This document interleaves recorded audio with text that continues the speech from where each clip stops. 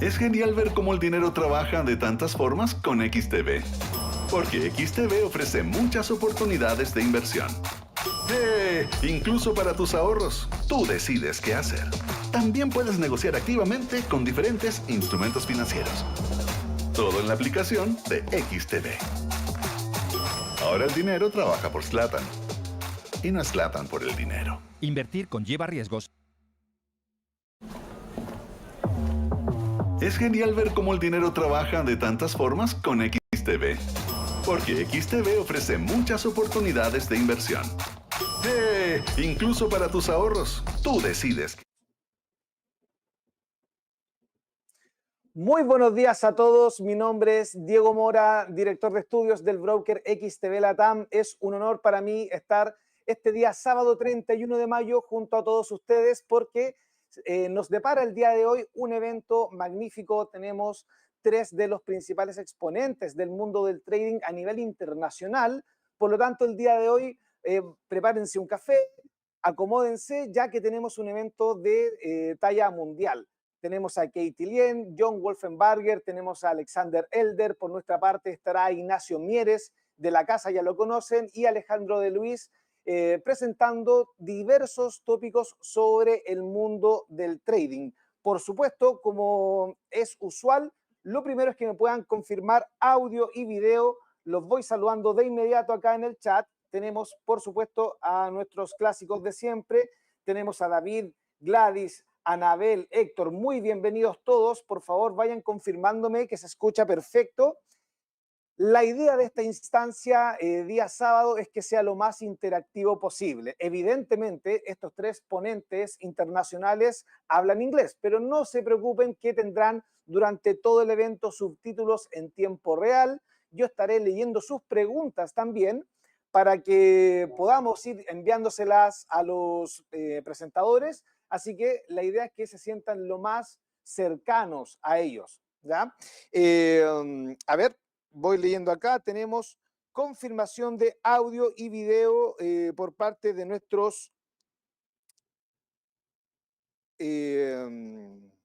espectadores. Así que excelente, me parece excelente. Estamos completamente listos para poder comenzar. Vamos de inmediato al grano. Tenemos la primera ponencia del día de hoy, una experta mundial del mundo del trading, más de 20 años de experiencia en los mercados de corto plazo, principalmente en el mundo del Forex. Lo he conversado yo también con ella cuando yo inicié en el mundo del trading. Me leía sus libros para entender cómo funciona el mundo macro, cómo funciona el mundo intraday, una experta y referencia absoluta, cofundadora de BK Trading. He estado también como presentadora en CNBC, Bloomberg, Reuters. Por lo tanto, es para mí un gran honor presentar en esta ocasión a Katie Lien, que nos acompaña el día de hoy. Good morning, Katie. How are you? As I said before, it's such a pleasure to have you here in XTB Latin presentation. So, how are you this morning? Buenos dias. I am doing very, very well. And I apologize that I don't speak Spanish, but I will try my best to speak slowly so you can understand that everything I want to share with you. But buenos dias, is my pleasure to be here today. Yeah, of course, don't worry about that. We have very good tools to so our people can understand you. But feel free to talk as much as you want. We have dubbing in real time. I will asking you some questions for the people. So please go with your presentation. Fantastic. So I want to welcome everyone to my presentation on talking about how to trade in volatile markets. Now, generally speaking, before I begin, I'd like to get a feel of what all of you have been trading. So please let me know in the chat box whether you trade Forex, gold, or indices. So I make sure that I talk a little bit about each of these that you trade. So please let me know. I can see here that you're coming from throughout Latin America, Bogota, Ecuador, Peru, Argentina. So I know that most of you are on my time zone. But let me know, what do you trade? Do you trade Forex? Do you trade gold? Do you trade indices?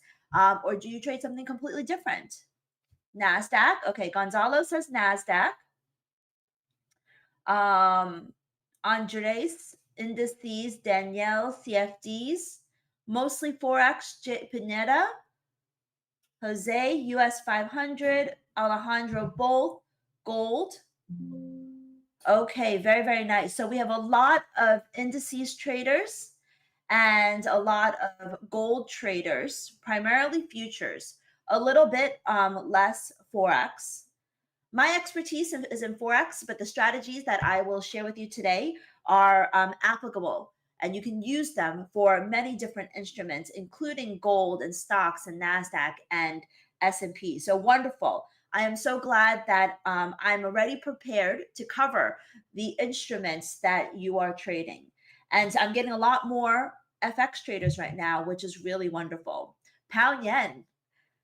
Rio, pound yen is definitely not for the faint of heart, but okay, let's go get right into it.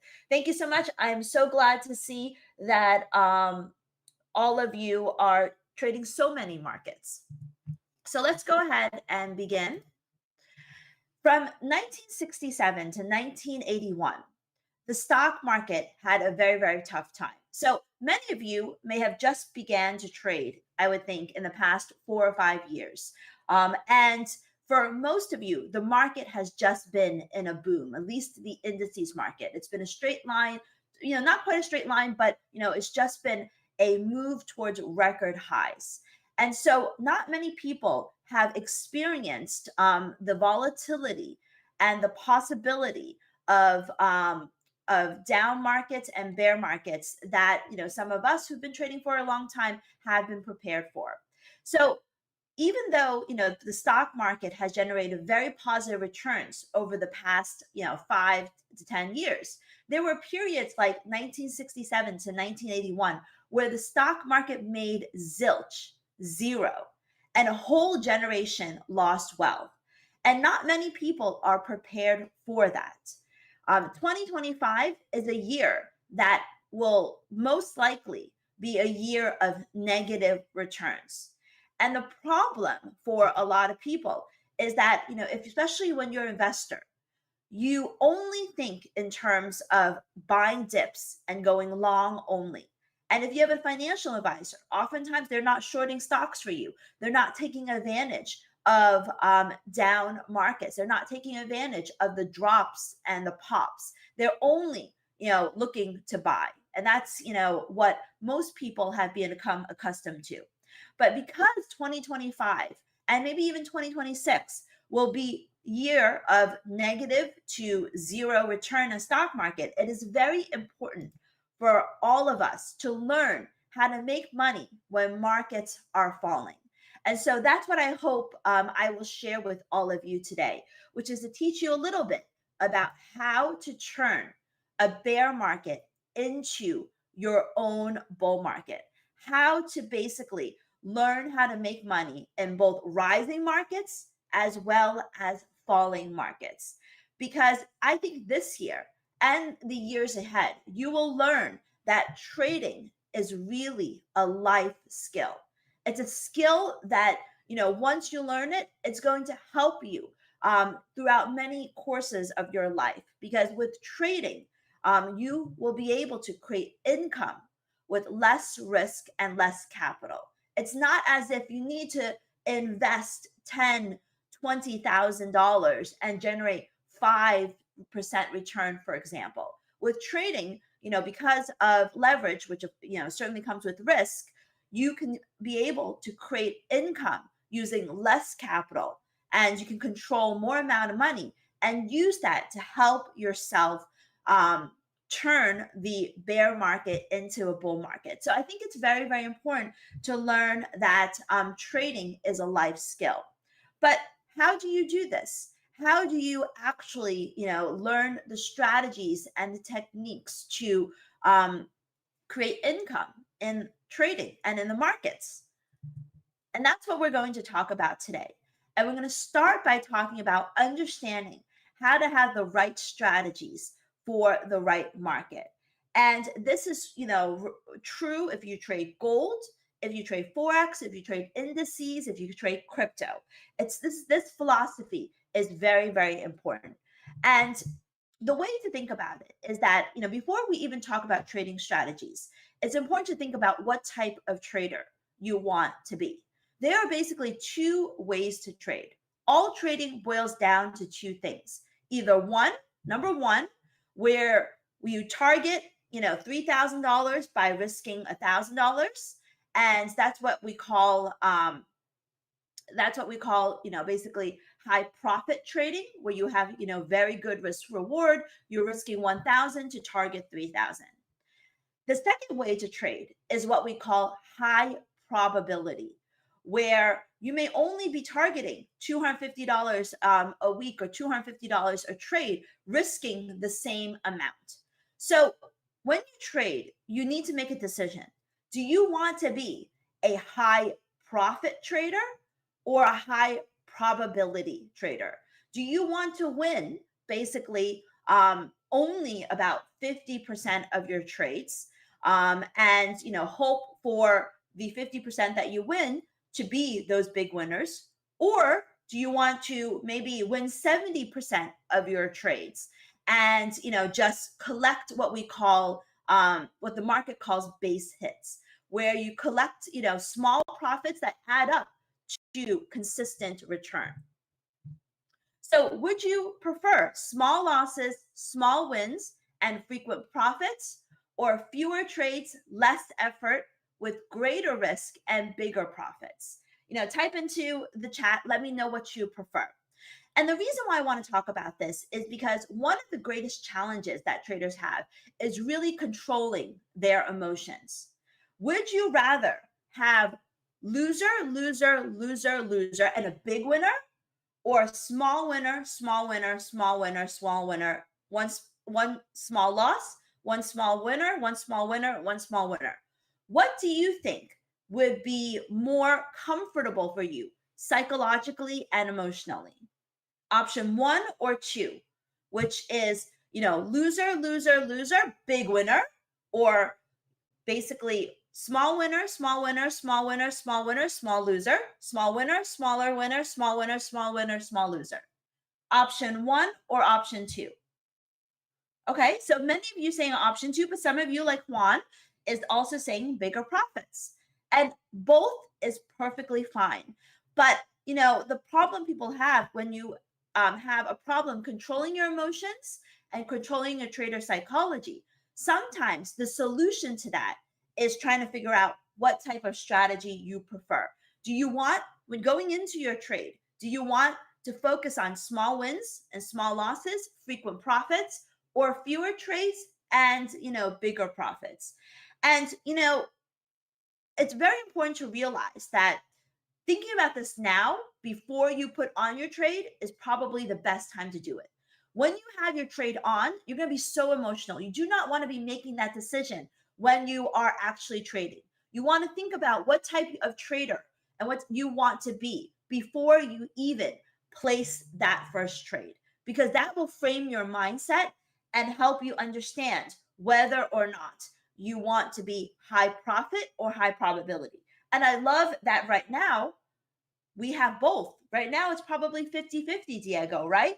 50% people saying that they want option 1 and 50% saying they want option 2. And that's, but I want you to all think about that now and not when you are trading. So and to answer the question is, you want to ask yourself, can you handle losing $1,000 to make $3,000?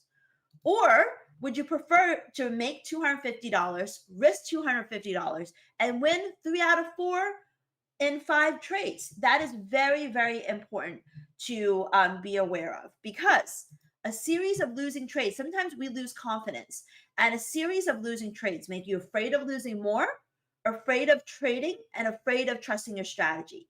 So now it's time to take control of your trading, to understand, before you even put your first trade on, what type of trader you want to be. And when you decide what type of trader works for you in your mind, in your emotions, in your psychology, that's when you pick the strategy that works for you. I'm going to teach you strategies A lot of the speakers today will share with you their strategies as well. And, a lot of these strategies are very effective, and it may be too many strategies for you. So the first question for you is pick based upon what type of strategy works for your own personality and your own emotions. And honestly, in my experience, in volatile markets, small wins could be key, because when you have volatile markets, that means that you go up, you go down. And so it may not go, may not have a big move. And so therefore, maybe collecting those profits along the way could be a smarter way to trade. And in the trading strategy that I'm going to share with you today, we have a way to both be high profit and high probability. So I'm very excited about sharing that with you. But in general, I think it's very important to realize that when we trade, there are 3 ingredients for a perfect trade. With our trades, the best trades are the ones that are supported by fundamentals, which is the story. And the story doesn't change very often. I mean, the trade war, the tariffs have been something that have been with us since, the beginning of Trump's term. You want to have the story supporting your trade. You want to have the technicals supporting your trade. You want to have the market sentiment supporting your trade. And I will teach you how to look at each of these today. Let's start with the fundamentals. With the fundamentals, it's really about a top-down approach. We are talking about the big stories that are not on CNBC or the business news, but on the front page of your biggest newspapers. The big stories like trade war, as well as tariffs, along with immigration and things like that, bank crisis, recession, COVID. Those are the big stories. The big stories do not change often. Usually the big stories last with us for some time. So you want to start with the big stories. You want to start with the big stories. And those big stories are the ones that, impact the market. So we all know that right now, the trade war and the tariffs are the biggest story right now. And we also know that, they are probably going to hurt global growth. And so most likely, stocks are not going to hit new record highs again. Most likely, the indices are not going to hit new record highs. So maybe we want to look for opportunities to sell. And so, or, if we get into a period where, we have central banks like the Federal Reserve cutting interest rates, it probably won't be one. It will probably be a series of interest rate cuts. So you want to think about the big stories first. Then Okay, you want to watch Kathy, sentiment. With sentiment, and I'll go into this more detail a little later on. But with sentiment, you want to be aligned with what the market is thinking every single day. So I'll give you an example. If, for example, the stock market and stock indices and futures and NASDAQ is falling, I am not going to be looking to buy pound yen or CAD yen or euro yen, which is moves in the same direction of stocks. I will be looking for opportunities to sell, because you want to align yourself with the market sentiment. Or if you trade gold, usually when stocks rise, gold falls. When stocks fall, gold rises. So if stocks are down, 2 to 3%, I am not going to be looking for opportunities to sell gold. I'm going to be looking for opportunities to buy gold. So you want to align yourself in the direction of market sentiment, because that's when you have the most highest probability of trades. So if there's one thing that I want you to take away from this part, is that when you trade, you want fundamentals, technicals, and sentiment on the side of every single trade. And we'll talk more about that as we go forward. But I want to talk about technicals right now. With technicals, I've been trading for a very long time. I've been trading since 1997, believe it or not. And, many people change the way they trade, with time. But I've been pretty much trading the same way for a very long period of time and using the same indicators. And personally, I love moving averages. And so I'm going to talk to you, I'm going to share with you, certain moving averages that I really like, and I'm going to share with you how to turn that into a trading strategy. So moving averages can be very powerful depending upon whether you're a day trader or whether you're a swing trader, and they can be valuable in very different ways. So these are the moving averages that I find, are the most valuable, and I think that they are truly the only, in my opinion, the only indicator you really need. So starting off, each moving average serves a different purpose, and I want to break down for you how they work. So for day trading, if I'm day trading, I love to use the 5-day simple moving average. This is on my chart every single day. And what I love about the 5-day simple moving average is that it's a short-term momentum guide. Not everyone looks at the 5-day simple moving average, but as a general rule of thumb, if you are a day trader, and of course, if you're a day trader, you're not using daily charts. You're trading maybe 15-minute charts or 5-minute charts. Even if you're trading 15-minute charts or 5-minute charts, if, like, this is the euro dollar, if the euro dollar is trading below the 5-day SMA, what you want to do is you want to only look to sell. And if it's trading above the 5-day SMA, you want to look for opportunities to buy, because usually on a short-term basis, the 5-day SMA, you can see over here, if you see my arrow pointing, can serve as a very important support and resistance level for day traders. And it also is, very popular on shorter time frames. So I personally use the 5-day SMA. So I basically trade on 1-hour charts primarily. So when I look at the 5-day SMA, if we are trading below the 5-day SMA, I'll be looking to sell. I'll be taking the setups on the 1-hour chart that are the short trades. If we're above the 5-day SMA, I will be looking to buy, because that shows me where short-term momentum is. The 10-day SMA is basically a checkpoint for short-term swings. It's smoother than the 5-day simple moving average. And so, the 5-day simple moving average, as you saw in the previous chart, reacts very, very quickly. But what the 10-day simple moving average is it's a really, really powerful indication of a shift in trend. And so I want you to follow along with me in the chart. And I'm going to do a check to make sure you understand. The blue line here is the 5-day SMA. And the 10-day SMA. The 10-day SMA says a short-term trend shift. So right over here, you can see we are selling off here. And when we close above the 10-day SMA, you can see that we shift from the downtrend into an uptrend. And here we shift from the downtrend into an uptrend, and you could have bought that shift. You buy the shift, here when it closes above the 10-day SMA, and it closes around 112.40, and euro dollar actually rises as high as 114. And this is a daily chart. Over here, we drop below the 10-day SMA. It's, takes some time. You put your stop at the high of the candle, and, it takes some time to do it. But eventually you sold at somewhere around 112.80, and it went all the way down to 110.80. This one is not a winning trade, and that's okay. We can't have all winners, right? This one, we were below the 10-day SMA. We close above the 10-day SMA. You go long right around, what is this? Let's say 108.60. Boom, goes all the way up to 115.50.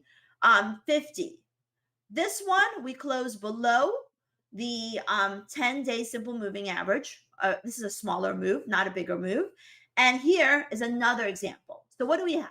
1, 2, 3, 4, 5 winning trades, 1 losing trade.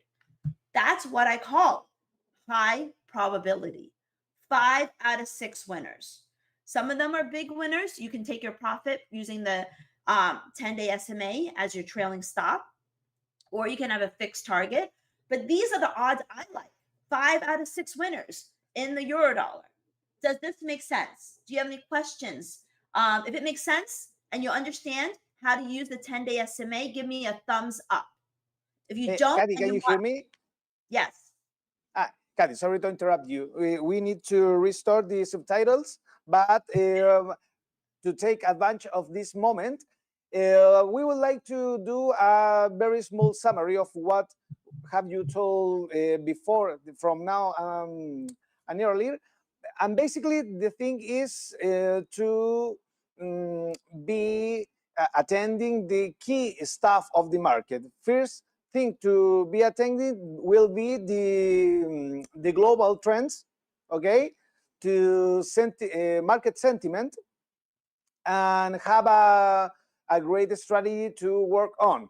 I would like to share with the Spanish people right now. Básicamente aquí la idea, lo que está señalando Katie Lien, while the technical support is restoring the subtitles, acá lo importante es lo que solemos comentar constantemente en nuestros seminarios de XTB Latam. La idea es estar muy atento a las tendencias globales, ya punto uno, o sea, es muy importante ir a favor de la tendencia principal del mercado. Si sabemos que el Nasdaq tiene una tendencia global alcista, no estar buscando constantemente cuándo será el último punto del Nasdaq para buscar una caída, sino que tratar de aprovechar esas caídas para retomar la tendencia alcista. Le comento esto para poder hacer una especie de resumen mientras el equipo técnico está restaurando los subtítulos. Entiendo que no están presentes ahora, pero no se preocupen que los estamos restaurando. Pero para poder hacer un resumen de lo que Katy ha señalado durante esta presentación es, lo primero, a favor de mercado y el sentimiento de mercado. ¿Por qué es importante el sentimiento de mercado? Porque de esa manera podemos aprovechar el momentum. Cuando tenemos datos de inflación, IPC, decisión de tasa de interés, el mercado reacciona de una cierta manera, y cuando reacciona de esa manera, el momentum del mercado, por ejemplo, hay una expectativa de que se mantenga las tasas de interés de la Reserva Federal y por algún motivo las reducen más de lo esperado. Evidentemente, esto será una señal muy alcista para los inversores y esto te generará un momentum alcista en los principales índices de Estados Unidos. Por lo tanto, de esa manera, sí o sí tenemos que buscar movimientos a favor de esa tendencia principal, tanto por sentimiento de mercado del dato que acaba de salir como de la tendencia general de los mercados. Ahora, Katy nos está comentando en este momento sobre estrategias concretas para poder aprovechar ciertos cruces de medias móviles. Cruces de media puede ser 5, 20, 20, 50, 50 o 100, pero básicamente lo clave aquí es siempre a favor de la tendencia principal. Right, Katy? It's very important to have a pretty strong strategy, always being in the market direction. Mostly the global trend tendencies are the most easy way to take profits. It is, but I think it's also important for them to understand, to think about whether they want to be a high profit or a high probability. Do you want small wins or big wins? Because that's really important to start from a good place and be able to control your emotions and understand your trading psychology. Exactly. Now, please go on. That was a very little moment to summarize up the thing have you said to our people, but now please go on with your presentation. So I have some very good questions here, which is how do you spot an opportunity to join the trend? And so one of the ways to do it is to use the 10-day simple moving average, which is that when we cross it, and this is still mostly good for day trading for the most part, once we cross it, that tells you that we shifted from a downtrend to an uptrend. And how do you calculate the SMA? Every single charting package, including XTB, it auto calculates it for you. So you can add this, just type in simple moving average and then put that on your chart, change the time to 10, and it will automatically calculate for you. So one of the really good questions I have is, what is the risk reward? So I showed you this strategy which you can see is both high accuracy and high profit, because we have 1, 2, 3, 4, 5 out of 6 winners. And some of them can be very high profit.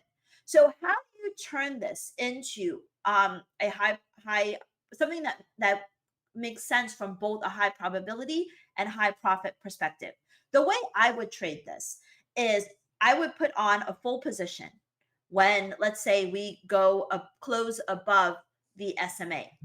Then my stop would be at the candle low. My first target, so I will close half of my position at 1-to-1 risk reward. And then I will move my stop on the remainder, the second half, to break even. So if it continues to move in my favor, I can move my stop up by every 50, 75, 100 pips so that I can lock in more profits. If it moves back and closes my second half my position at my entry price, no big deal, right? I still made money on the first half of the position. So that's the way I would trade it. And so hopefully that makes sense. But my secret weapon is really the 20-day EMA and SMA. It is so powerful as points to join a trend. The 10-day is great for short-term trend shifts. For those of you that like day trading or shorter-term moves, the 20-day is great to join a trend. And it's smoother than the 10-day, but it's really good for those of you that want to trade breakout retracement. So breakout pullback. And the way it works is, let's imagine here we're above the 20 EMA. You watch for it to break below it. You make sure it closes below it, and you wait for it to retrace and touch the 20 EMA, like over here. That's where you would sell. That's where you would sell. I have an arrow here because it does retrace, doesn't quite get there. That's up to you. But this is where you would sell. This is where you would sell. This one would have been a losing trade, and that's okay. There are winners and losers. I always like to show winners and losers, because if someone shows you just winners, they're lying to you. But basically, the EMA, if you drop and it retraces back and it still does not close above the 20 EMA, that means it's still in a downtrend. So you want to look for breakdown, pullback to sell, just like here. Here we broke and we're trading above the 20 EMA. You want to wait for it to pull back, touch, as long as it holds and touches and is close enough, you want to hold the 20-day EMA. That's where you go long and you buy. So the 20-day EMA is one of the questions I had asked was, how do you know where to join a trend? So the 20 EMA can be a very powerful way to show you how to join a trend. The 50-day simple moving average is the one that the professionals use, the institutional traders, the big swing traders. This is the one that they use primarily because they're usually in it for big moves.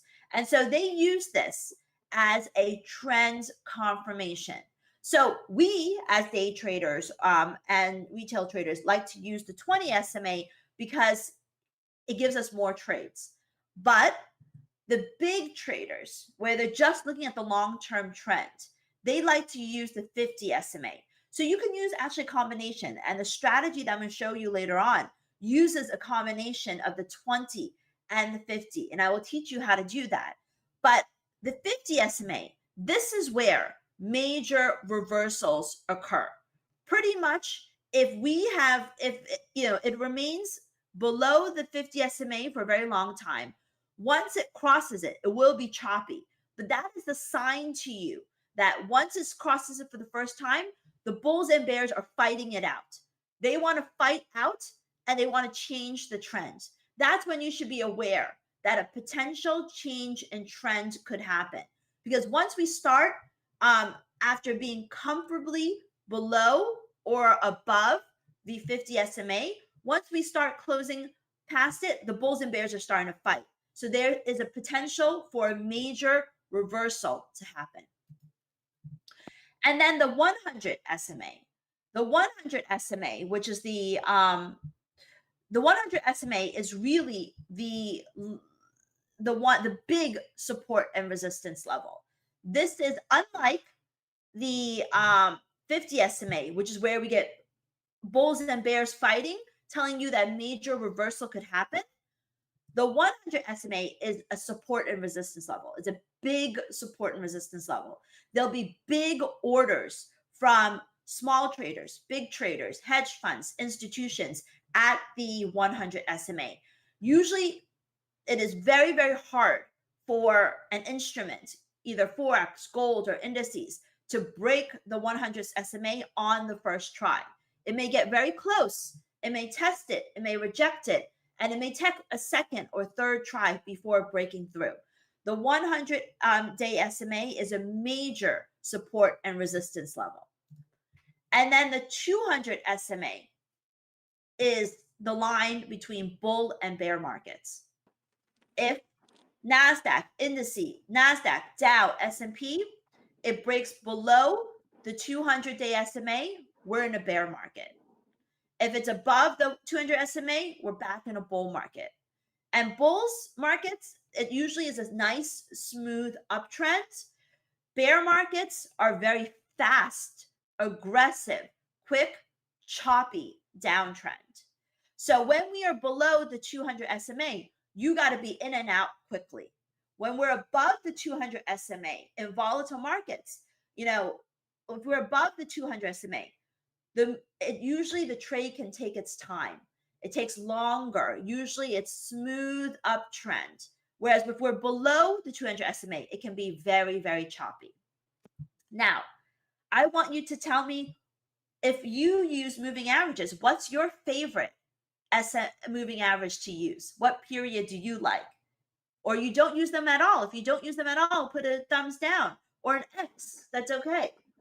But Kathy, people are asking, what time frame is that chart that you're showing up right now? Very good question. All the charts are daily time frame. 1 day chart. So let me know, what is your favorite moving average? 35. I haven't looked at that, Aldiha. I will. That's very interesting. And then 21 and 50 from Andres. Yes, the 21 is very popular. 21 EMA, that's a trick one. The 21 EMA is very close to the 20 EMA, but the 20 and 21 are very popular on an EMA and SMA perspective. I think we have some very smart traders here, Diego, because they're smart enough to use the more sophisticated EMAs that we don't talk about that often. 1850. Yeah. I have the same question as Alejandro. How do you recognize a horizontal market without trend, and how you can trade that? So that is the trickier one, right? First off, the most reliable tool is ADX, Average Directional Index. The Average Directional Index basically measures the strength of the trend. When you're in a horizontal market, usually the ADX is very low. Another way to look at this is that if you have a few moving averages, like some of our friends here use the 20, like Scarcy uses 20 EMA, 34 EMA, and 200 EMA. I also have, multiple EMAs on my chart. Jorge uses 1850, 200.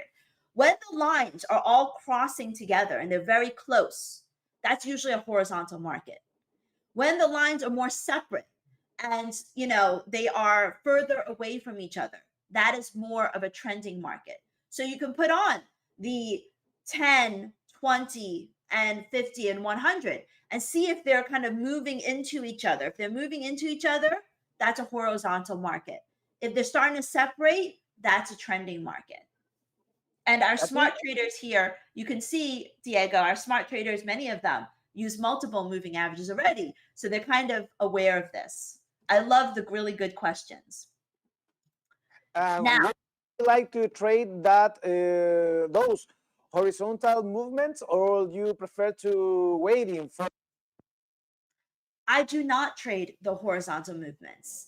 One of the tricks or tactics to being a good trader is knowing to be patient too, only waiting for your setup.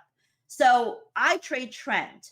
And therefore, when we have the spaghetti, the moving averages moving along, I don't trade. I wait for separation, or I wait for something, what I'm going to share with you right now. Fantastic. So many of you may not use daily charts, like Jo.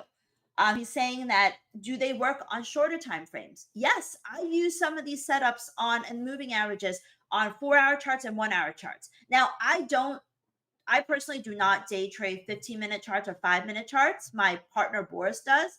The lowest I will go is 1 hour, but I do use this on the other time frames. But I also still have I still will check the 5-minute and the 15-minute to make sure that momentum is not moving against me.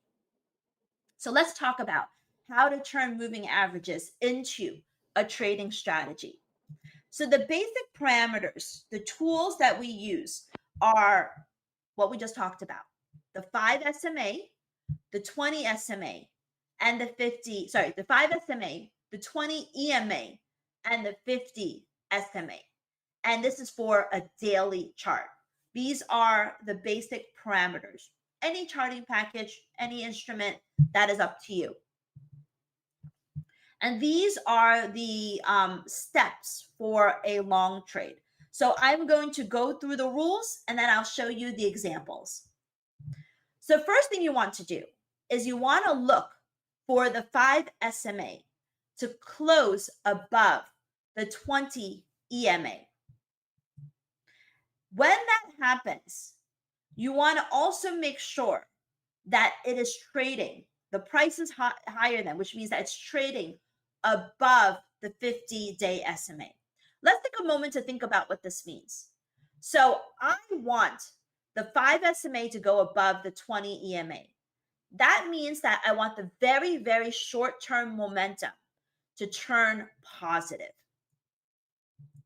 But I want to make sure it is above the 50 SMA because I want to be consistent and aligned with the longer term trend. So I want the short-term momentum to turn positive, but I only want to buy when it is consistent with the longer term trend. Then we place an order to buy at the 5 SMA because I don't want to buy high. I want to buy a little bit of retrace. I want to buy cheaper. I want to buy at value. I don't want to buy up. Your target is 400 pips or a close 50 pips below the 5 SMA. A lot of rules here, but I promise you when we look at the chart, it'll be simple. However, it's always good practice that if you're up already 100 to 150 pips, that's a really big chunky profit. If you're already up 100, 150 pips, move your stop to break even. Take off 25% or 50% of your position and let the last part ride because 400 pips is a big ask for the market. So it's always good trading practice that if we've already moved 1%, 1.5%, 100 to 150 pips in Forex, move your stop to break even. Your stop should be 150 pips or 50 pips below the 50 SMA. Now, don't need to write down these rules. If I'm correct, Diego, the video is recorded. The replay will be online. You can watch it again. But this is much easier to understand when you look at the charts. So this is what we have. Pay very close attention. First off, the purple line is the 5. Purple line is the 5 SMA. The gold line is the 20 EMA. And it says 20 EMA here. I don't know why it says SMA. This is 20 EMA. The blue line is the 50. So let me repeat again. The purple is 5. The gold is 20. And the blue is 50. So what are we looking for? The first thing we're looking for is the purple, this very, very short term, 5 SMA, to close above the 20 EMA, which is the gold line. But we only buy if the price is above the smoothest 50 SMA. So here you see that the purple line rises above the gold line, and it is above the 50. This price, when it happens, is 104.50. But remember, we don't want to buy up. We want to buy cheap because we want to have a good risk reward. We don't need to chase the trade. This is a daily chart. So you place your order at the purple line, the 5 SMA. So you go long at the 5 SMA, which is 104.50. That's where you go long. It does move a little bit against us, no big deal. It goes down to 103.60, which is about a 90-point move. We wait, and then eventually it gains its upside momentum, and it goes up. This doesn't go all the way to 400 pips. It only goes to 390 pips. But hopefully, when it goes to 100 to 150 pips, you are starting to move your stop up. First to break even, maybe take off part of your position, and then start to move it up, maybe by the 5 SMA. Trail it so that you don't, if you're up 250, 300 pips, the worst thing to happen is to be so stubborn that you want the 400 pips that you don't lock in some profit. So if you're up 250, 300 pips, make sure you're locking in at least 100 pips.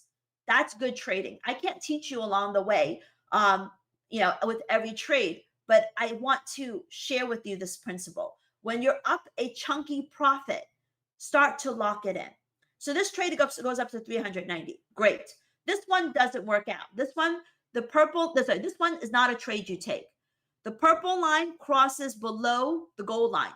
So you think, okay, the short-term momentum crosses below the long-term momentum. I should sell. No, because we are above the 50 SMA. So you don't take this short trade.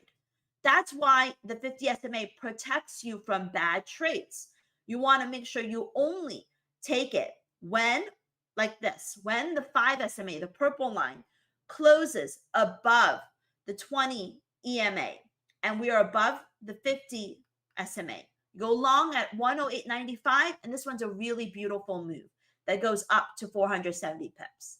Right now, we have a live trade in Eurodollar, because right now we have the cross and we're above the 50 SMA. We'll have to see how it plays out. But right now we currently have a live trade. And once again, look at this. This is when we cross. We don't want to pay up. We don't want to buy the close. We wait for it to retrace to the purple line, and we buy the retrace to the purple line.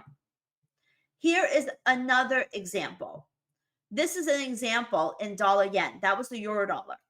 Here we see right here, the purple line goes above the yellow line, and we're above the blue line. But we wait for a retrace to the 5 SMA. We go long here. So we go long basically at 153.20 or so. And it goes all the way up to 158. So almost 500-point move in dollar yen. What about the short trades? Here are the rules for selling. So same principle. You want to look for the 5 SMA to drop below the 20 EMA. You want to make sure it is that the price is below the 50 SMA, that we're only selling in a downtrend. But we want to sell at a higher price. We want to get a good price, a good value. So we place our order to sell when it retraces back to the 5 SMA, because we don't want to pay too low or sell too low. Target 400 pips, or you can exit on the close at the 50 pip SMA. At this point, you're in profit. You can do what you want, use the rules that you want.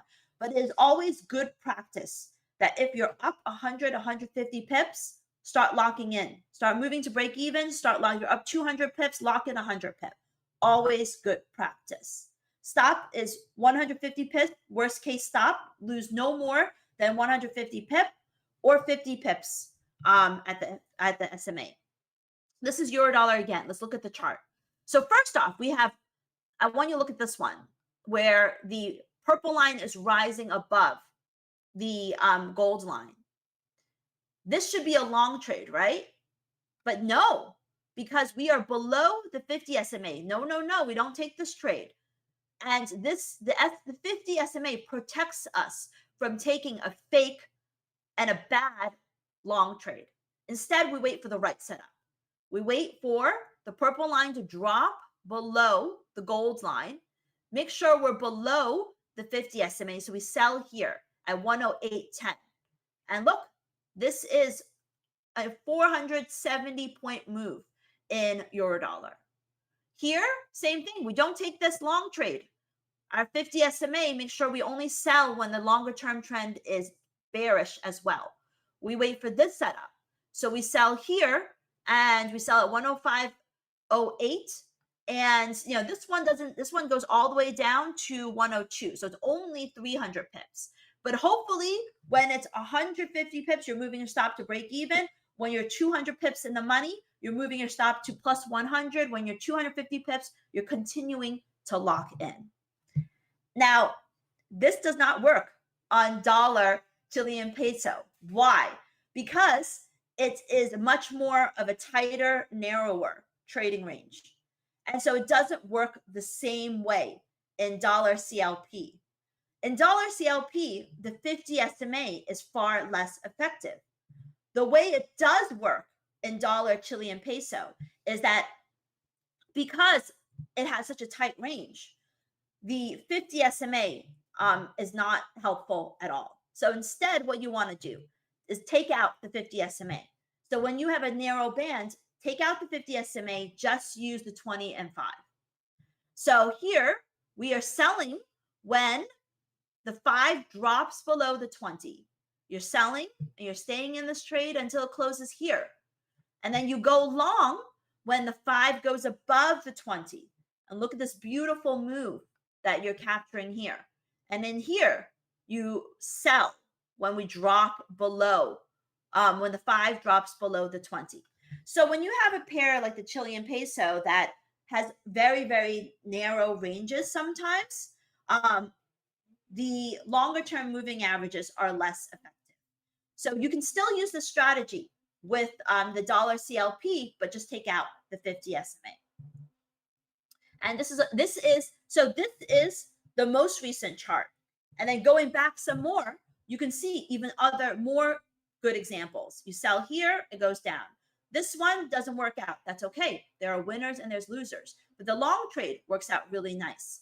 The long trade here works out really nice. The short trade here works out really nice. So let's count. 1, 2, 3, 4, 5, 6, 7, 8, 9. 8 out of 9 winners. Those are the odds I like. That's what I call high probability. And this is a way to do high probability and high profit. You will never have 100% win. Someone guarantees you that and they only show you winners, they're lying to you. But this is a real chart. I encourage you to put this on your platform. Put on the 5 SMA. Put on the 20 EMA. Look for yourself these examples that I show you in real time. So that's the trading strategy. And I hope that you found it valuable. And I hope that you can use it as a part of your trade. And I hope that you learn something and you enjoy it. Now, I always incorporate fundamentals in my trade. I know I'm going over time, but I just want to share with you how I incorporate fundamentals. I have 5 basic rules when I start my day. Every single day, I check the news. I check the data. Did Trump say something overnight? Did the ECB do something in the morning? I check to see, was there some sort of important economic data that was released while I was sleeping? So the first thing I do every day is I check the news and the data. The second thing I do is I check what are stock futures are doing. That helps me understand, is it a risk on or a risk off day? Is it a day I should be looking to sell or is it a day I should be looking to buy? I do not fade.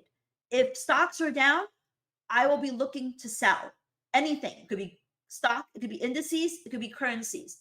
If stocks are up, I'm going to be looking to buy indices or currencies. I follow the flow. I do not fade it. I also check to see how US yields are doing because that tells me how the US dollar could do. I also check what the US dollar is doing because that impacts how gold is trading, how other currencies are trading. And then I look to see which are the strongest and which are the weakest currencies because I want to buy strength and sell weakness. So step 1, my trading plan is I look at what are stocks doing. The reason why this is so important is because look at this. This is a chart of Aussie yen. Aussie yen is the candles. The orange line is the S&P. And on a one-day chart, you can see that they move together, right? They move in line with each other. And that is why I always try to be aligned with what stocks are doing. Same thing with Eurodollar. And this works on the one-day chart and the 1 hour chart.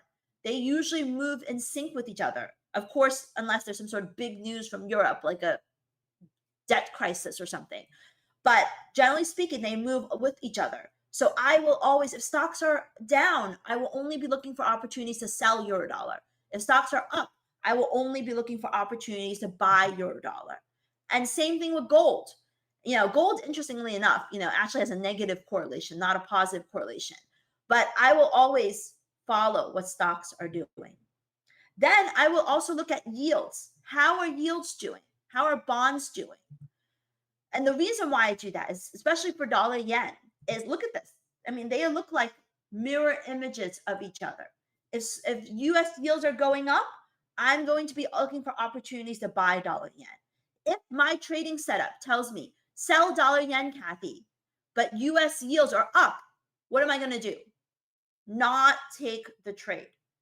If my trading setup tells me to buy dollar yen and yields are down, what am I going to do?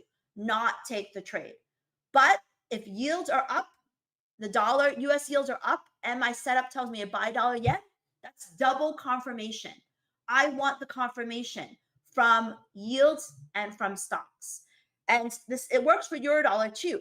But of course, if yields are up, Eurodollar is going down because the dollar is on the bottom of the quote. And it works for gold as well, because gold is priced in dollars. So if the dollar is going up, most likely gold is going down.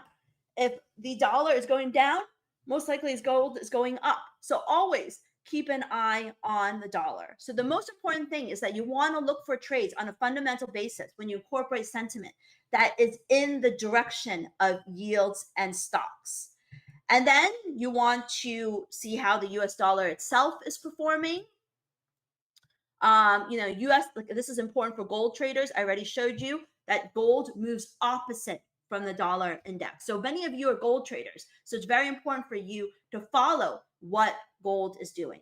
And then, of course, always, check the fundamentals, check the news, check to see whether the market is bullish or bearish, because you always want sentiment on your side.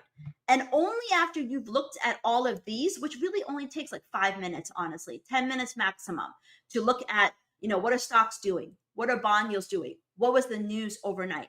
Only after you get a good grasp of that, should you check your charts to trade your setup. That is the 5 steps that I use for my own trading day.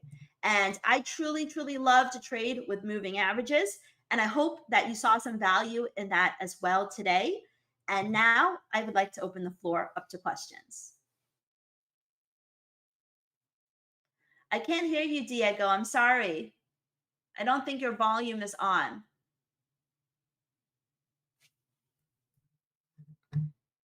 Maybe Diego can do a mic check to see I'm not the only one. Let me see if there's any questions.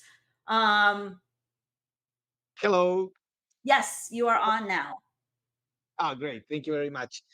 Well, first of all, thank you for your excellent presentation. It's pretty complete, of course. See, from fundamentals to specific strategies, risk management. Maybe risk management, it could be one of the most interesting things to ask about right now, because regarding moving average, we have specific levels of a specific trend.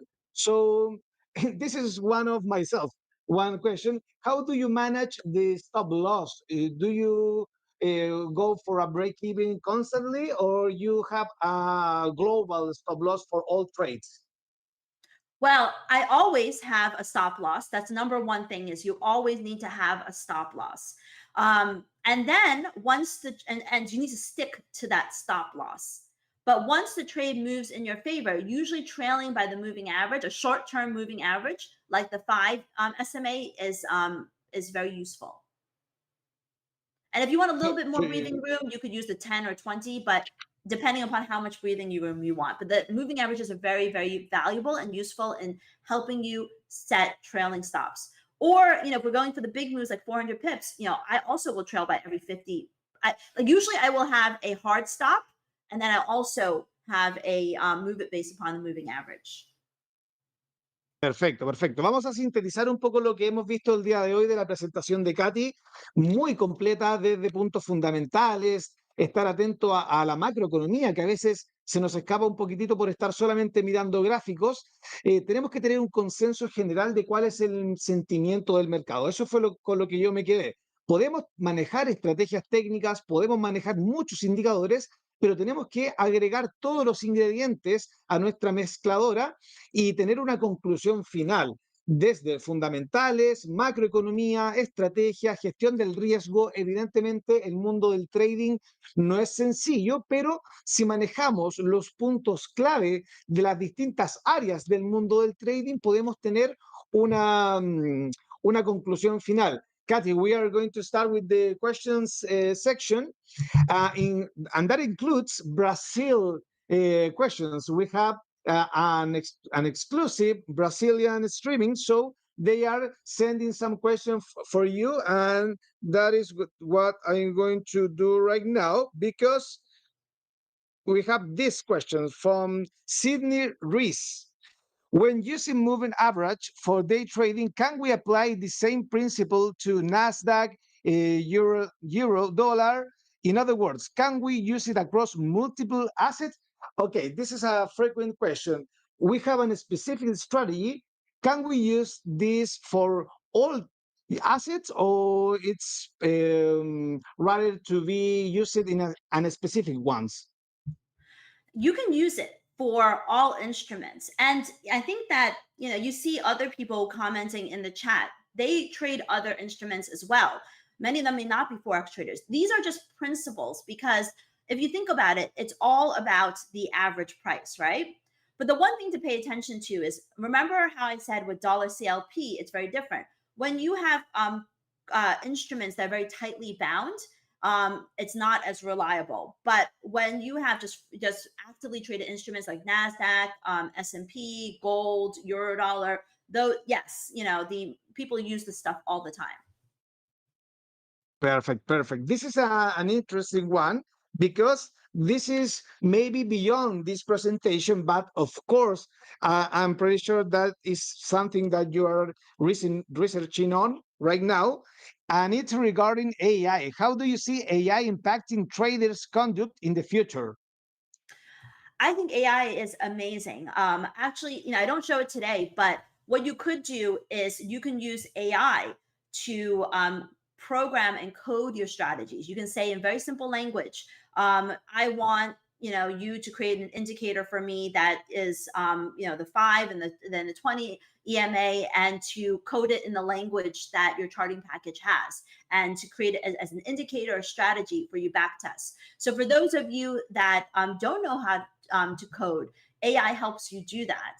And I also think that there's a lot of tools that are coming in the market that can help traders better understand what's going on in the markets. You can talk to it and say, what is the dollar doing? What is driving the dollar up and down today? You can talk to ChatGPT. So or Grok, and there's, they can tell you exactly what's happening. So I think it's very, very valuable. Would you recommend to get deep on this coding and AI stuff if you are not experienced on tech?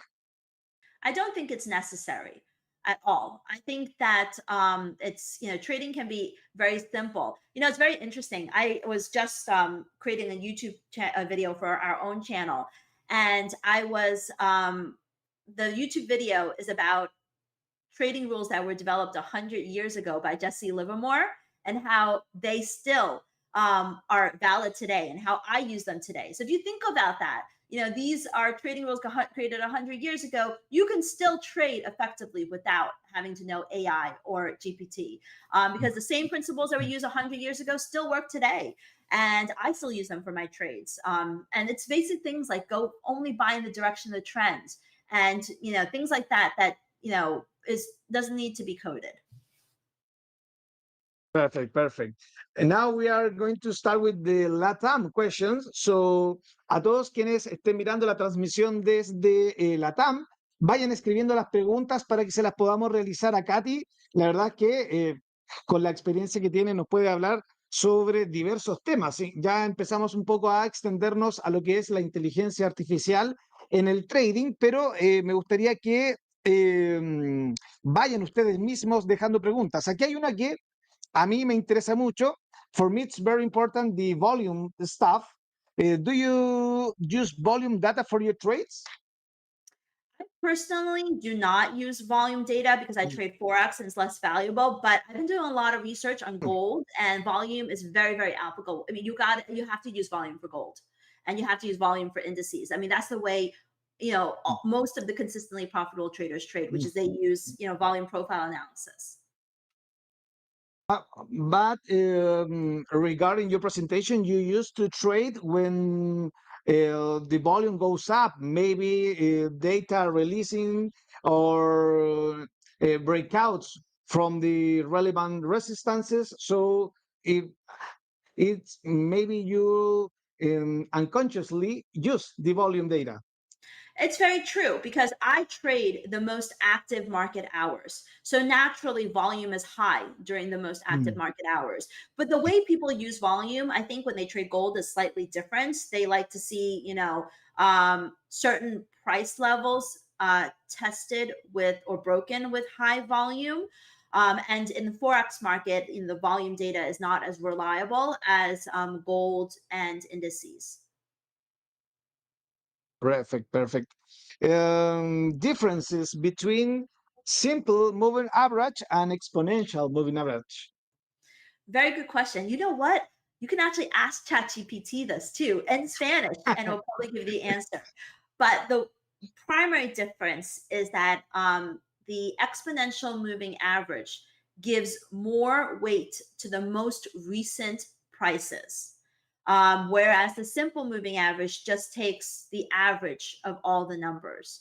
But I encourage you, if you want to really understand this, ask ChatGPT in Spanish and I'll explain it to you. And if you say, can you explain this in more detail? That's a really good way to use AI to help you become a better trader. Perfect. This is regarding psychology. I think it's pretty important to manage this stuff. Considering your experience on the field, do you nowadays stress yourself with trading? Not necessarily. Okay, I want to explain something, which is that I have been trading my own trading strategy, and this is the same strategy for 10 years now. So there will, of course, be winning days and losing days. But because I understand my strategy so well, I understand that certain, like, for example, when there are weeks where we're waiting for non-farm payrolls to come out, or we're waiting for tariff announcement, you will have horizontal markets where my strategy will not work well. And that's okay, because I truly understand that, when the market actually gets momentum, that's when it works well. So the point I want to make is that I don't stress about it because I've been trading my strategy so long, and I understand when it works and when it doesn't work. And I understand that in the course of a month, it's going to work, 70, 80% of the time, and 20% it may not. And that's part of understanding yourself and understanding your strategy and experience. Perfecto, perfecto. Me parece que hemos tenido el día de hoy una presentación espectacular por parte de Katy. Por supuesto que esperamos seguir trabajando con ella en el futuro. Es una de las principales referencias del mundo del trading. Ya saben que siempre hacemos el mejor esfuerzo por tener contenido de trading, ahora expandiéndolo un poquito más a leyendas internacionales. Por lo tanto, muy, muy agradecidos. Very, very appreciated your presentation, Katy. It was wonderful to know how do you actually manage your trades from fundamental strategies, risk management, of course, and we are absolutely sure that you have way more knowledge to share. So we really expect you continue working with XTB. So thank you very much. It was amazing. If you want to share some words with people, this is your space. Feel free to say anything you want. Well, thank you so much for having me. As Diego says, each of the topics from risk management to psychology to trading can be entire presentations in and of themselves. But I tried to give you a little bit of as much as possible that I could today. And so I hope, we'll have an opportunity to talk again. And, I would love if you can subscribe to my Spanish channel. I'm trying to grow it. It's called BK Espanol on YouTube. BKESPANOL. So please subscribe to my channel there. We're just starting off and growing it, so I'd really appreciate that. Thank you, Kathy. We hope to see you again. Thank you so much. Bye bye. Muy bien, estimados, nos vamos quedando con una larga jornada todavía. Ahora en un par de minutos viene Ignacio Mieres de la casa, ya lo conocen. La idea ahora es poder mover un poquitito las piernas, descansar un poquitito de tanta información. La verdad es que fue un excelente comienzo para dar inicio a esta jornada de maestros del trading. Así que les agradecemos su ponencia, pero en ningún caso esto se ha acabado. Ahora estamos recién empezando, un par de segundos y viene Ignacio. Nos vemos en un par de segunditos.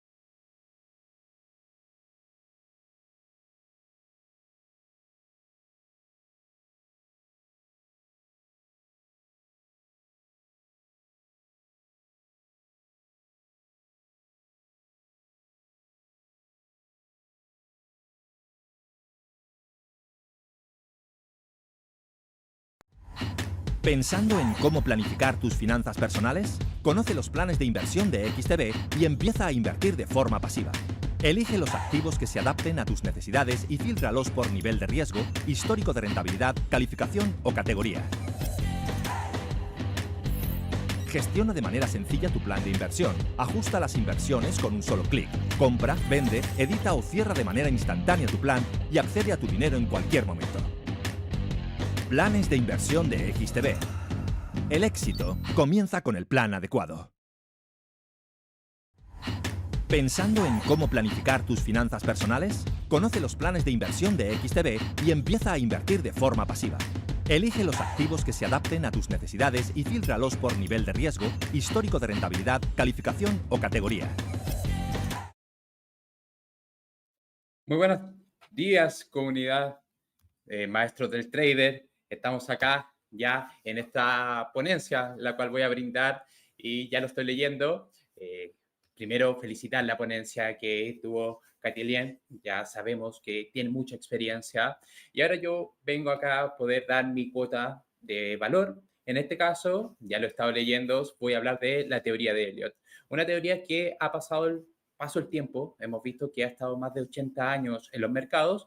Y como muchos sabrán, aquellos que van viendo nuestros análisis, es mi referencia, es lo que me da el contexto. Y esta palabra quiero que la recuerden, porque va a ser la que vamos a utilizar en todo el momento, contexto. Eso es la ventaja y por lo cual yo he querido exponerles sobre la teoría de Elliott.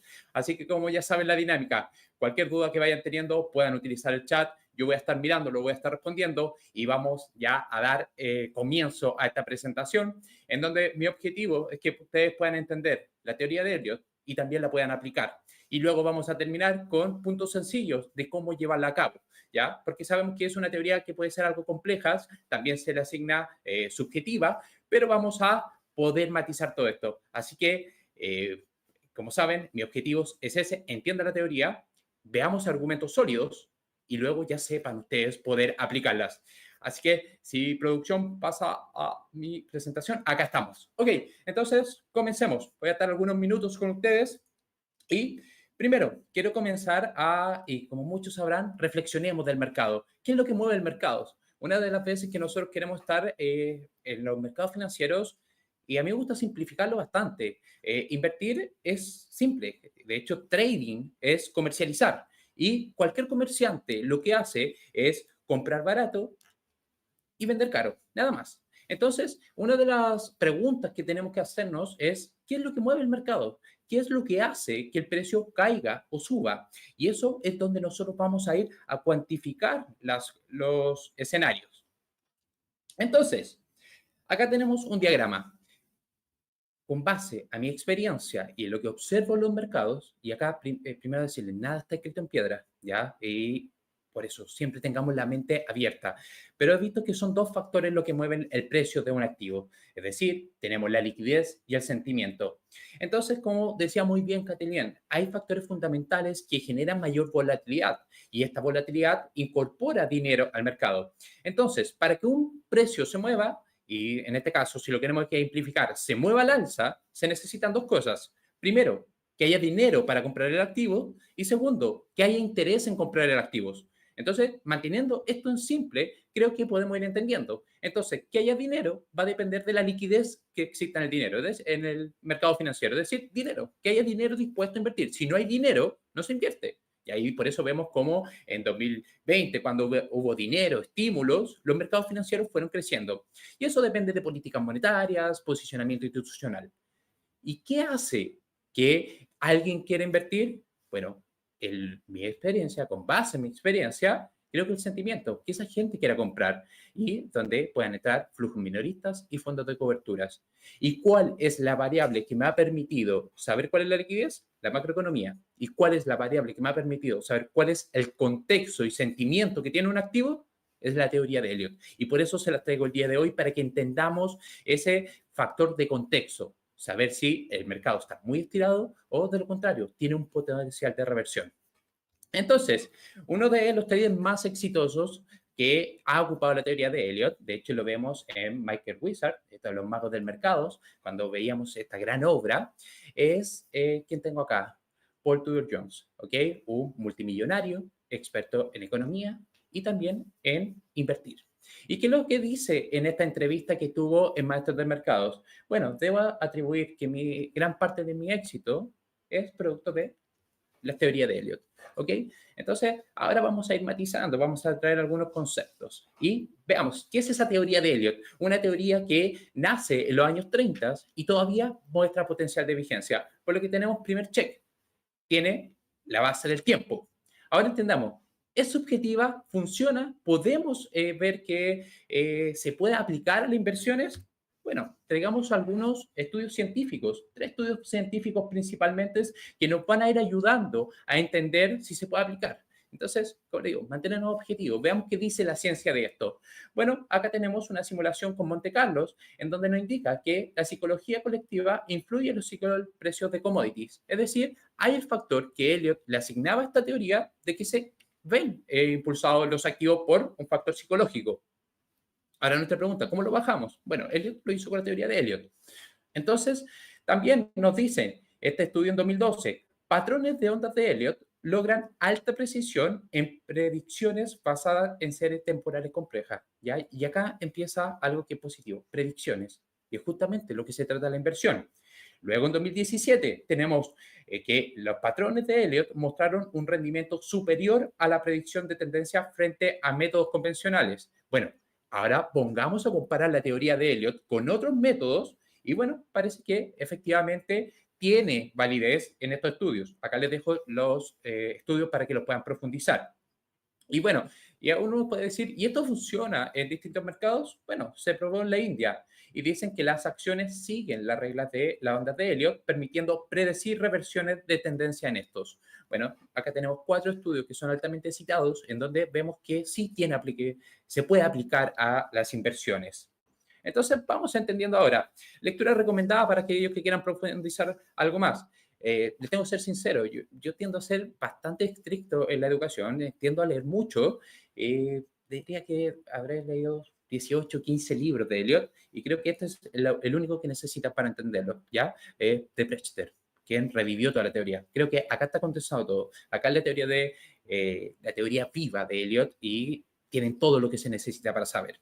Y aquellos que quieran entender cómo esto se expresa de manera fundamental, socionómica, y por qué los fundamentos pueden ser a veces contradictorios, Socionómica, de Prester igual. Ahí tiene una gran obra que le explica cómo los movimientos sociales, el efecto gregario, este efecto de masa, son los que pueden determinar los movimientos del precio.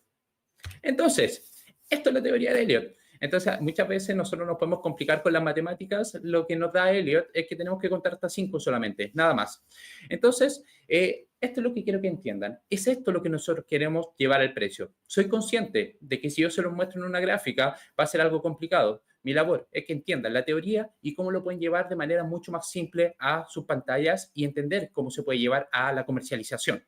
Entonces, esta metodología ha sido una de las más influyentes. De hecho, Elliot la creaba luego de estar enfermo. ¿Y qué lo motivó? El crash del 29. Entender estas dinámicas que llevaron a un mercado y a toda una sociedad ver un refugio en los activos financieros y que luego colapsaba.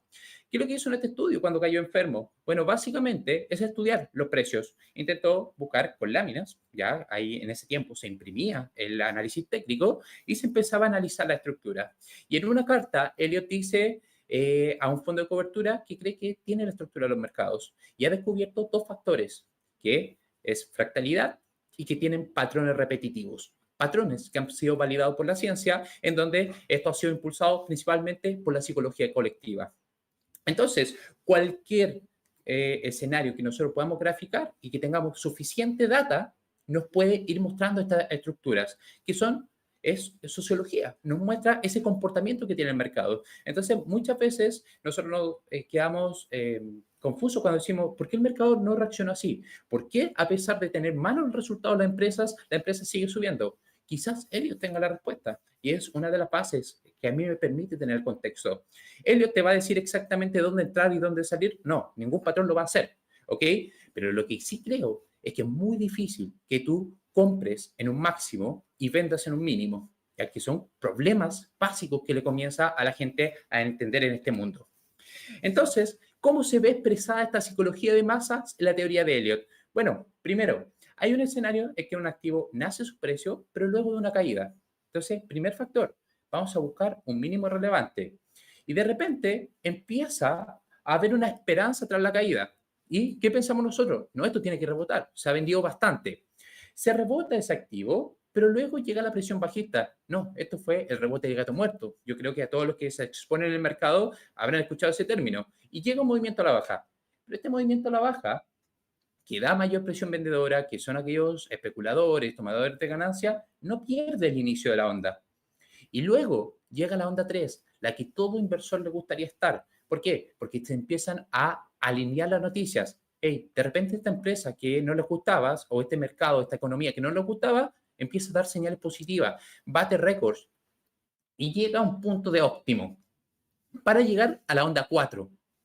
Es decir, en donde empiezan a dudar de la valoración, empiezan a tomar ganancia y luego llega el periodo de euforia máxima, donde ya alcanza valoraciones que no se habían visto anteriormente y uno empieza a ver, oye, puede haber riesgo de reversión. Entonces, acá les pongo un gráfico y les voy a comentar uno de los ejemplos que más utilizo a la hora de abordar el... Imagínense, están en septiembre, 11 de septiembre de 2001. Ustedes son operadores de Wall Street y les dicen, por ejemplo, que hubo un atentado en el centro comercial, uno de los mayores atentados de la era moderna, que es el colapso de las Torres Gemelas. ¿Qué hubiera pasado con el mercado? Y yo les digo, dígame dónde está el precio ahí. Muy probablemente, ustedes me dirían, esto fue acá, donde se marcó toda la caída pronunciada, ¿ya? Y eso pasa mucho. De hecho, le hago una tarea.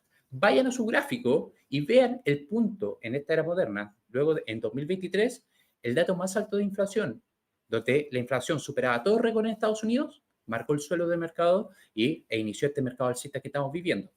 Entonces, esto sucedió. Luego de haber tenido el atentado, tuve unos días cerrados, tuvo una ligera caída y luego del mayor atentado repuntó un 20%.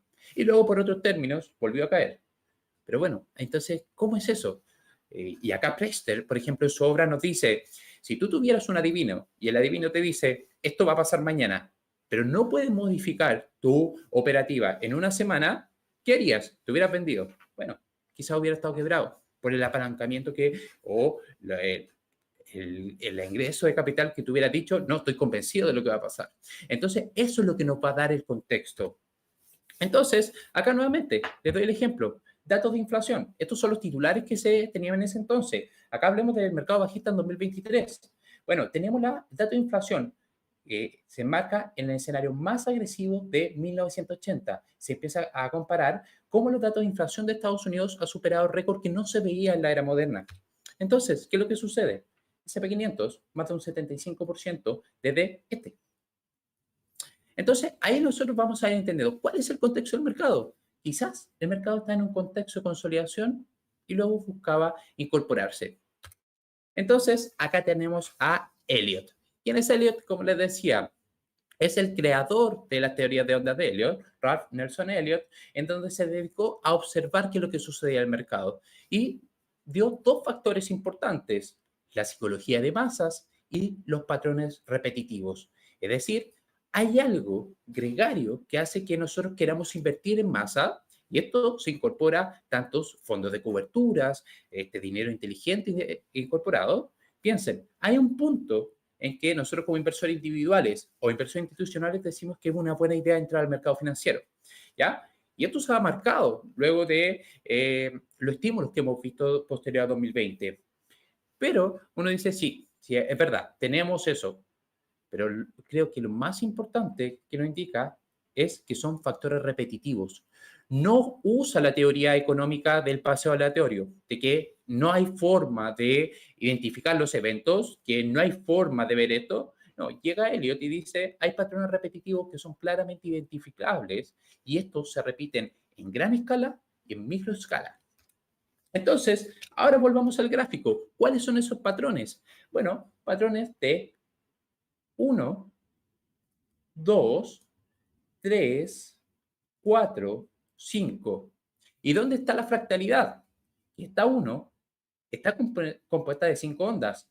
1, 2, 3, 4, 5, es decir, la onda 1, 3 y 5 van a ser ondas impulsivas. ¿Y qué es lo que es una onda impulsiva? Que tiene 5 ondas, ¿ya? Por eso le digo, lo que más van a contar es hasta 5. Luego va a llegar 3 ondas correctivas, que Elliot la denominó como A, B, C. Y hoy usted le va a dar un potencial. Estructura impulsiva, estructura correctiva, que puede llegar otro movimiento al alza. Entonces, en esta imagen, ustedes tienen consolidado toda la estructura de Elliot. Esto es lo que ustedes tienen que hacer. ¿Cuál es mi labor hoy? ¿Cómo llevamos esto a los gráficos? ¿Ya? Porque es sencillo contar hasta 5. Soy consciente. ¿Ya? Yo inicié en este mundo también. ¿Y me cuesta? Sí, puede ser que tenga una curva de aprendizaje algo más elevada. Pero creo que el contexto y la eficiencia que brinda esta teoría merece la pena que lo tengamos en nuestras herramientas al menos. Y lo más interesante, que es una herramienta que te da el contexto del precio, tú lo puedes aplicar con cualquier otra estrategia que tú tengas. Y lo vamos a ver, cómo incorporar los indicadores. Entonces, a ver, algunas preguntas. ¿Trabajar solo a favor de la tendencia? Sí, Armando.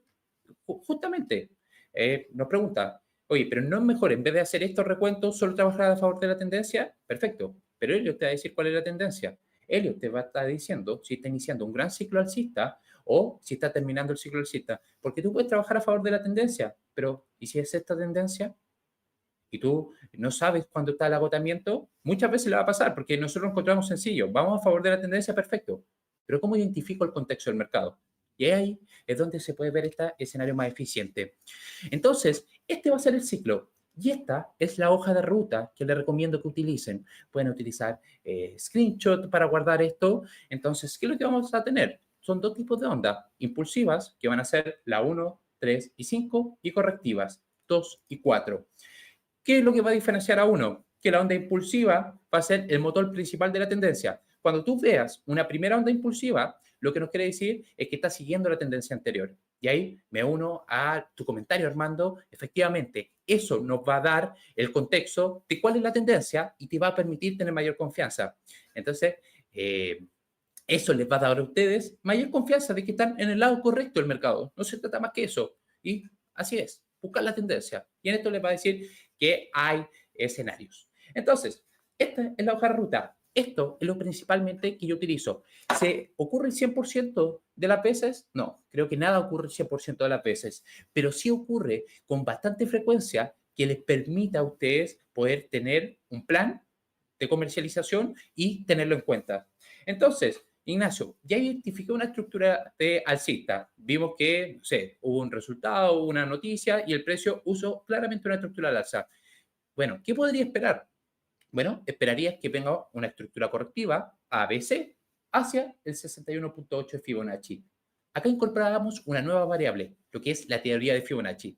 ¿Por qué? Porque Elliot dice que esta fractalidad sigue la naturaleza matemática del matemático Fibonacci. ¿Y cuáles son esos números claves que ustedes tienen que tener?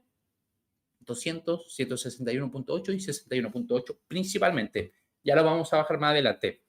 Entonces, uno de los inversores que hace, busca un movimiento agresivo al alza, que pueda venir acompañado de volumen, divergencia en MACD, lo que ustedes quieran, pero buscamos esa zona de oro que se entiende a buscar, que esté cerca del 61.8.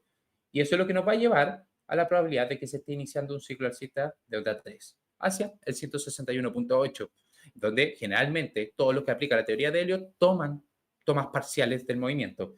Y acá, si ustedes pueden ver en operación de trading, lo interesante de esto es que ustedes arriesgan esto con un potencial de ganar esto. Es una estrategia que al menos tiene esperanza matemática. También, ¿qué esperamos para la onda 4? Que retroceda al 23.6, 38, 50% de Fibonacci. ¿Y qué esperamos para la onda 5 final? Bueno, que pueda alcanzar el 200, 223.6. Ahí ustedes tienen toda la estructura. Acá me disculpan, esto debió haber sido una onda 5. ¿Ok? Ese es el panorama. Entonces, ahora vamos viendo lo que es que siempre se tiene que cumplir. Entonces, ahora empezamos a bajar. Entendemos la teoría de Elliot, tiene validez científica. Veamos ahora qué es lo que tiene que cumplir para confirmar que es una teoría de Elliot. Y también es bastante simple. Son solo 3 normas las que no tiene que suceder. Entonces, La onda 2 no puede retroceder más del 100% de la onda 1. ¿Puede retroceder el 100%? Sí, muy rara vez. Tan raro que preferiría ni siquiera considerarlo, pero no puede perder esta base. Es decir, cuando el precio comienza a subir. La onda 3 nunca puede ser la más corta. Puede que no sea la más larga, pero no puede ser la más corta. Es decir, 1, 2, 3, 4, 5. Eso está mal. ¿Ya? La onda 3 es donde está todo el efecto gregario, donde todo se empieza a calzar y todo dice, las noticias son positivas, todo va bien. Bueno, esa es la onda 3 y por eso tiende a tener aumento en volumen, indicadores de RSI que se mantienen en sobrecompras y no cae el activo. Le habrá pasado que aquellos que operan solo con RSI o MACD dice, esto está sobrecomprado, tiene que caer, tiene que caer. Pasaba mucho con Nvidia y ¿qué es lo que sucedía? Subía, subía, subía, porque todo el efecto gregario estaba a favor de eso. Entonces, acá hay una pregunta. Leonardo nos dice, a veces se cumple y a veces no se cumple la onda de Elliott. Con base en mi experiencia, siempre se cumple. Lo que no se cumple es el análisis que yo hice respecto a la teoría de Elliott. Pero si ves todo pasar y la vuelves a incorporar, tú vas a ver que sí se puede haber cumplido. El problema es que nosotros como inversionistas o analistas asignamos otro escenario. Entonces, luego de esa... y el tercer punto es que la onda 4 no debe solaparse con la onda 1. Es decir, esta onda 4, que tiende a ser generalmente triángulos, no puede llegar al inicio de la onda 1, salvo en una excepción, que es una onda impulsiva diferente que se conoce como diagonal. Entonces, ustedes habrán visto en patrones chartistas que cuando se habla cuña, se está haciendo una cuña, hay un fuerte escenario de reversión del precio, en donde el precio podría empezar a perder este impulso. Bueno, Elliott lo llamó como diagonales. ¿Qué tienen las diagonales y qué lo hace diferente? Que las estructuras, en vez de ser las microestructuras, siempre va a ser 1, 2, 3, 4, 5, pero las ondas internas van a ser A, B, C. Estructuras correctivas. Tiende a ser bastante complejo. Y es ahí donde el inversor empieza a decir, parece que es correctivo, no. Tiende a ser estructuras muy complejas, pero solo ocurren en la onda 1 y en la onda 5. Entonces, ¿cuál es lo interesante? Generalmente, los analistas por teoría de Elliott y inversionistas lo que hacen es buscar el posicionamiento corto. ¿Ok? ¿Por qué? Porque tienen que tener reversiones bastante agresivas, que generalmente van al inicio de esto. Ya lo vamos a ir matizando con ejemplos más adelante. Luego tenemos los componentes correctivos. Les dije, la onda 2 y 4 son correctivas. ¿Qué es lo que tenemos acá? Una de las ondas correctivas que mayor frecuencia tienes. Si tú te quieres centrar en uno, siéntate en esta onda correctiva, que va a ser 535. ¿A qué quiere decir esto? Son tres ondas, A, B, C, pero vamos a tener una estructura dentro de la A de 5 ondas, una estructura dentro de la B de 3 ondas y dentro de la C de 5 ondas. ¿Qué es lo que hay que entender? La onda A va a tener características impulsivas, incluso puede ser una diagonal inicial. La onda B puede ser una onda correctiva, pero su retroceso, es decir, cuando ustedes toman el retroceso de Fibonacci, nunca va a superar el inicio de la onda A. La onda C es impulsiva o diagonal, similar a lo de la onda A. ¿Ok? Entonces, esto no se va a extender al 161.8 como lo hace una onda impulsiva general. Va a quedar más limitado, 100, 123.6. ¿Ok? Muy importante, vayan entendiendo estos conceptos que luego le llamo al gráfico y el aplicarlo en el gráfico se le consolida todo esto. Por eso les digo, a veces es muy bueno que partamos con una base teórica, pero vayamos aplicando, vayamos entendiendo esto y nada mejor que hacerse amigo de los gráficos. Entonces luego llega lo que se llama regular flat o piso. Y es una estructura de 3 ondas, como son los patrones correctivos, pero que viene de 3, 3, 5. Es decir, en vez de ver una caída impulsiva en la onda A, vas a ver una estructura ABC. ¿Y qué es lo que tiene? Es que la onda A y B siempre van a tener 3 ondas, siempre, no van a haber 5 ondas, mientras que la onda C siempre va a tener 5 subondas. ¿Y cómo lo diferencio con el zigzag? Porque quizás yo no lo pude reconocer muy bien. Bueno, que la onda B siempre va a buscar el techo de la onda A o incluso superarlo. ¿Y qué sucede cuando hay dos techos? ¿Doble techo? Ahí puede ser. ¿Doble suelo? Bueno, ahí es donde lo identificamos, esta estructura de patrón, hombro, cabeza, hombro. Ahí se van ocurriendo esta dinámica. Entonces, la onda B siempre va a ir a buscar retroceder 90 y 100%. Y la onda C generalmente va a terminar en el suelo de la onda A. Entonces, ahí vamos a tener el flat expandido, que básicamente es la misma estructura que un flat, solo que la onda B va a sobrepasar la onda A. Y acá es cuando hay problema. Uno dice, no, este mercado va a ir al alza, y se te revierte. Y uno dice, ¿cómo? Si hubo ruptura, ocupo estrategia de ruptura. Bueno, quizás no era una onda impulsiva, era más una onda correctiva que se ve comúnmente en índices que van con potencia fuerte. ¿Cuál es el caso icónico de un flat expandido? Lo que tuvimos en 2018, el escenario alcista en el SP500, que luego se revirtió con una onda C, que se culminó con la crisis de salud de 2019 y comienzo de 2020. Running flat. Bueno, ¿qué es lo que sucede? La onda B va a llegar muy cerca al 100% de la onda A, pero la onda C queda limitada, por lo que ustedes van a ver un escenario que hay una tendencia muy marcada. Vayan dejando sus preguntas, yo les voy a ir respondiendo cada una de sus consultas.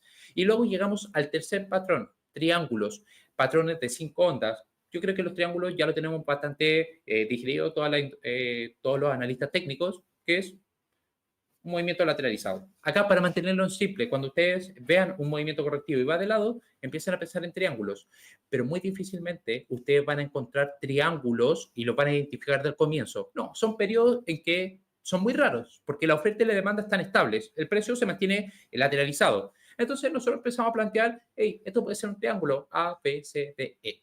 ¿Cómo van a trabajar los triángulos? Solo 5 patrones. Van a tener una A, una B, una C, una D, y en la E generalmente entran a comprar los institucionales, incluso que ocupan teoría de Elliott. Como lo vimos, uno de los más grandes inversores ocupa teoría de Elliott, y también hay unidades en Bank of America que se utiliza la teoría de Elliott y se expone.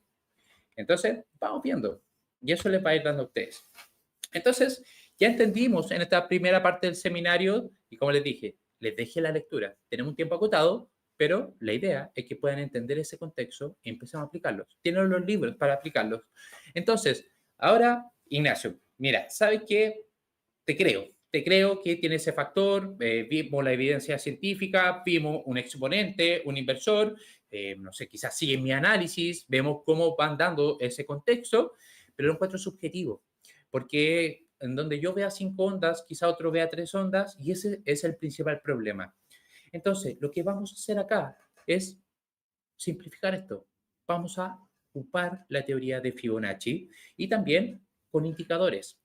Entonces, acá, y ahora nos vamos a la parte más práctica. Quiero que esto sea bien práctico. Así que también, dudas que tengan, me la pueden ir diciendo. De hecho, voy a responder algunas dudas. ¿Cómo se manejan las temporalidades? Muy buena pregunta. Siempre parte del contexto. Al menos en un gráfico diario que te pueda marcar un mínimo relevante. Por ejemplo, en el SP500, el mínimo que hubo en 2020. ¿Se puede aplicar la teoría de Elliott para intraday? Se puede aplicar.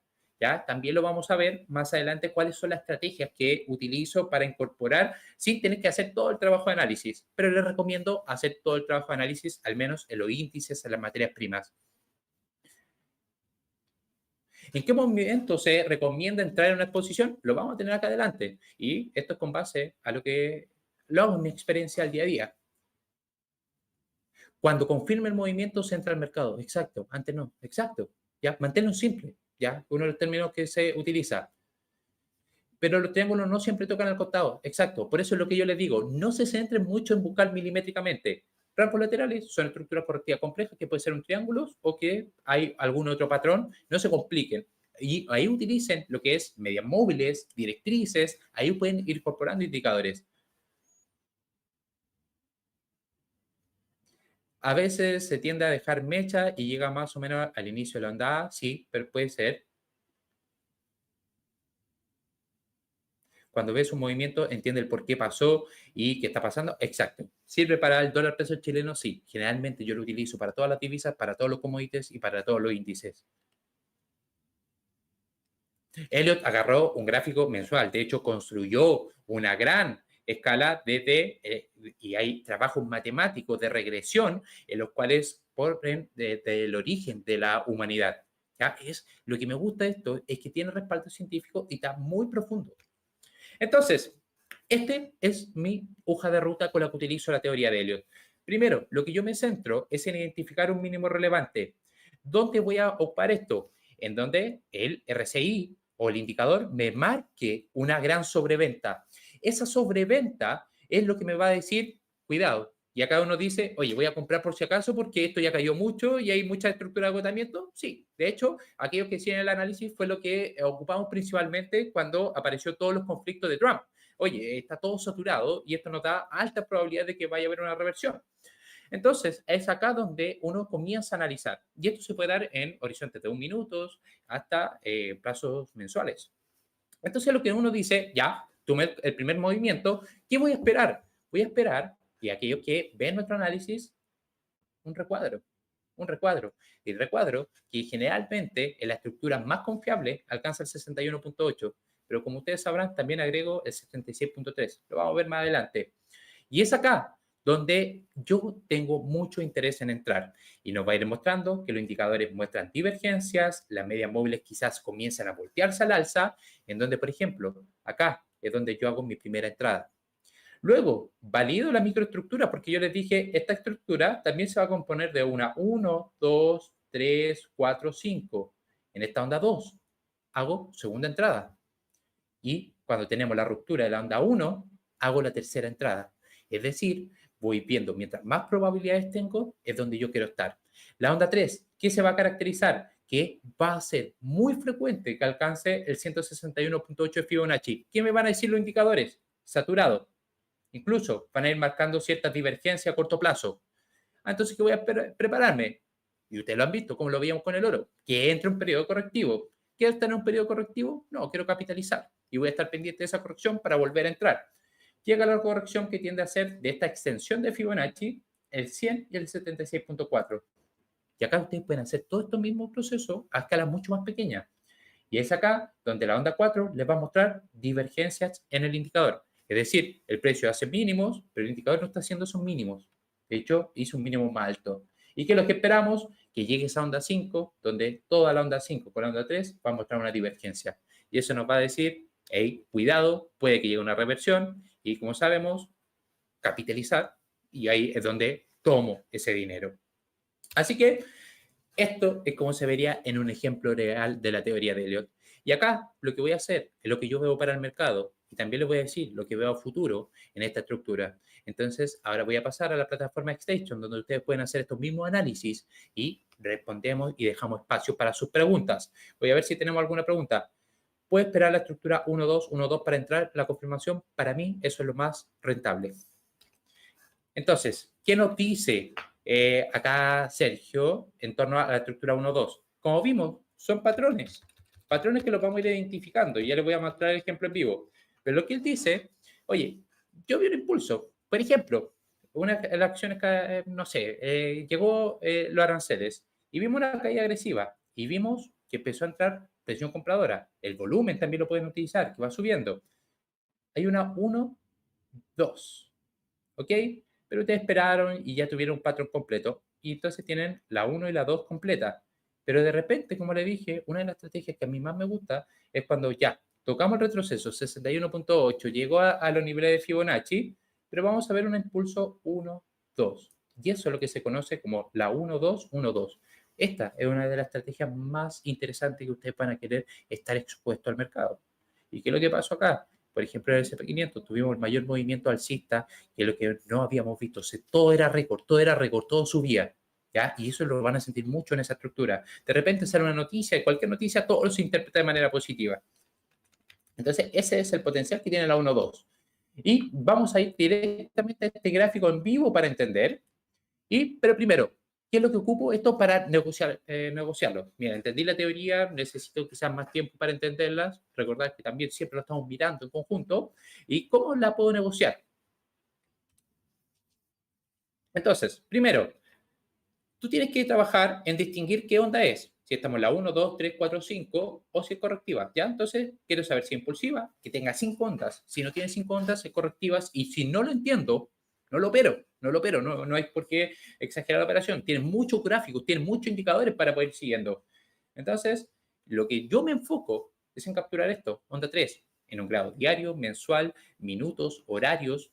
lo que tú quieras, pero siempre me intereso en esto, es donde más probabilidades tengo. Y como les digo, no hay nada que funcione 100% y el mercado es uno de los entes más complejos, donde se incorpora la expectativa de la humanidad, la expectativa que tienen los seres humanos hacia el futuro. Entonces, ¿eso qué me lleva a mí decir? Que me voy a enfocar en la onda más probable. Porque puede que yo haga un mal recuento, sí, como los algoritmos, como todos fallan.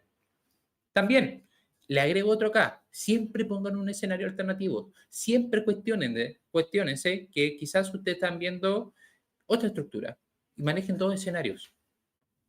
Luego, van a confirmar que la onda 2 alcanza entre el 50 y 61.8 de Fibonacci. Y eso van a ir a buscar señales de que podemos traer en una onda 3. Entonces, ¿qué van a buscar? Rupturas de niveles claves, aumento de volumen, confirmación de momentum con RSI, MACD, estrategias de medias móviles. Por eso les digo, la teoría de Elliott es una herramienta que te da un contexto y no excluye a las demás. Puede incorporar todo lo que tú quieras, análisis macroeconómico, análisis fundamental, análisis técnico de otros patrones, lo que tú quieras. Y creo, y les recomiendo siempre integrarlo con otros métodos.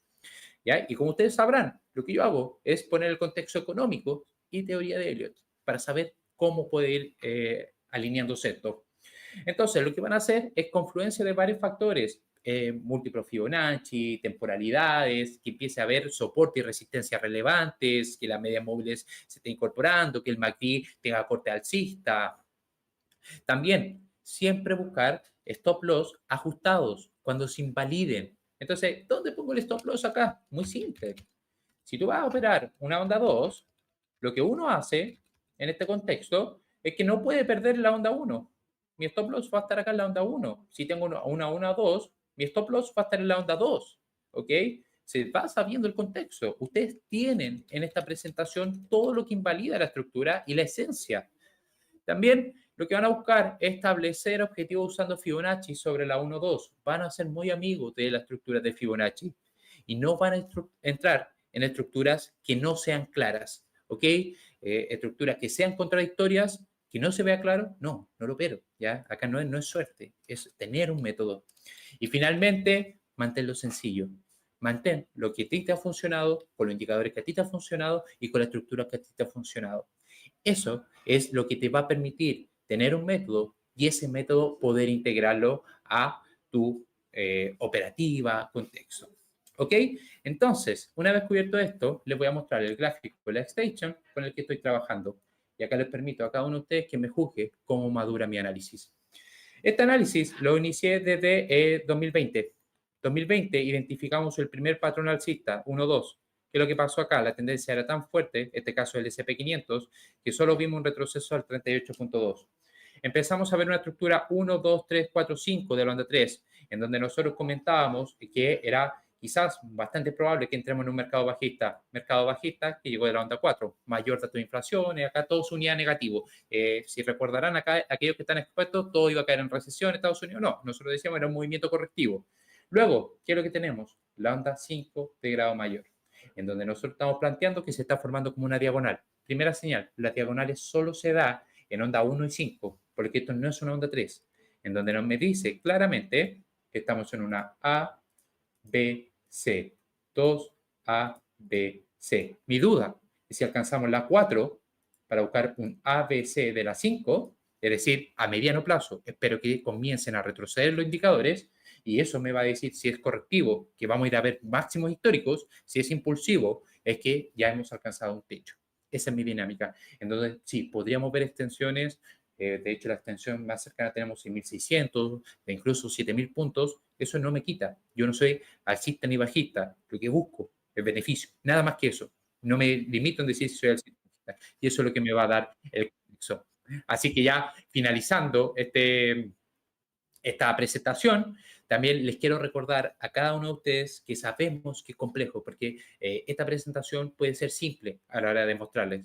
Entonces, a todos los usuarios nuevos queremos recomendarles que XTB también les va a dar un beneficio. ¿Cuál es este beneficio? Para todos aquellos que, como les dijimos, y uno de los conceptos claves que yo utilizo antes de invertir es que el seguro siempre se contrata ante el accidente. ¿Cuál es el seguro mayor que van a tener los inversionistas? El stop loss. Aquellos inversores de largo plazo quizás mantener oro. Aquellos operadores Ellos también lo queremos incorporar para que eliminen ese riesgo, que es básicamente a todos aquellos nuevos que se inicien y abran cuenta, tengan su primer depósito desde hoy hasta todo lo que sea la próxima semana, van a tener un bono de seguro. Es decir, si ustedes dañan su capital, XTB se lo va a capitalizar. Acá ustedes tienen la estructura, ¿ya? De cuáles van a ser los niveles de seguro y también les va a dar a ustedes esa confianza de exponerse al mercado, porque lo que les digo, y les soy muy sincero, esto es teoría, vamos viendo, pero no se empieza a validar hasta que tú lo apliques, ¿ok? Yo no me hice en este mundo haciendo análisis técnico, de hecho yo lo que hacía era análisis contable, fundamental. Pero como les digo, acá lo que se trata es de poder capitalizar, comprar barato y vender caro. Creo que lo único que me ha dado en este contexto esa estrategia es entender la liquidez del mercado y entender también las variables de la teoría de Elliott. Así que recordar, le pido a producción que pueda dejar el bonus acá para que aquellos que quieran acceder van a tener un link directo y ustedes puedan comenzar a entender esto. Así que nos damos paso a algunas preguntas que tengan y ya podemos dar por finalizado. Sé que fue mucha materia, perfecto, lo pueden ir repasando. Lo que quiero acá y mi objetivo es que ustedes puedan haber tenido esa chispa, esa luz de duda en donde se le haya generado cierto interés. Que, ¿por qué lo traje y por qué decidí especialmente hacer esto? Porque es lo que a mí me funciona, es lo que utilizo y lo que me ha permitido ser rentable. Yo soy totalmente sincero. ¿Ok? ¿Voy a ver alguna duda? Regla 1, cuidar el capital. Exacto. Capital, a veces muchos, cuando inician, pensamos en los profits. Yo cuando inicio una operación es pensar en el riesgo, en no dañar el capital. Ya porque sin capital ustedes no pueden invertir. Ya sin capital no existen en el mercado financiero. Y por eso también, les digo, tienen ese bono por parte de XTB en donde van a poder tener ese seguro. ¿Puede ser complicado? Sí, puede ser complicado. Las bandas de Bollinger funcionan bien con la teoría de Elliott. Me gustan mucho las bandas de Bollinger. De hecho, utilizo bandas de Bollinger con 2 y 3 desviaciones estándar. ¿Cuál es la manera correcta de trazar el Fibonacci? Siempre el inicio que tú ves como base, cuando el precio para de caer, sube y retrocede, esos 3 puntos que te va a pedir la extensión. Súper interesante, muchas gracias, espero le haya sido de utilidad y recordar, la idea acá es poder aportarle valor a cada uno de ustedes. Cualquier duda que les surja, saben dónde encontrarme, lo pueden encontrar siempre acá en XTB. Espero haber hecho mi labor de haber generado ese entusiasmo en la teoría de Elliott, una teoría de Elliott que tiene esperanza matemática, tiene validez científica y también tiene la validez del tiempo. Creo que son 3 características únicas a las cuales les permite a ustedes poder al menos considerarlos. Pero intentado muy bien. Muchas gracias, Ana. Gracias, Cristian. Espero haya sido de utilidad y haya sido valioso. Acá le abrí la clave de lo que hago.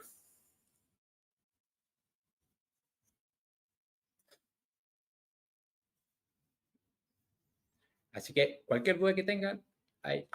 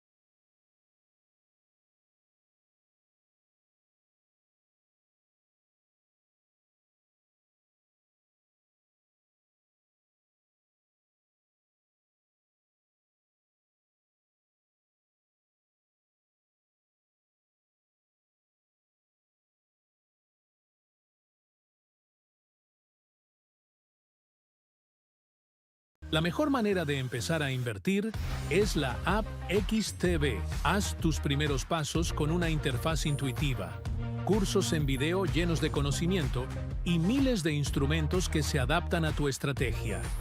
XTB es una completa herramienta de inversión en tu mano. Descarga la app gratuita y empieza a invertir. La mejor manera de empezar a invertir es la app XTB. Haz tus primeros pasos con una interfaz. Hola a todos, hola a todas. Yo soy Monali Santos, analista de mercados aquí en XTB. Un gusto saludarlos. Primeramente quería agradecer a la ponencia de Nacho, que fue súper buena sobre las teorías de Elliot. Y aparte de eso, también mencionar que para los interesados en la presentación que hizo Nacho, se puede contactar sus ejecutivos para solicitarlas. Y juntamente con eso, a los clientes nuevos también tiene derecho a la presentación, el bono del seguro y también el sorteo, entra en el sorteo de los libros firmados por los autores que vamos a estar durante la ponencia, ¿ya? Y bueno, aparte de eso, también quería saludar la gente de Brasil que también está conectada con nosotros. Entonces, um abraço para as pessoas do Brasil que estão aí acompanhando a gente também. Y bueno, ahora, la ponencia que vamos a tener ahora es muy especial porque vamos a hablar con una persona que tiene una larga carrera, mucha experiencia en su trabajo, tiene más de 30 años en los mercados financieros, tiene más de 22 años trabajando con Allianz Global Investors como analista, también trabajó en JP Morgan y bueno, el fundador de website que se llama Bull and Bear Profits, que tiene objetivo de ayudar a los inversores justamente cuando a invertir en todos los tipos de escenarios globales. Entonces, un gusto tener esa ponencia con él y es un gusto tener ustedes también con nosotros hoy. Durante esta presentación, esta persona, que será Jon Wolfenbarger, va a compartir sus experiencias y todo su largo camino, lo que aprendió en su carrera con nosotros, entonces eso será muy valorado. Y quería decir también para que recuerden que pueden dejar sus preguntas en el chat y vamos a seleccionar algunas al final para que Jon pueda responderlas. Aparte de eso, también estamos haciendo pequeños resúmenes en español cuando necesitamos algunos puntos claves más aclarados. Entonces pueden dejar sus preguntas y dudas ahí que vamos mirando y haciendo toda esa cuestión junto con ustedes. Bueno, ahora voy a cambiar a inglés para saludar a nuestro invitado y así empezamos nuestra ponencia, ¿vale? Bueno, ahí quería decir, hi John. A ver si Hola, va a buen día, aparecer. buenos días. Muy well. Hola. Bueno, it's such a pleasure to have you here today. And you have so much experience in the financial markets, and we are very excited to have to hear you to know what you have to teach us for this long hour that I know will be short for all you have to tell us. So this is such a pleasure, and en la realidad, thank you so much for being here with us. Muchas gracias. It's a pleasure to be here. I greatly appreciate the opportunity. Well, I think you can start telling us a little bit about how you started on the financial markets, and then you can follow on your presentation. Excellent. Thank you. Okay, so I'm a little bit older than you. I grew up in the 80s in high school, and in the 80s were a very exciting time on Wall Street. So I was captivated by the stock market and investing. And I decided to major in finance and accounting and economics in college, which I did at the University of Texas. And then I went into investment banking at JP Morgan and then Merrill Lynch. And I got my MBA at Duke University. And then I wanted to go to the buy side, the investment side of the investment industry. So I worked for over 22 years as a stock analyst at Allianz Global Investors in San Francisco. And through that time, I started in 1997.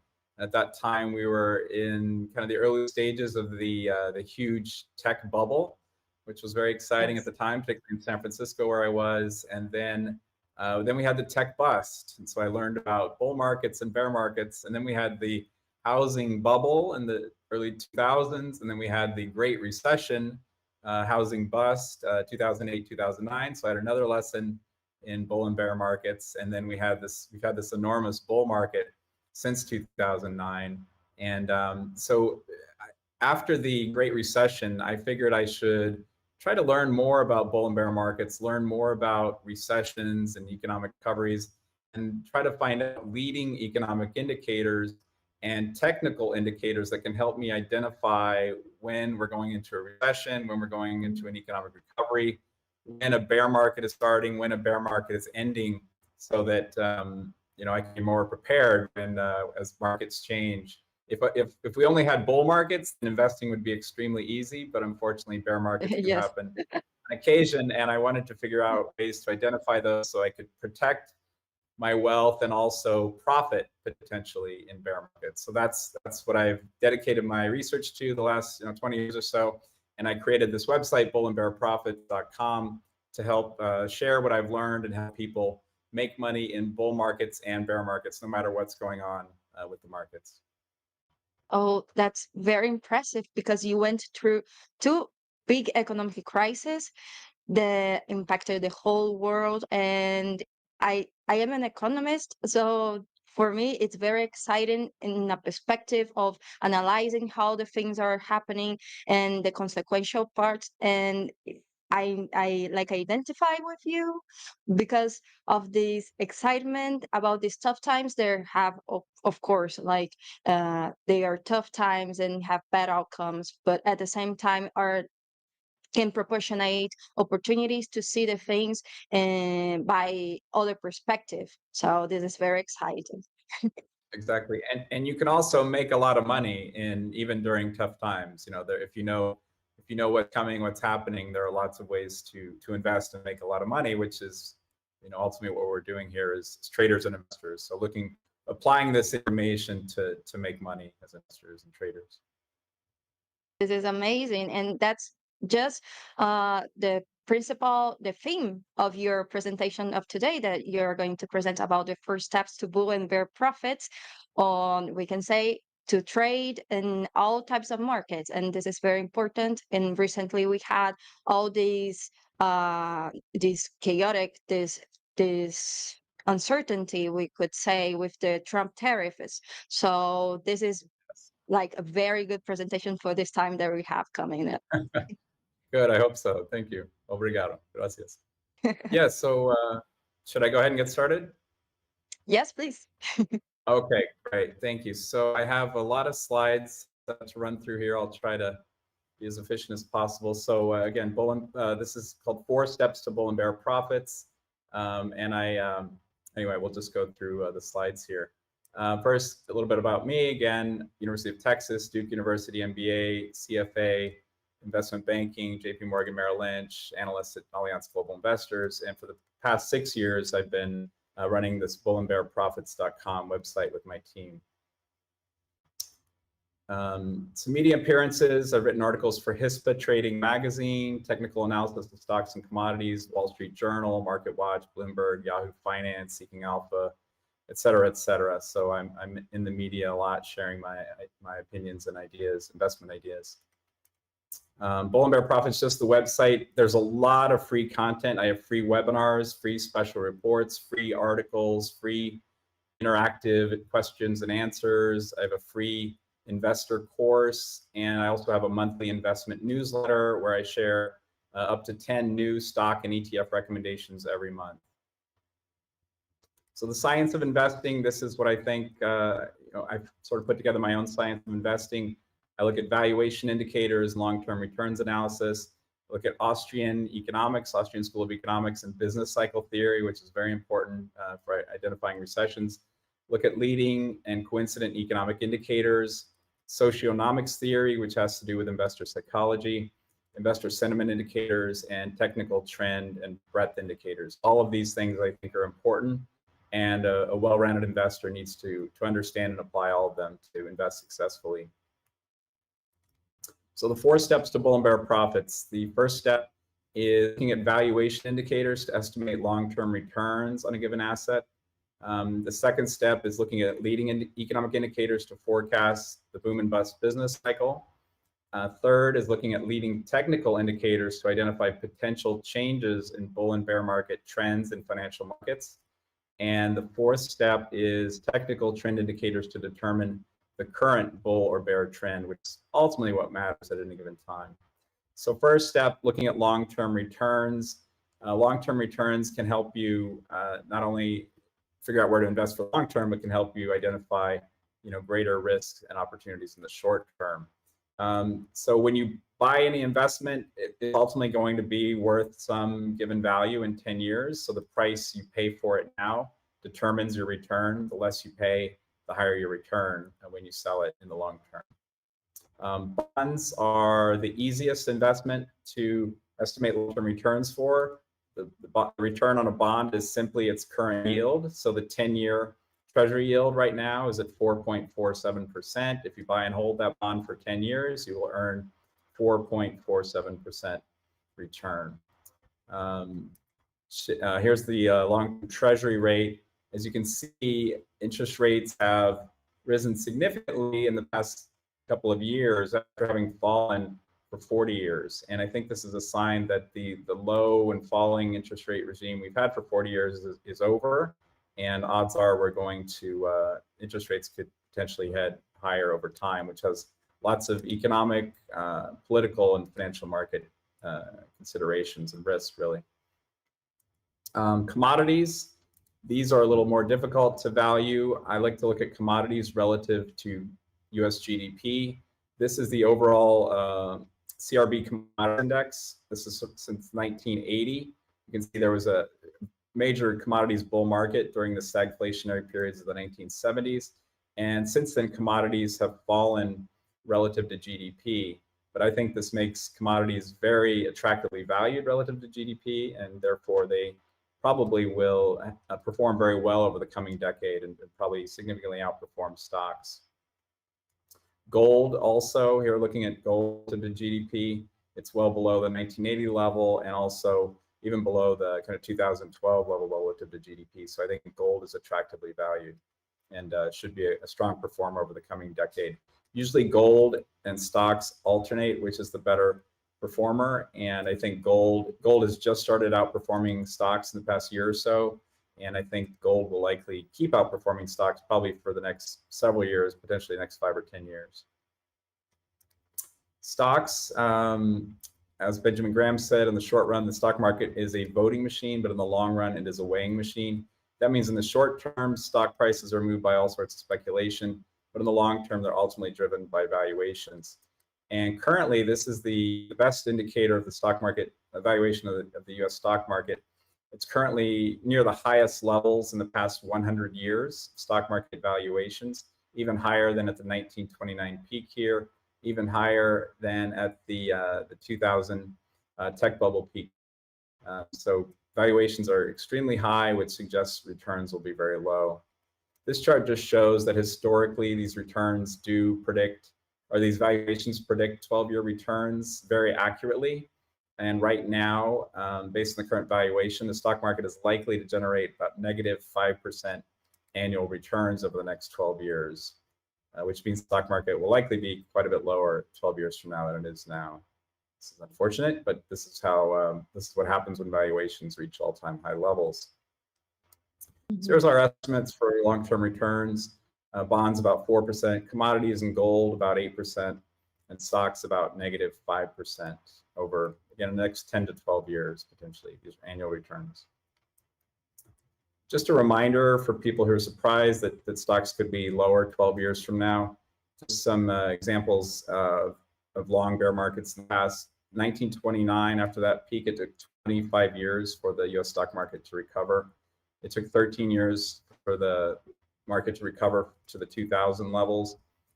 Japan, it peaked in 1989, took, it was down 80% 20 years after it peaked in 1989. Gold was down 70% from 1980 to 2000. So you can go decades where investment markets are down, which I think might surprise stock investors. Regarding the John, economy and can I make you forecasting a the economy. question? Yes, sorry. You're saying about the commodity markets and the stock markets, they take turns to gain yields. So how do you Yeah. see why does it happen in your vision? And Yes. So essentially, if you were to only look at two assets, the U.S., let's say the U.S. stock market and gold, I think these generally during any given decade or two, 10 to 20 years, one of those is a strong performer. So for example, stocks were very strong in the 1920s, but then significantly, were very bad in the 1930s, and gold outperformed in the 1930s. Gold also outperformed in the 1970s. And in the 2000s, the decade of the 2000s, and I think we're starting another potentially decade of gold outperforming stocks. And this basically happens, I think, primarily due to valuations. The stock market got very expensive in 1929. Gold was cheap relative to stocks. Stocks again got very expensive in the late 60s, and then gold was freed. The price was freed versus the U.S. dollar in the 1970s, so gold took off. And then in 2000, stock market was very expensive. Gold was very cheap. So I think gold outperformed. So I think it's ultimately valuations and sentiment. Investor sentiment gets very negative towards gold, very bullish on stocks, kind of like we are now. Investors have been very bullish on stocks, not so excited about gold. And eventually that changes ultimately as investor sentiment changes. Also, gold tends to outperform during periods of a lot of economic uncertainty, political uncertainty. We had that in the 1930s, obviously, the 1970s. In the 2000s, we had two recessions. We had the war on terror, 9/11, et cetera. Now we have, war with Russia. We have Donald Trump, et cetera, a lot of, tariff uncertainties. So that higher risk environment tends to play in favor of gold versus stocks. So it's valuation and economic fundamentals, I think. yeah, perfect. I will just translate like a summary for the Spanish speakers. Yeah, please. Lo que John está diciendo ahora es que hay tiempos en que el mercado de commodities, el mercado de stocks, de acciones, van cambiando para tener más performance. O sea, tenemos a veces los commodities con más performance de que el mercado de capitales de acciones, como vemos en la situación de ahora. Y John está diciendo que eso está muy relacionado al sentimiento del mercado y el tipo de valoración que los inversores hacen cuanto a lo que está pasando. Entonces, la incertidumbre generalmente tiene como clave performance de activos que son considerados activos refugios como el oro, la plata, y él prevé que en los próximos años, quizá en el medio plazo, teníamos como una alza de la performance de las commodities debido a eso. Ya. Perfect. Very well put. Perfecto. Yeah, so I think it's very important to figure out which is better right now, stocks or gold. And I think based on very many indicators, including technical indicators, gold has started outperforming stocks about a year and a half ago. And I think that will likely continue, particularly as we face recessionary concerns and inflation concerns, which I'll get to now. So forecasting the economy, there are a lot of leading economic indicators. And essentially, Ludwig von Mises is an Austrian economist who explained the cause of economic recessions over 100 years ago. It essentially has to do with interest rate manipulation and money creation by banks, central banks. When central banks create new money, they lower interest rates. That causes an artificial economic boom.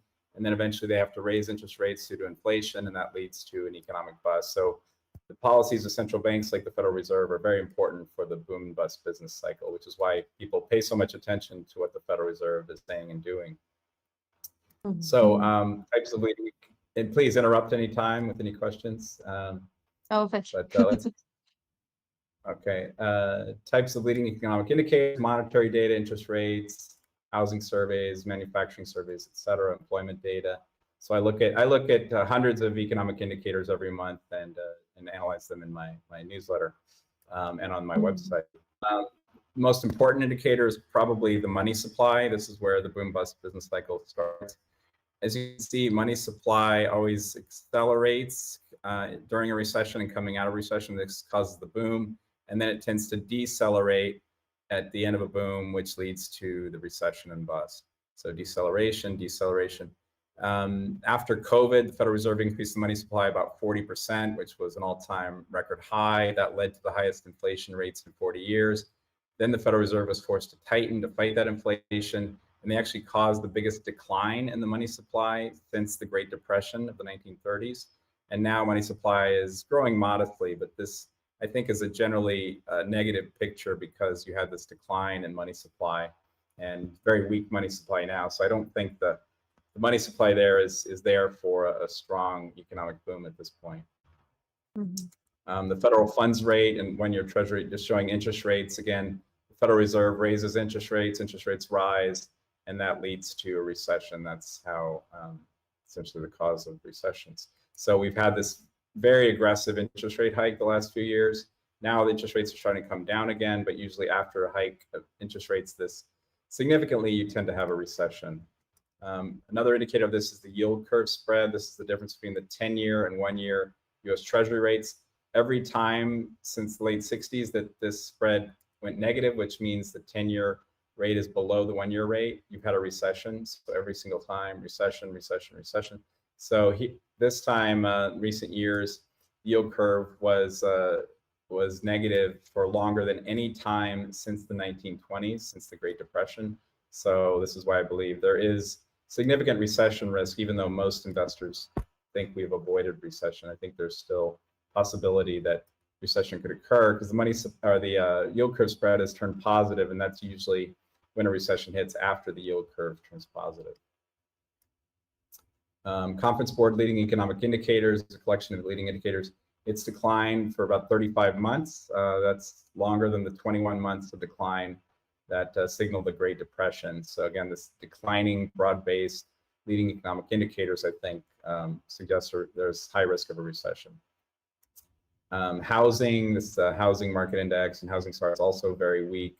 And housing is a key cyclical indicator, and I think this also warns of recession. The unemployment rate has risen, I believe, 0.8% from its lows. Every time the unemployment rate has risen at least 0.5%, there's been a recession. So I think this also argues that could be heading into a recession. So I think this, and stocks typically fall significantly. Most risk assets fall significantly in a recession. So whether we have a recession or not is very important to the direction of financial markets. The third step is identifying potential trend changes. This is where we look at investor sentiment, investor psychology. As Warren Buffett said, it's good to be fearful when others are greedy and be greedy when others are fearful. When everyone's bullish, that's typically a bearish sign because everyone has bought. When everyone is bearish, that's typically a bullish sign. So lately, investors, this is the put-call ratio. When this ratio is low, that means investors are very bullish. They're buying more calls than puts, and that is a contrarian bearish sign. So this ratio is very low, to 2020, 2021, and then we had that bear market 2022, and it rose during that bear market, and now it's gotten pretty low again on a historical basis. So I think this shows that investors are bullish, which is contrarian bearish, and a warning sign. Another sign of that is the volatility index, and just another indicator that investors are complacent about the market. The skew index is based on options. A lot of people do not look at this indicator, but I think it's a very good one. I look at the 12-month skew index, and as you can see, that's the red line. It tends to track long-term trends in the S&P 500, and lately it's been at an all-time high and coming down, which is a potentially very concerning sign about the direction of the market. It suggests that a major bear market could have started now. Name exposure index. This is just how much professional investors are allocated to stocks. Again, they've been very highly allocated to stocks up here, and right now about 88% stock allocation, which is very high. So that suggests that professional investors are very bullish, which again is contrarian bearish. Also look at technical indicators like weekly RSI and weekly Bollinger Bands. It shows that the market was very overbought back here. It got oversold a couple months ago, and we've had the significant rally since then. But I think that, again, that rally was due to being very oversold. And now that that oversold position is cleared, then I think it's possible the market could head down again going forward. The fourth step is identifying the current trend. Again, I look at tons of different indicators for this. And again, I go through that all in my website for free, as well as in my newsletter in much more detail. But this is just the idea that the tape tells all, which means what's going on with price and volume action. It really tells you what matters for financial markets. So I think you have to look at technical indicators. This is one of my favorite ones. This is the S&P 500 60-day moving average versus the 250-day moving average. And as you can see, when the 60-day, which is the green line, falls below the 250-day, which is the red line, as it did here in the early 2000s, 2008, 2009, you have these major signals of bear market downturn. We had that again in 2022. And right now we've just fallen below the 60-day versus the 250-day. This could obviously change if the rally continues, but it could also be signaling that a new bear market is starting.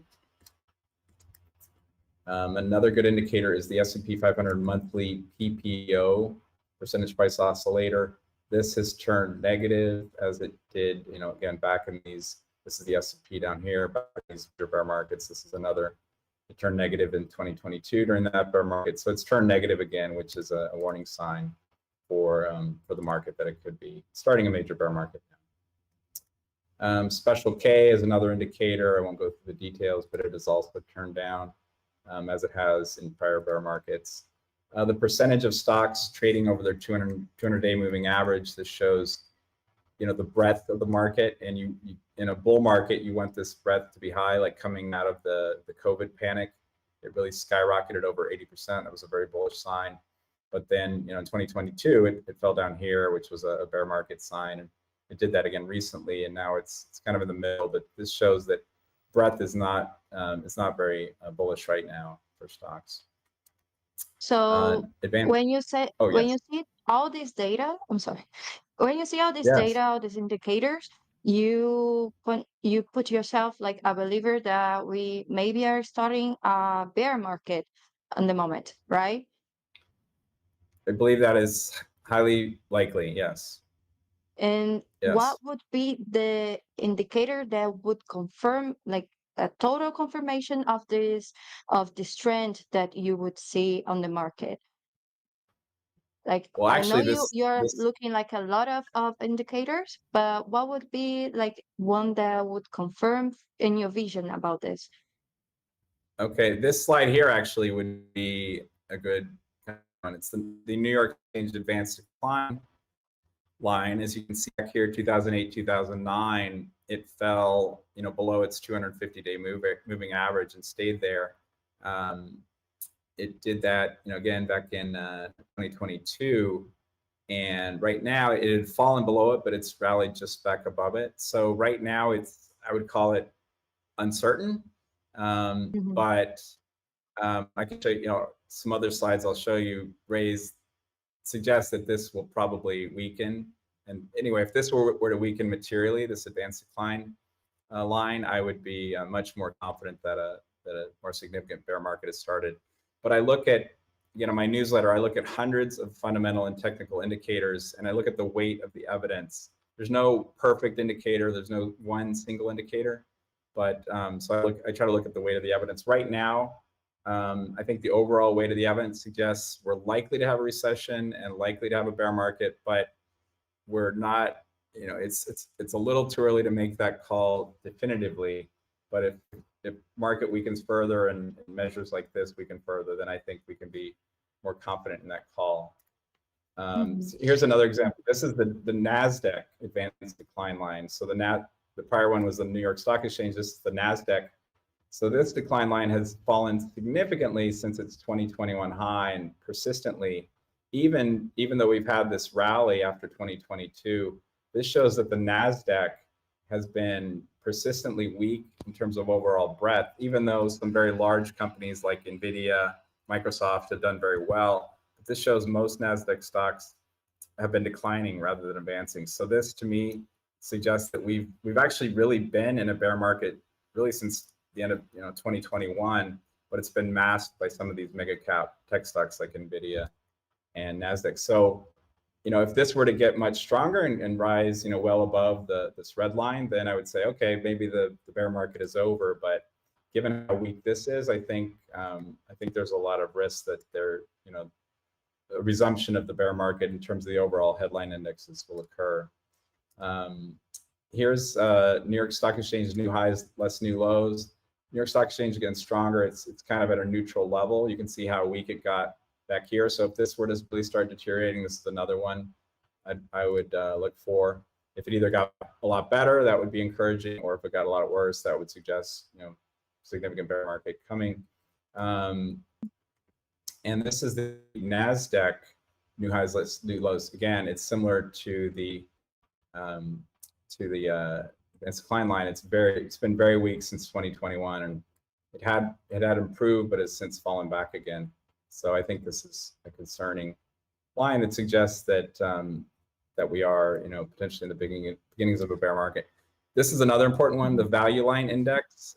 This is an indicator of the median U.S. stock, and it shows that this is back in 2007, and the median U.S. stock has not really done much since 2007, and it's trading below its 2021 high and trading below its 250-day moving average. So this shows you again that most stocks really are in a weak, kind of a weak early stages of a bear market. So I think again this is another reason I'm concerned. And another indicator is consumer discretionary stocks versus consumer staple stocks. When discretionary stocks are weak, that signals a recession and bear market as it was in the early 2000s, 2008, 2009, 2022. And we've had a fall off, we've had a recovery. So again, it really depends if this rally that's happened the past month or so can continue. But if it doesn't, then obviously, I think again we could be at the beginning of a major bear market.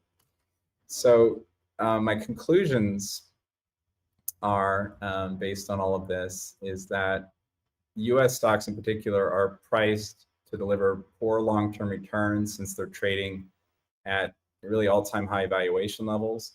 On the other hand, gold and commodities are attractively valued and are priced to deliver strong long-term returns.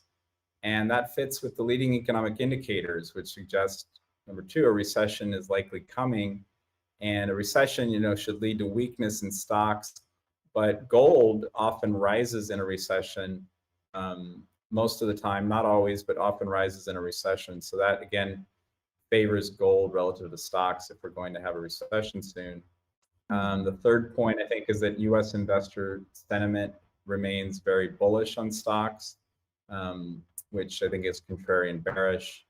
And lastly, the charts I just showed, the U.S. stock market breadth is much weaker than the headline indexes, like the like the S&P 500 and the Nasdaq 100 that have been driven by mega cap tech stocks. The average stock, the median stock, most stocks have really been in a bear market since 2021, and that hasn't changed. So I think this is these cause reasons for concern. The good news is that there are ways to profit in any market, whether it's a bull market or a bear market. As you know, in a bear market, it's relatively easy to profit. You can buy most stocks, and you can buy most stock ETFs.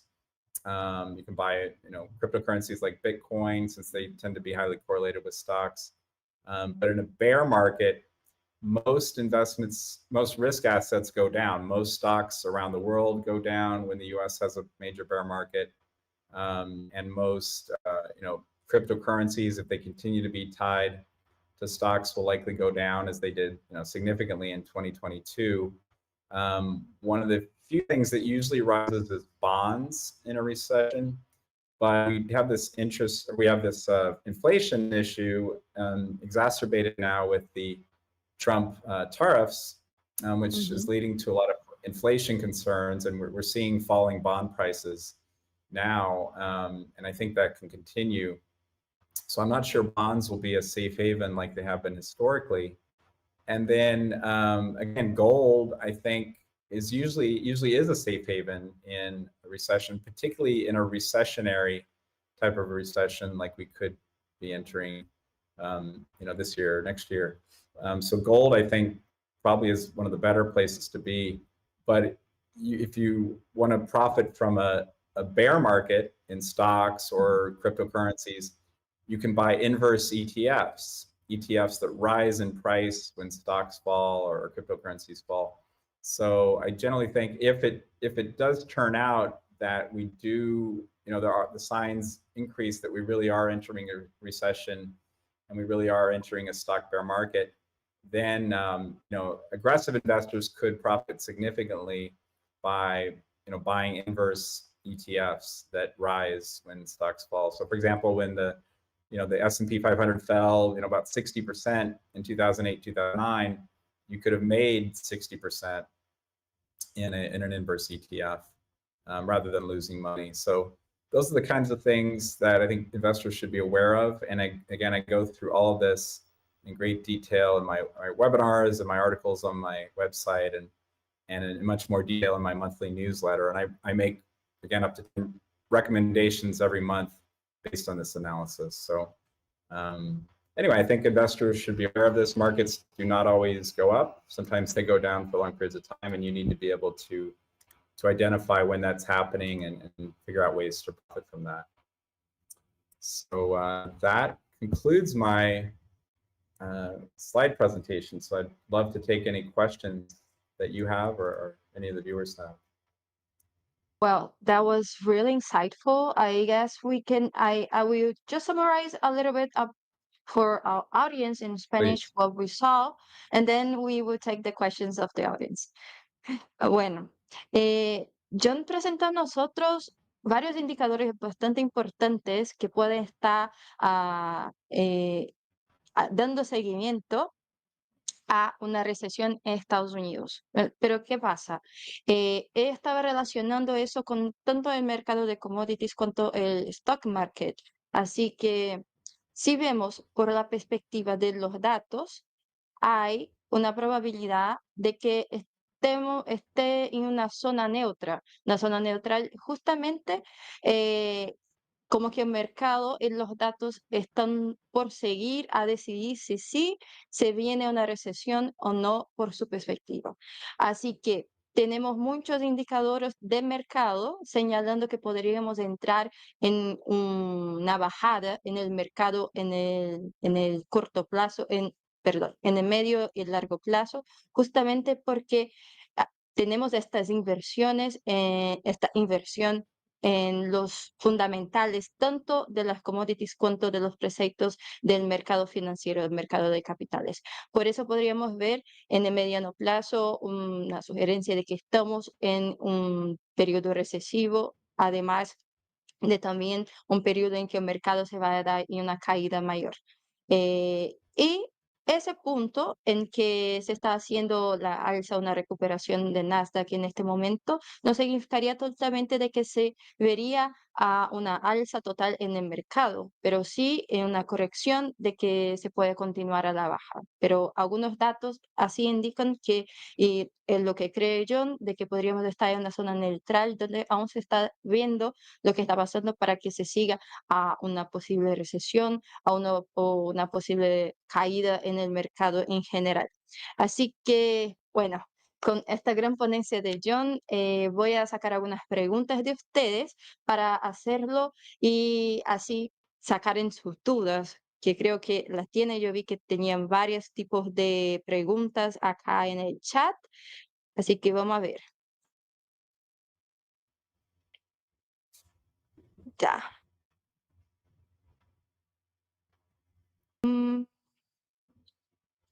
Yeah, Jon, we have a question here about what is your opinion about the yield treasures and the fiscal deficit of the United States in this moment? Thank you. Excellent question. I actually just wrote an article about that on my website a few days ago, so there's a lot more detail in there. But I'm very concerned. I mean, it's clear we just had Moody's downgrade the U.S. credit rating for the first time since 1917. They didn't do it during the Great Depression. They didn't do it during World War II. They didn't do it during the Vietnam War. They didn't do it. All these crises that have happened over the past 100 years in the U.S., they never lowered the credit rating below AAA until now. And I think that's because the fiscal situation in the U.S. is out of control, clearly. Trump was elected partly, I think, people thought he would rein in government spending. Elon Musk promised to cut $2 trillion out of the federal budget, which is about over a third of the spending. And it looks like now they've cut maybe 150 billion, so a lot less than 2 trillion. And Trump just put through this. He's trying to put through this big, beautiful bill that is going to, according to the Congressional Budget Office, lead to much higher deficits over the next 10 years or so, and add about 10%. It's about 10% to the national debt over the coming years. So spending and debt is out of control. Just last week there was a 20-year U.S. Treasury bond auction that went very poorly. There was just very little demand for these Treasury bonds, and they had to pay a higher interest rate as a result. And the Federal Reserve ended up buying, about 2 billion of the 16 billion auction. So the Fed had to step in to buy some of the bonds to keep the rate from even going higher. So I think it's a big problem. And clearly, there's no one in Washington, D.C., no politicians who are eager to cut spending because it doesn't help them get elected. So it's hard to see how the U.S. federal debt and deficit situation gets any better unless there is a real crisis. If there is a real, I think you're going to have to see interest rates in the U.S. really skyrocket, and then the government might get serious. This happened in the UK, a couple of years ago, where there was kind of a bond market crisis in the UK, and they pulled back on some deficit matters. So I think Washington, D.C. doesn't seem to care about anything until there's a real crisis. So I think we're going to have to see crisis. And so probably the most important thing to watch right now for investors is the 10-year U.S. Treasury rate. If I had to watch one indicator, it's that 10-year U.S. Treasury rate. It's been going higher lately, even though inflation has been moderating, it's been coming down. Mm-hmm. Typically that would lead to lower interest rates, but we're seeing higher interest rates. And I think it's because of this greater concern about the U.S. Spending and deficits. So I think it's very concerning. And then when you have Treasury rates rising, all other assets are valued essentially based on that risk-free Treasury rate. So when that rises, you have higher rates for all other investments, essentially, which means you're discounting the present value, future cash flows to the present at a higher interest rate. So you have lower valuation of all assets, particularly tech stocks, which have very long duration of free cash flows. So I think a debt crisis in the U.S. can lead to a significant stock market crisis as well. So I think that's probably my biggest concern right now is that interest rates are rising and the federal government doesn't seem to care unless there's going to be a crisis. So I think that could contribute to to a recessionary situation. And do you think that this is a personal question, that there is a lack of confidence now of the market through the U.S. government because of the situation, the deficit situation, the uncertainty that comes with the tariff war, and that we could see like a structural change on the medium and long run because of that? Yes, I think so. And I don't want to get political, but obviously, as it relates to financial markets, Trump's, tariff policies, he announces a big tariff and that hurts the stock market. And then he gets scared. He says, oh, well, we're not going to do the tariff. And then the market rallies. This every day, his flip-flopping decisions is creating a lot of, uncertainty in the economy, how businesses are spending, and certainly in financial markets. And this uncertainty, I think, is making international investors less confident in investing in the U.S. And again, I think that manifests itself in higher interest rates and lower U.S. asset prices. And ultimately, if the U.S. doesn't get its act together, and I'm saying this as an American citizen, if it doesn't get its act together, with regard to the financials of the country, then you could see, the reserve currency being the U.S. start to erode in favor of, these BRICS countries that are trying to get more influence in global, financial markets with their own currencies and that kind of thing. And there's talk about one really interesting thing, which again favors gold as an investment, is there's more central banks are buying gold, and Basel III, which are the global central bank and bank regulations, are just finalized this year, have classified gold as a tier 1 asset for banks, bank reserves globally, which is the same as cash and government bonds. So now gold will be considered as good as cash for bank reserves. So banks will likely be buying more gold as a result of that, which should help gold prices. But I think again, if the U.S. doesn't get its act together, I think investors around the world will start looking to more stable assets like gold, maybe currencies that aren't based on a budget deficit and a very high debt levels. So I think it could lead to significant changes in the strength of the dollar, the strength of the U.S. Politically, economically, maybe even ultimately militarily. So it has significant ramifications. So that's why I think this debt crisis in the U.S. really needs to be brought under control. And again, there was hope that Trump would do it, but he doesn't seem focused on that right now, obviously, given this big, beautiful bill that he's trying to get through, which raises the debt even more. And you mentioned the gold as a safe haven, but there is a question in the chat. They are asking if can Bitcoin now be considered a safe haven asset like gold, or is it not yet, but it's on the way to become a safe haven? That's a great question. I ask about that every day because I love the idea of Bitcoin, the supply. Unlike the U.S. dollar or any other government currency, the Bitcoin cannot be increased in supply significantly, so it's a hard asset in that term. And I think it's completely independent of any government or any bank, and it has tremendous opportunity to be a global currency, really. But so far from an investment standpoint, it has remained throughout its existence highly correlated with U.S. stocks, particularly U.S. tech stocks. So it's really somehow in the minds of investors, it's considered a highly speculative tech stock, is essentially how it trades. So for example, in 2022, even though we had very high inflation, the highest inflation in 40 years, Bitcoin fell about 80% in 2022. Why did Bitcoin fall in 2022 by 80%? If it was a safe haven, or a inflation hedge, it fell that much because the Nasdaq fell about 40%. So it fell even more than the Nasdaq. And then when the Nasdaq rallied after 2022, Bitcoin rallied significantly with it. And then most recently, you've seen when the stock market sold off a couple months ago, Ethereum really sold off significantly, but Bitcoin also sold off. And then they've both rallied.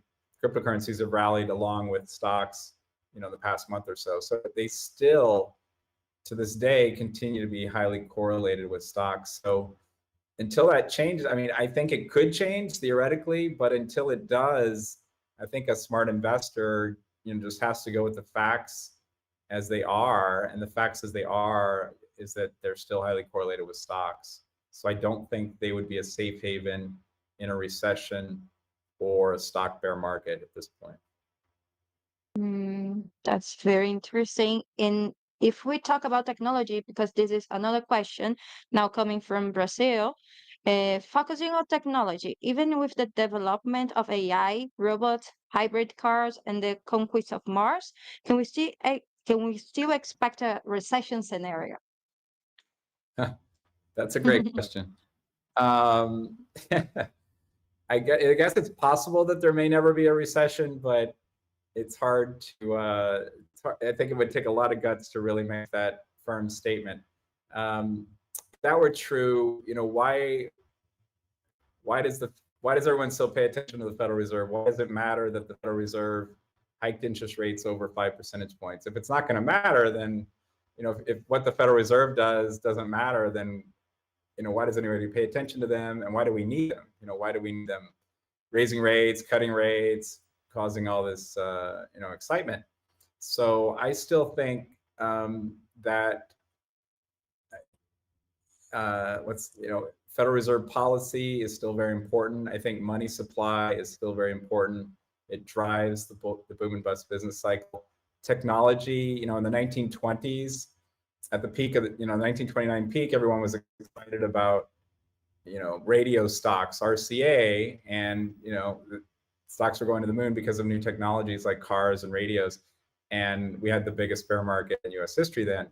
In the 60s, there was lots of excitement about electronics, going to the moon. And then we had the horrible decade of the 1970s.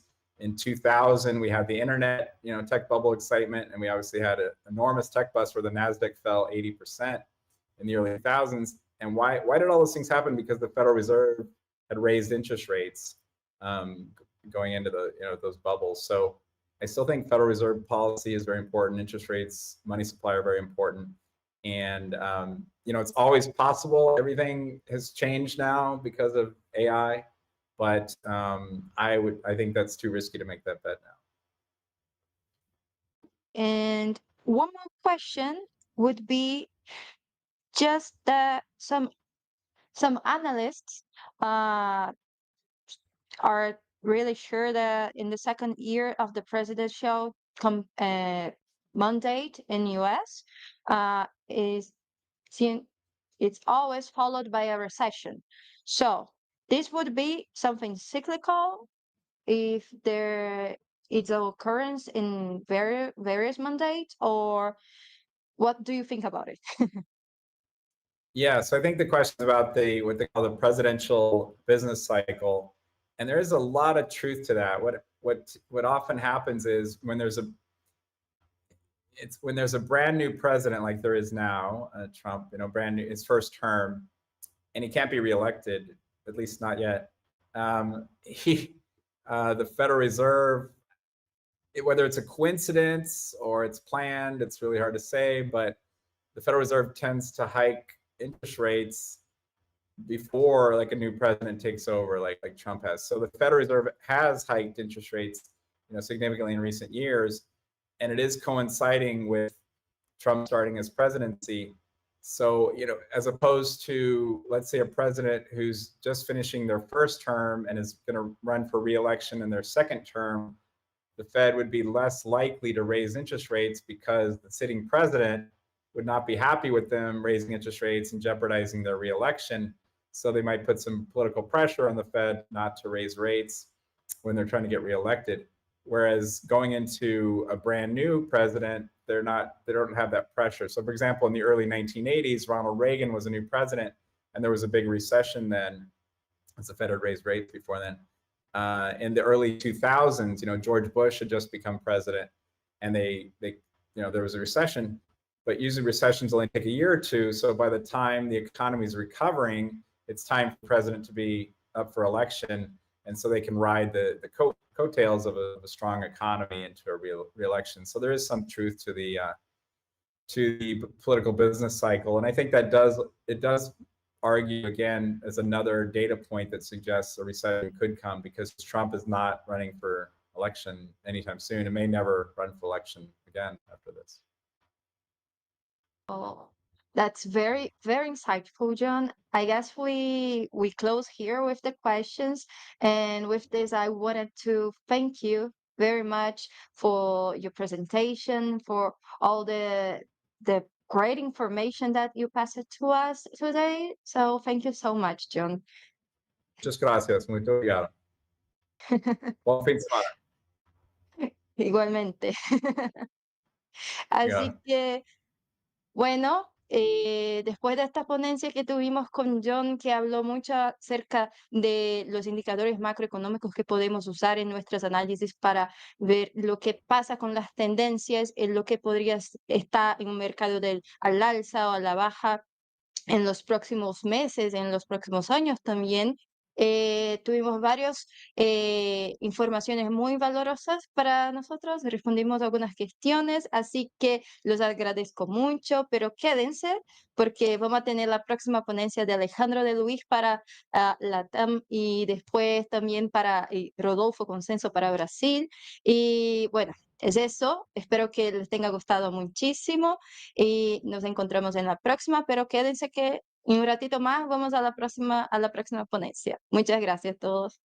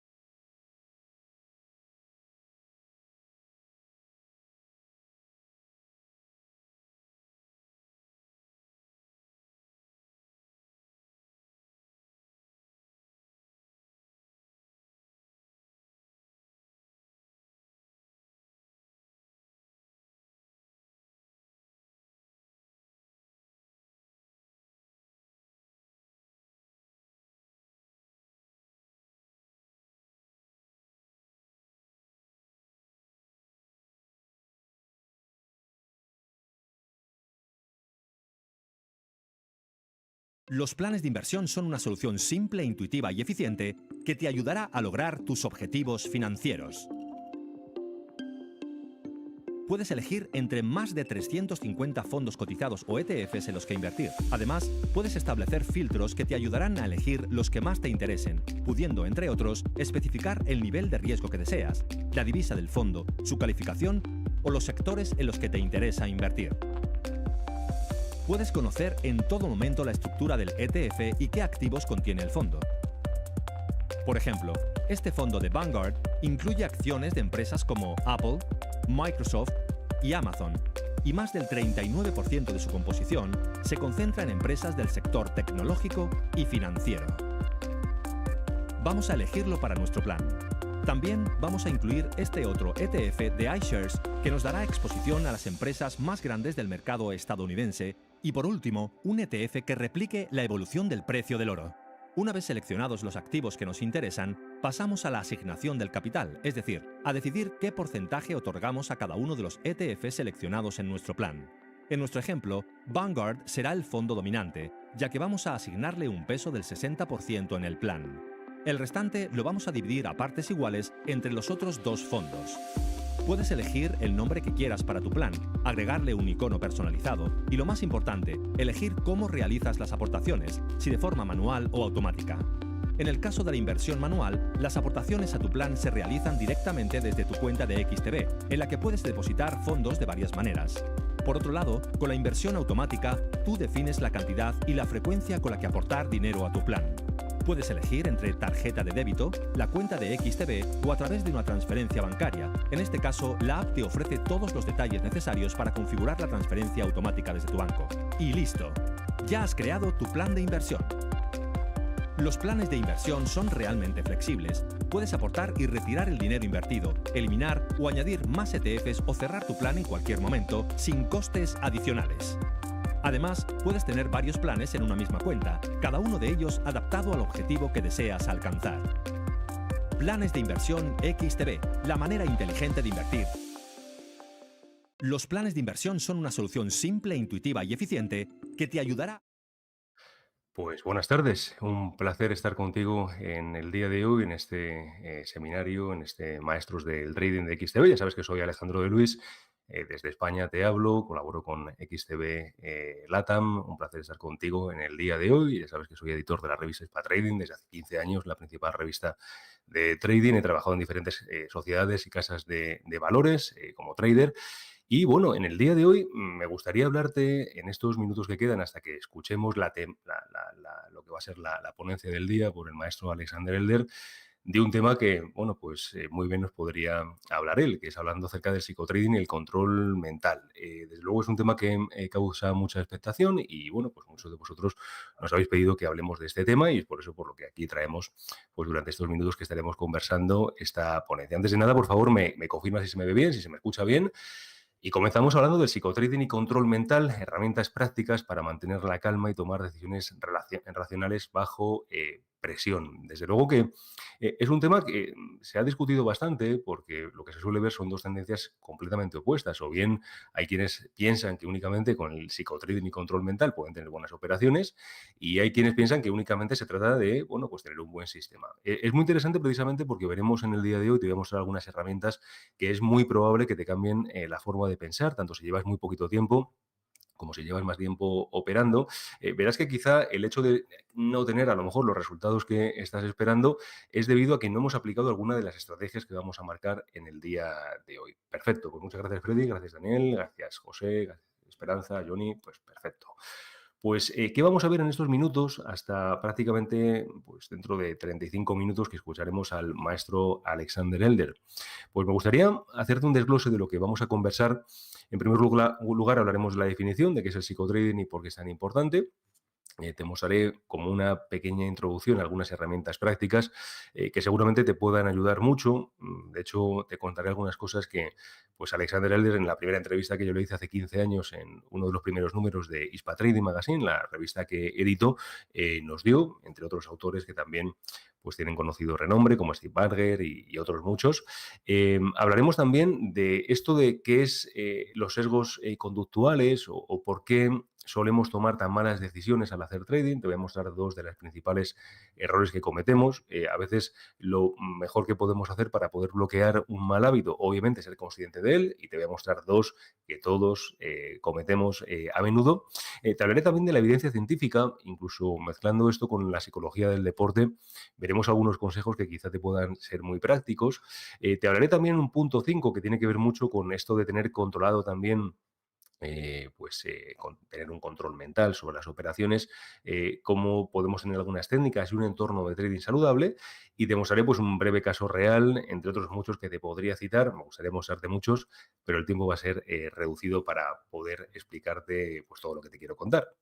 En primer lugar, ¿qué es esto del psicotrading? Bueno, el psicotrading viene de la economía conductual. Básicamente podríamos decir a muy grandes rasgos que es la disciplina que une la psicología con las finanzas. Básicamente lo que intenta hacer es pues, controlar las emociones como el miedo, avaricia y euforia. Uno de los promotores de esto fue pues, el maestro Kahneman, el cual pues falleció el año pasado, en el año 79, pues presentó lo que son la teoría de las perspectivas, te hablaré luego de ellas. Y bueno, básicamente lo que se entendía hasta entonces y hasta hace no mucho tiempo, los economistas pensaban que una persona al tomar una decisión relativa a la inversión, pues tenía en cuenta todos los ratios económicos, técnicos, habidos y por haber, y tomaba las decisiones sin ningún tipo de factor psicológico que incluyera esto, o que influyera en la decisión. Kahneman precisamente lo que vino a demostrar es que esto no es cierto, y con el tiempo, aunque ha costado, con el paso del tiempo y ya es una completa realidad, entendemos que todos al tomar decisiones que tienen que ver pues con economía y con finanzas, pues estamos supeditados a ciertos sesgos y formas de pensar que son completamente erróneas. Es precisamente esto del psicotrading, la economía conductual, lo que intenta es pues paliar precisamente estos efectos. ¿Cuál es el objetivo? ¿Qué es lo que realmente nos interesa para hacerlo esto práctico? Pues operar de una forma reflexiva y no impulsiva. Veremos precisamente un ejemplo que me encanta hablar acerca de él para que podamos mostrar cómo teniendo un buen sistema no quiere decir esto que automáticamente vayamos a tener unos buenos resultados. Te muestro un estudio que seguramente me has escuchado hablar en alguna ocasión, en el que se junta a 40 doctorados universitarios, obviamente que no supieran nada sobre gestión monetaria y trading, y ahora se les da un videojuego para que puedas entender hasta qué punto es importante esto del psicotrading. Se les da un videojuego en el que se simula un sistema de trading en el que simplemente tenían que pulsar un botoncito, ¿vale?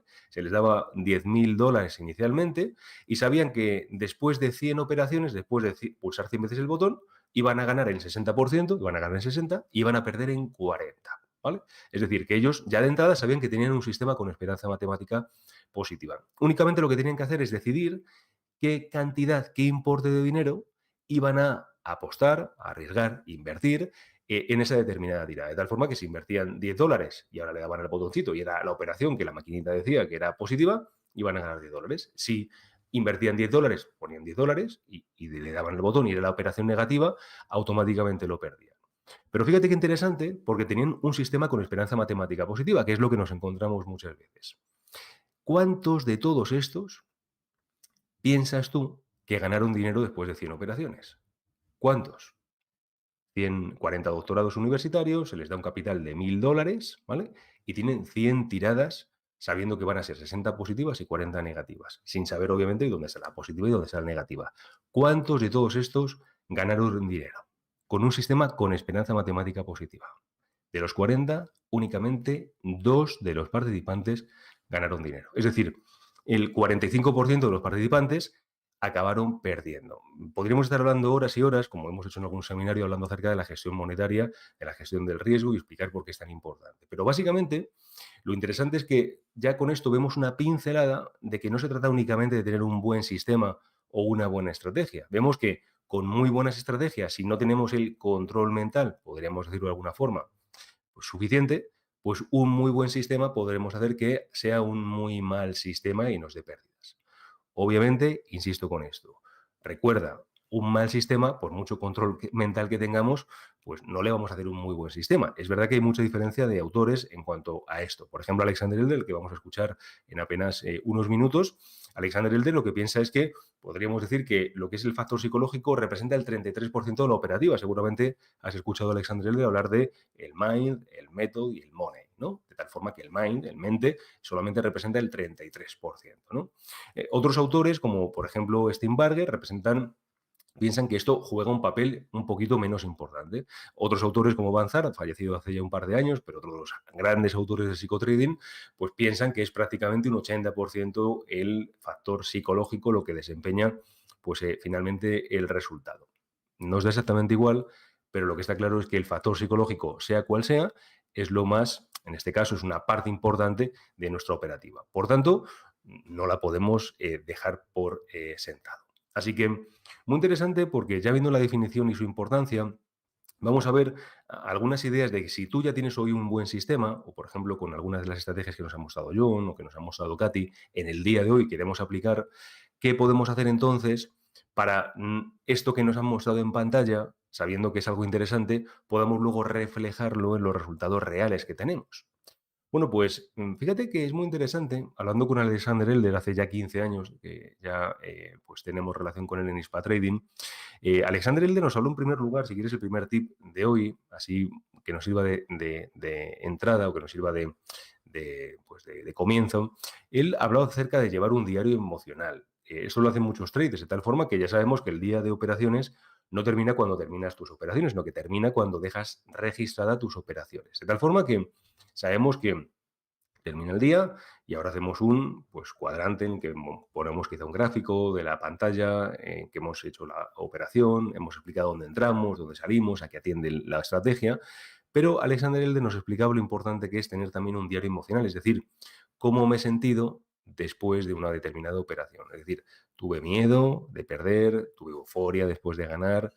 Muy interesante porque registrar estas experiencias nos da un poco la ventana, como bien decimos, a nuestra mente operativa. Al final, es cierto que la gran ventaja que tenemos al hacer esto es que identificamos, podremos decir así, patrones emocionales. Por ejemplo, fíjate para qué te puede servir esto, para tener control mental al operar. Quizá descubrimos que después de 2 operaciones perdedoras, tendemos ahora a operar con demasiado riesgo en la tercera, lo que se llama ahí trading de revancha. O por ejemplo, intentamos hacer muchas más operaciones, sobreoperamos, ¿no? Bueno, con esta idea ahora podemos establecer reglas para evitar esto. De hecho, conocemos a muchos buenos operadores que tienen una muy buena estrategia, que tienen días muy positivos, pero ahora cuando tienen un día negativo, pues completamente se salen de su operativa. Bueno, un diario emocional, podríamos decir, de trading, nos puede ayudar a poder entender esto. Así que, bueno, pues una idea que te puede ayudar a entender pues cómo este proceso de autorreflexión y aprendizaje nos fortalece, podríamos decir, en nuestra inteligencia emocional. Es decir, al final reconocemos cómo nos encontramos cuando realizamos una operación. Algo que es muy práctico, que muchos traders tienen en cuenta. Y bueno, pues una idea que te traigo hoy simplemente para poder mostrar pues lo importante que es esto de tener el control mental. Fíjate qué interesante, porque quizá a lo mejor muchos de los que estamos aquí hoy estás realizando operaciones intradía. ¿Qué sería algo muy interesante que incluyeras también para tu control mental? Bueno, pues podríamos decir que pausas y un proceso de autocuidado, podríamos decir, ¿no? Obviamente, bien sabemos que el ejercicio físico pues repercute directamente en el estado de ánimo, reduce el estrés. Obviamente, si hemos dormido mal esa noche, pues al día siguiente vamos a tomar peores decisiones en cualquier campo y obviamente en una materia en que estamos sometidos a estrés, como la operativa diaria, pues mucho más. Pero es muy interesante que quizá a lo mejor puedas incluir también el hecho de realizar descansos regulares para evitar la fatiga mental. Piensa, por ejemplo, en esto que hacen muchos traders. Muchos traders lo que hacen es, después de 5 o 10 operaciones, o bien después de cada hora, realizan pequeños descansos, algunos de 5 minutos, algunos de 10, bien sea por minutaje, bien sea por operaciones que se acaban de ejecutar. Bueno, pues ¿esto para qué nos va a servir? Pues para poder despejar la mente. ¿Cuántas veces te habrá pasado a lo mejor que después de estar varias horas delante del ordenador, pues uno empieza quizá a bajar la guardia e inventarse más las operaciones que a lo mejor pues no nos hubiéramos inventado al principio? ¿Por qué? Por la carga mental, ¿no? Si hubiéramos hecho a lo mejor descansos programados, pues como cuando uno está estudiando o está trabajando, pues esto nos ayuda a poder tomar mejores decisiones. Y obviamente, pues cuando operamos y hacemos intradía, esto pues produce fatiga mental, ¿no? Así que pues esto es lo que nos muestra y veo ahí algunos comentarios que también pues dan la razón, ¿no? Ahora bien, ¿cuál es entonces? Ya te hemos dado una introducción básicamente de qué es el psicotrading, por qué es importante, algunas dos pequeñas herramientas que debes incluir ya en tu operativa, como es el diario emocional, decimos, y también pues estos descansos regulares. ¿Cuáles son las principales decisiones irracionales que ahora como traders solemos tomar? Cualquier inversor suele tomar. Bueno, pues bien sabemos que estas decisiones irracionales comunes las podemos llamar los sesgos cognitivos, es decir, el pensamiento por defecto que traemos que normalmente nos hace y tiende a que tomemos la peor decisión de las opciones posibles. Te muestro simplemente dos, aunque podríamos estar hablando horas sobre esto, ¿no? Te hablo de la aversión a las pérdidas y te hablo también de la presión de grupo. Te mostraba antes lo que decíamos acerca de Daniel Kahneman y la teoría de las perspectivas.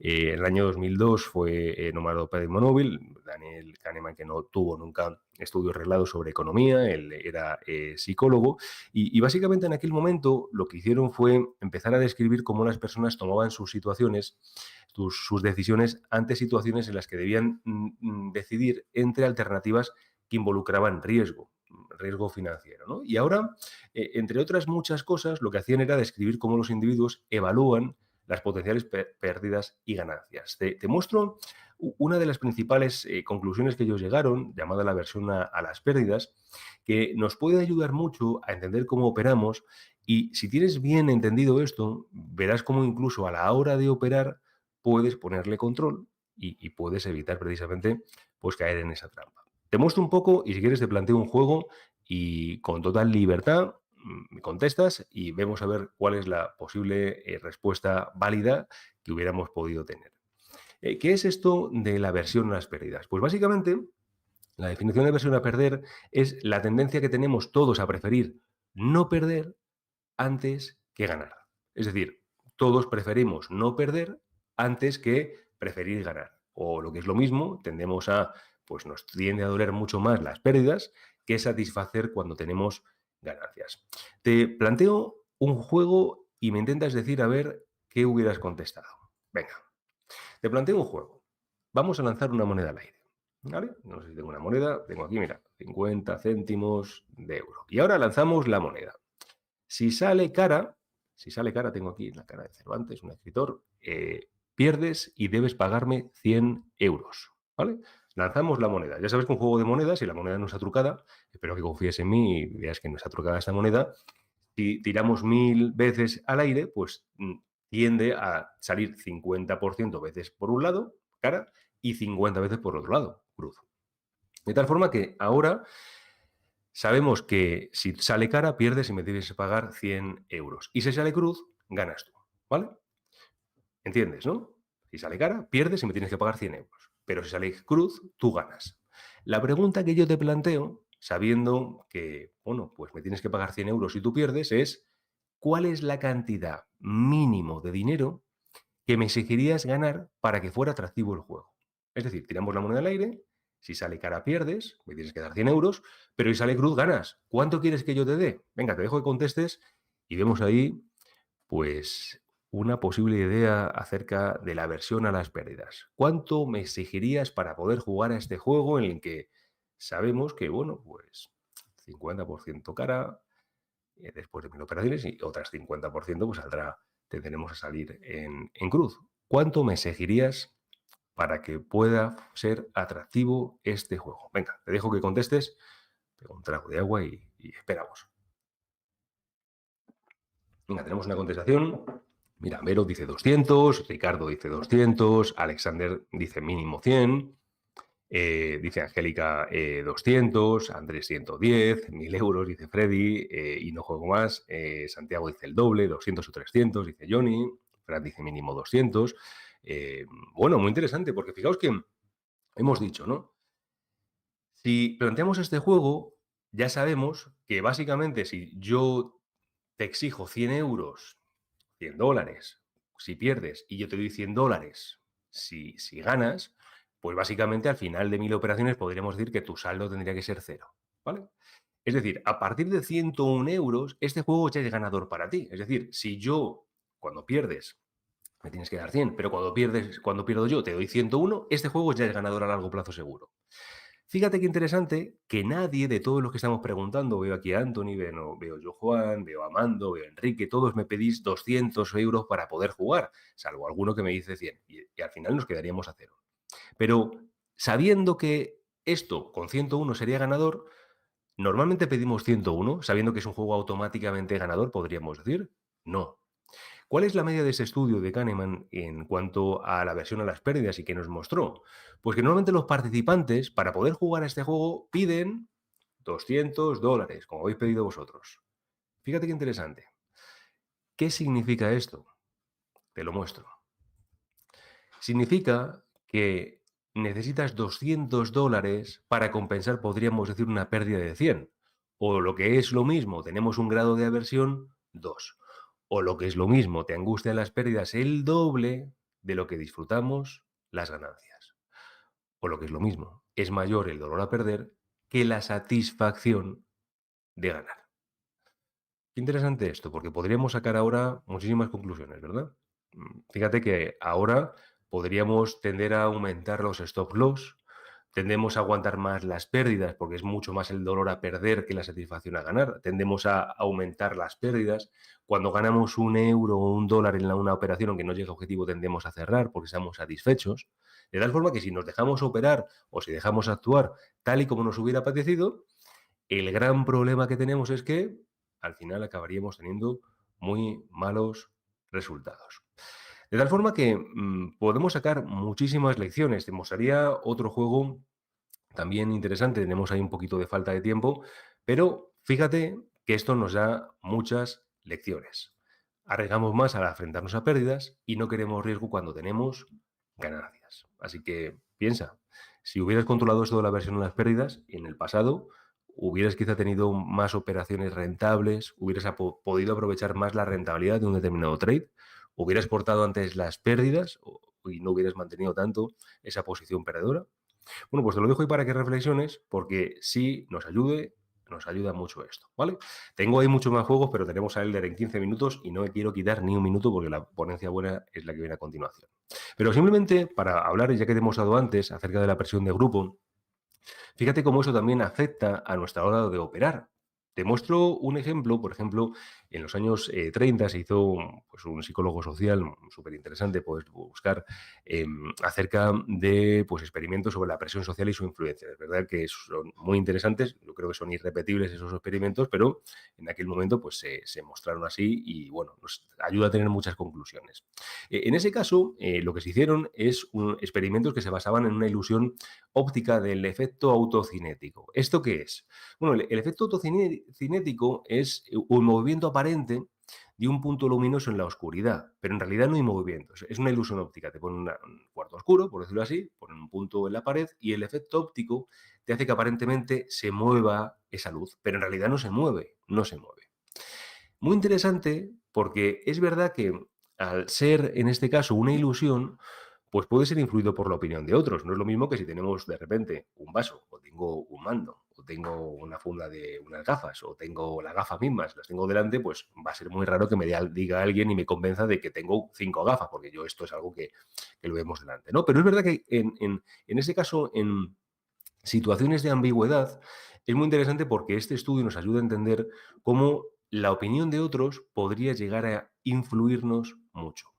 ¿Qué se hizo? Bueno, pues fíjate que vemos como un sujeto se metía solo en la habitación y ahora se le decía, mira, esta luz no se ha movido, o se ha movido un poquito. Pero ahora se metían otros objetos, o mejor dicho, otros sujetos que estaban, por decirlo así, trucados, compinchados para poner a prueba a una persona y decía todo el grupo, no, la luz se ha movido muchísimo.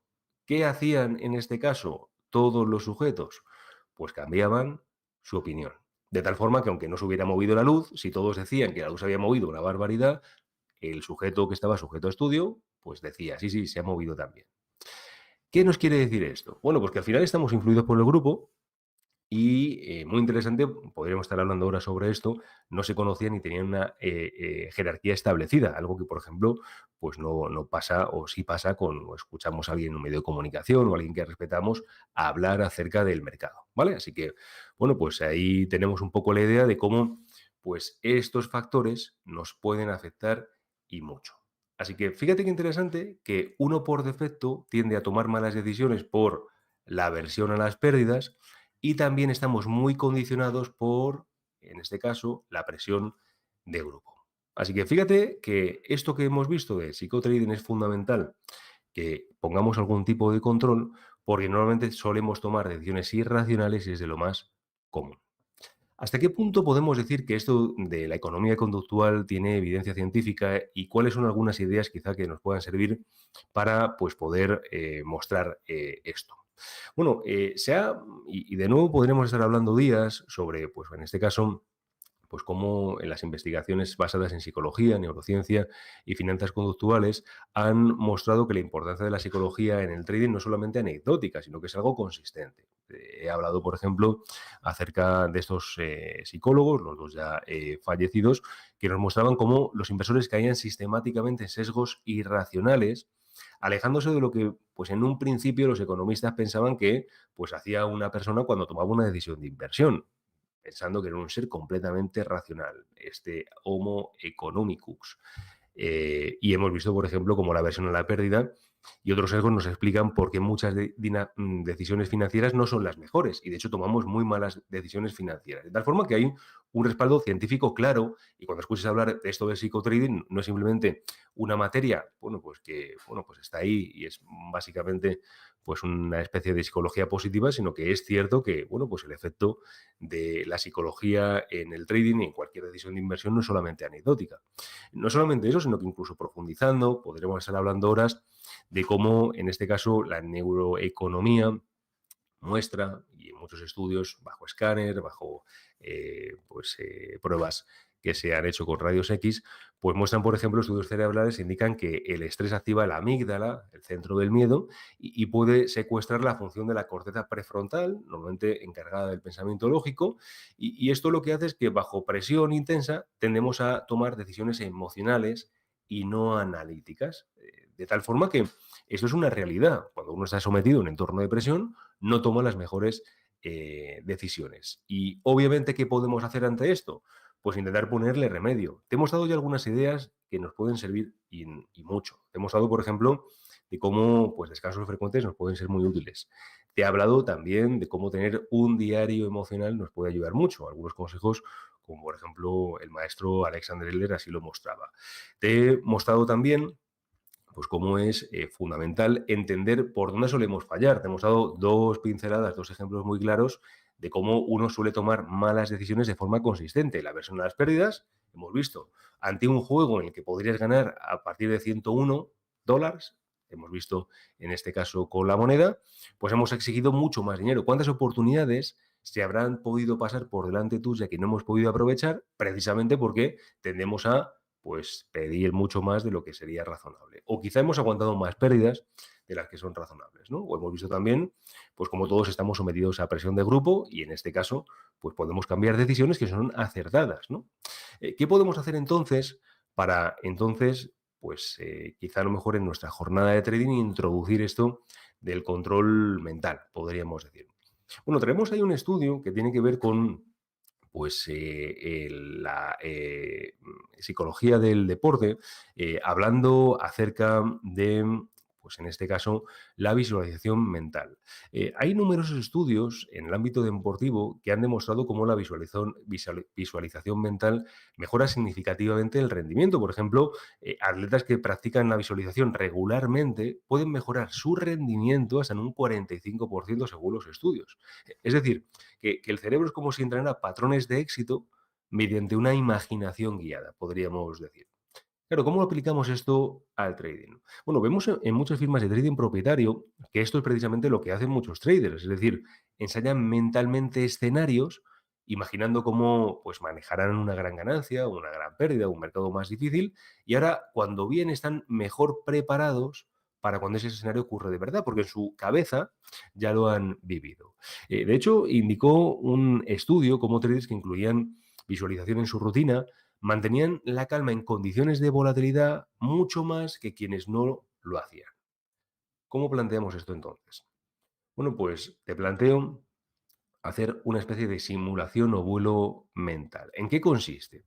Bueno, imaginar con detalle situaciones futuras para poder entrenar nuestra respuesta. Imagínate ahora por un momento un trader que ahora visualiza que es fiel al plan de trading que ha ejecutado. Por ejemplo, cierra los ojos y ahora imagina si el mercado cae un 2% más, yo mantengo la calma y ejecuto mi stop según lo previsto. O ahora visualizar que logra sobreoperar en un día de muchas, que no logra sobreoperar en un día de muchas señales confusas. Y ahora uno simplemente con unos segundos de imaginación ya está haciendo la visualización. ¿Qué podríamos hacer? Que es el plan que muchos traders en firmas de trading propietario cuando ejecutan operaciones de forma manual, discrecional, sí realizan. Bueno, pues cada mañana antes de abrir el mercado, pues con 5 minutos se puede visualizar. Uno, haciendo una operación de éxito siguiendo todas las reglas. 2, viendo que una operación va en nuestra contra y ahora uno respeta el stop loss y ahora lo acepta sin frustración. 3, ahora evitando caer en tentaciones como abrir una posición fuera del plan. ¿Ves que hacer esto de forma regular nos ayuda a poner un enfoque visual sobre lo que vamos a tener después a continuación, ¿no? Muy interesante, ¿eh? Vemos ahí todos los comentarios que estáis ahí mostrando y de verdad que, bueno, pues se ve, ¿no? Que al final es algo que afecta a todos. Bueno, ¿qué entonces podemos incluir más para poder tener este control mental, hablar del psicotrading y tenerlo ahí en cuenta? Pues mira, te muestro algunas ideas que han sido muy útiles a traders que llevan ya décadas en el mercado. En primer lugar, crear horarios y hábitos para evitar improvisar. Un espacio físico, ordenado, cómodo y sin distracciones. Y una estructura que aporta claridad en momentos volátiles, ¿no? Te pongo un ejemplo sencillo. Fíjate que ante el desorden que podemos decir que trae el mercado, lo que necesitamos es tener una rutina estable. Y esto a veces no es fácil porque obviamente cuando estás en una firma de trading propietario, pues obviamente tienes tu espacio, tu mesa, tienes pues todo en un espacio muy claro. Tienes un horario, podríamos decir, definido. Incluso a lo mejor el riesgo no depende de tu departamento, de ti mismo, sino que cuando ejecutas o salta un stop loss diario o semanal, pues ahora no puedes realizar más operaciones. Es decir, que tienes mucho orden dentro del desorden. Pero cuando uno está en casa, todo eso no lo tiene. ¿Cómo podemos entonces hacer? Si no tenemos horario, imponernos horarios. Si no tenemos hábitos, pues definirnos los hábitos, ¿no? Al final todo esto lo que hace es reducir la volatilidad emocional, podríamos decir, ¿no? ¿Cuál sería un ejemplo muy sencillo? Pues comenzar cada día haciendo lo mismo. ¿Cómo podemos comenzar el día? Pues quizá a lo mejor pues leyendo noticias para ver cómo va el mercado. Luego revisamos el plan de trading, cómo se han ejecutado las operaciones, o vemos lo que podemos tener delante, no sé, cada uno algo diferente, pero ves que lo ideal sería tener siempre el mismo orden. También en cuanto al espacio de trabajo. En cuanto al espacio de trabajo, sería muy interesante, pues en este caso, tener algo cómodo, sin distracciones. Pues, por ejemplo, un entorno limpio, pues algo ergonómico. Esto de quizá intentar operar desde el sofá viendo la televisión puede sonar muy bien, pero pues lo ideal sería, ¿no? Pues un entorno pues ergonómico, una buena silla y una iluminación adecuada. Si hace falta pues tener dos pantallas, varias pantallas, es decir, reducir el estrés que nos puede generar, a lo mejor estar simplemente pues con unos recursos más limitados, ¿no? Ves que al final, si estamos con distracciones, el gran problema que podemos tener es que pues obviamente estemos distraídos. Y si estamos distraídos, puede que no ejecutamos ahí, en este caso, la mejor operación, ¿vale? Así que en este caso es fundamental, ¿no? Y luego, algo muy útil, que algo que se tiene con XTB y ya lo tenéis, son comunidades y grupos, ¿no? Pues obviamente participar en comunidades de traders, como aquí estáis haciendo a través del chat, pues puede darnos consejos, nos puede dar pues también ese acompañamiento que necesitamos, ¿no?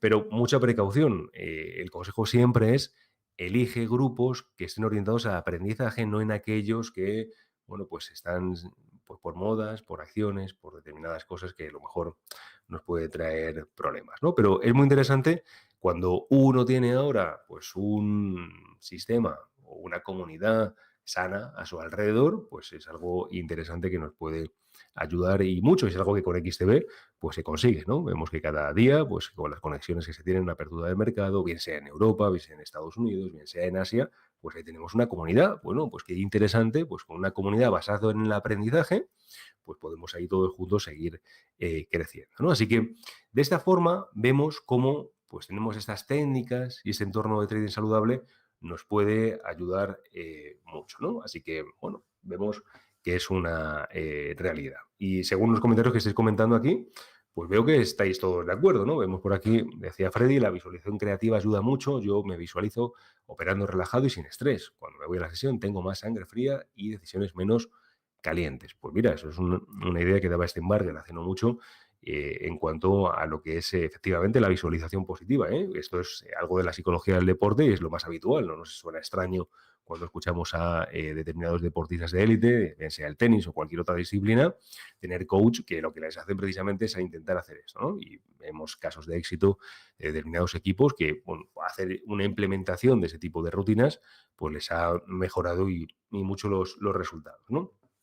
Dice Angélica, en mi caso personal ha sido mi enemigo, obviamente, a la hora de operar, por eso es mejor un plan y respetar un plan, ¿no? Efectivamente, ¿no? Y bueno, es fundamental tener esto en cuenta, ¿no? Y efectivamente, ¿no? El tema de psicotrading y hacer ejercicio y bueno, aquí lo que estáis comentando. Bien, casos reales. Te muestro simplemente uno y si queréis hacemos algunas preguntas, te dejo ahí que podamos hacer algunas preguntas. En el caso, por ejemplo, de Warren Buffett, obviamente un inversor, pues todos le conocemos, no hace falta ninguna presentación ni de su sistema ni de su forma de invertir, ¿no? Pero sí lo que dijo en varias ocasiones es precisamente que para invertir no necesita ser un genio para triunfar, pero sí tener un temperamento que controle los impulsos que hacen a otros cometer locuras. Y esto es lo que él ha defendido, ser capaz de tener paciencia y mantenerse en niveles de efectivo por años y por años, sabemos, hace décadas, incluso de devolver el dinero a sus inversores, porque no veía oportunidades, pero cuando las ve, amigo mío, cuando hay sangre en las calles, como bien se dice, pues ahí se hace la inversión, ¿no? ¿Qué quiere decir esto? Pues que al final, obviamente, el control mental hace mucho, porque una cosa es saber cuándo operar, tener un plan, pero no ejecutar el plan. Por eso es tan importante esto. Te hablaría también de otro trader ya también muy conocido en los años 80 y 90, pues Marty Schwartz, en el que, bueno, pues hablaba acerca de la importancia de controlar el ego. Él tiene un libro que explica un poco de esto y era uno de los autores de los traders que también tiene un diario emocional, un trader que por cuenta propia no llegó a trabajar en ningún banco de inversión conocido, pero por cuenta propia acabó ganando millones de dólares con sus técnicas. Básicamente lo que él explicaba era que en sus inicios solía aferrarse a posiciones perdedoras por no querer admitir un error, lo que le costó mucho dinero. ¿Qué hizo? Pues lo que hizo fue cambiar en su enfoque. Él decía, para ser un buen trader debes operar sin ego. Esto significa que no puedes permitir que el orgullo te permita acordar una pérdida o te haga sobreexponerte para demostrar que tienes razón. Conversaciones con, en este caso, Larry Williams, con Timothy Sykes, con los grandes autores que hemos tenido en estas últimas décadas, que hemos siempre entrevistado para Trading, nos mostraban que eso es una constante, ¿no? Una realidad que nos muestra que esto es así. El hecho de, bueno, pues no tenemos que tener solamente un sistema, sino que un muy buen sistema se puede convertir en un muy mal sistema si no lo ejecutamos bien. Así que ya sabemos que básicamente esto es que el éxito no depende solamente de la estrategia, ¿vale? Fundamental que tengamos esto en cuenta. En otras palabras, debemos tener inteligencia emocional financiera. Y es tan importante como el análisis técnico o el análisis fundamental. Bueno, que hemos visto en esta ponencia, antes de dar paso a Mr. Alexander Elder, pues hemos visto que el psicotrading es algo importante. Hemos visto que es una disciplina pues, que une la psicología con las finanzas y demostrado el ejemplo de estos 40 doctorados universitarios, pues que a pesar de tener un sistema con esperanza matemática positiva, acabaron perdiendo dinero. ¿Por qué? Por no tener por decirlo de alguna forma, control mental, ninguna herramienta técnica práctica para mantener la calma.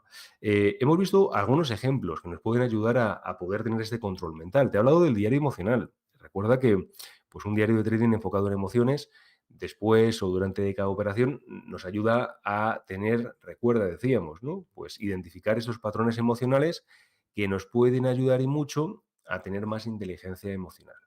Una de ellas, pero te he hablado también, ¿recuerdas?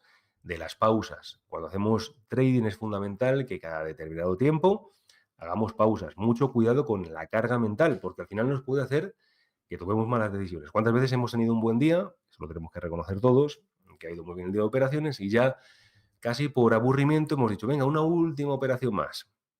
En esa última operación se perdió lo que en varias operaciones es lo que en todo el día. ¿Qué había pasado? No habíamos tenido pues esta higiene mental, podríamos decir. Te hemos dado que es fundamental que tengamos esto en cuenta porque estamos hechos para pensar mal. Te hemos dado dos sesgos cognitivos, aversión a las pérdidas y la presión de grupo. ¿Te acuerdas del juego? Un juego que a partir de $101 hubieras ganado dinero. ¿Cuánto me pediste? Me pediste 200, recuerda. ¿Cuál fue la lección de todo esto? Pues recuerda que la lección fue que necesitamos $200 para compensar una ganancia o una pérdida de 100. Esto significaba que es mayor el dolor a perder que la satisfacción de ganar y te mostré que esto pues, puede darnos muchos problemas porque tendemos a aguantar más las pérdidas y en este caso cortar las pérdidas, las ganancias rápido. Pero luego te acuerdas también que hablamos acerca de cómo la presión de influencia social pues también nos puede jugar malas pasadas. Así que mucho cuidado con esto, porque sí o sí vamos a tener ahí pues muchos problemas con esto. Hablando acerca de la evidencia científica, hemos hablado, por ejemplo, cómo pues hay estudios más que de sobra, como pues en entornos de estrés estamos hechos precisamente para tomar decisiones emocionales. Y te he mostrado, hablando acerca de la disciplina deportiva, cómo ejercicios de visualización nos pueden ayudar y mucho a poder tomar pues mejores decisiones. Por ejemplo, cada mañana antes de empezar, antes de abrir el mercado, cómo puedo hacer una operación de éxito, cómo en ese caso que me salte el stop, cómo puedo actuar, cómo puedo en este caso seguir las reglas y no pues tomarme licencias y ahora pues adelantarme a operaciones que en realidad no existen. Hemos hablado acerca de crear rutinas estables, es fundamental. También un espacio de trabajo optimizado, acuérdate, fundamental. Y por supuesto una comunidad y grupo pues como el que tenemos con XTB nos puede ayudar mucho a poder seguir creciendo y en este caso a pues conseguir pues lo que hemos visto, ¿no? Con casos reales de operadores que tenían un muy buen sistema, pero también lo que hacían era tener una muy buena disciplina mental, ¿vale?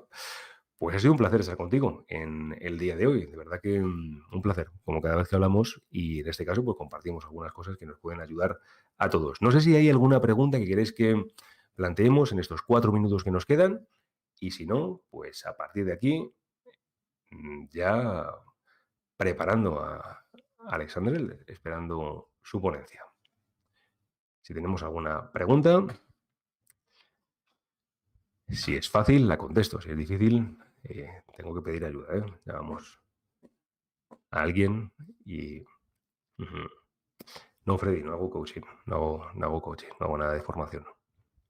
Nos podemos ver martes, miércoles y jueves en la conexión europea, ¿vale? Conexión europea.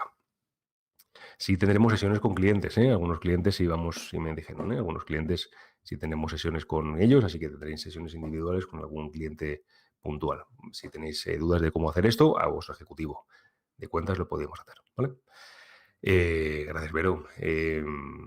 Gracias, Cristian. Daniel, bueno, un plan de trading, básicamente al final se trata de saber dónde entrar, saber dónde salir, saber cuánto arriesgar cuando voy a realizar un trade. Y en este caso después, lo que tenemos que tener en cuenta es, decíamos, ¿no? Un diario emocional, como bien comentábamos, ¿no? Pero es fundamental. Un plan de trading se basa en 3-4 líneas, explicar cómo entro y cómo salgo, ¿vale? No es lo mismo, opciones binarias que futuros. Perfecto, Cristian, psicología sobre apalancamiento de estaciones y demás, efectivamente. Gracias, Giovanni. Tania, pues ya hemos visto, es tan difícil precisamente porque estamos hechos para tomar malas decisiones. Estamos hechos muy bien para correr quizá e intentar cazar algo, pero no para tomar decisiones financieras. Eso lo tenemos, gracias, Freddy, por los comentarios, gracias. Daniel, vale, gracias, Esperanza. Pues por mi parte nada más. Ha sido un auténtico placer estar contigo. Ya sabes que nos vamos viendo como siempre en XTB, en el canal de XTB Latam. Nos vemos los martes, miércoles y jueves con la conexión europea. Nos vemos también en Método Trading y por supuesto pues nos vemos también en ISPA Trading. Ya sabes, la revista que edito y que puedas seguir buscando también la sección revisas en Método Trading, ¿vale? Pues un placer estar contigo, nos vemos y a disfrutar de la siguiente ponencia, que es el plato fuerte del día de hoy. Hasta ahora, cuídate mucho.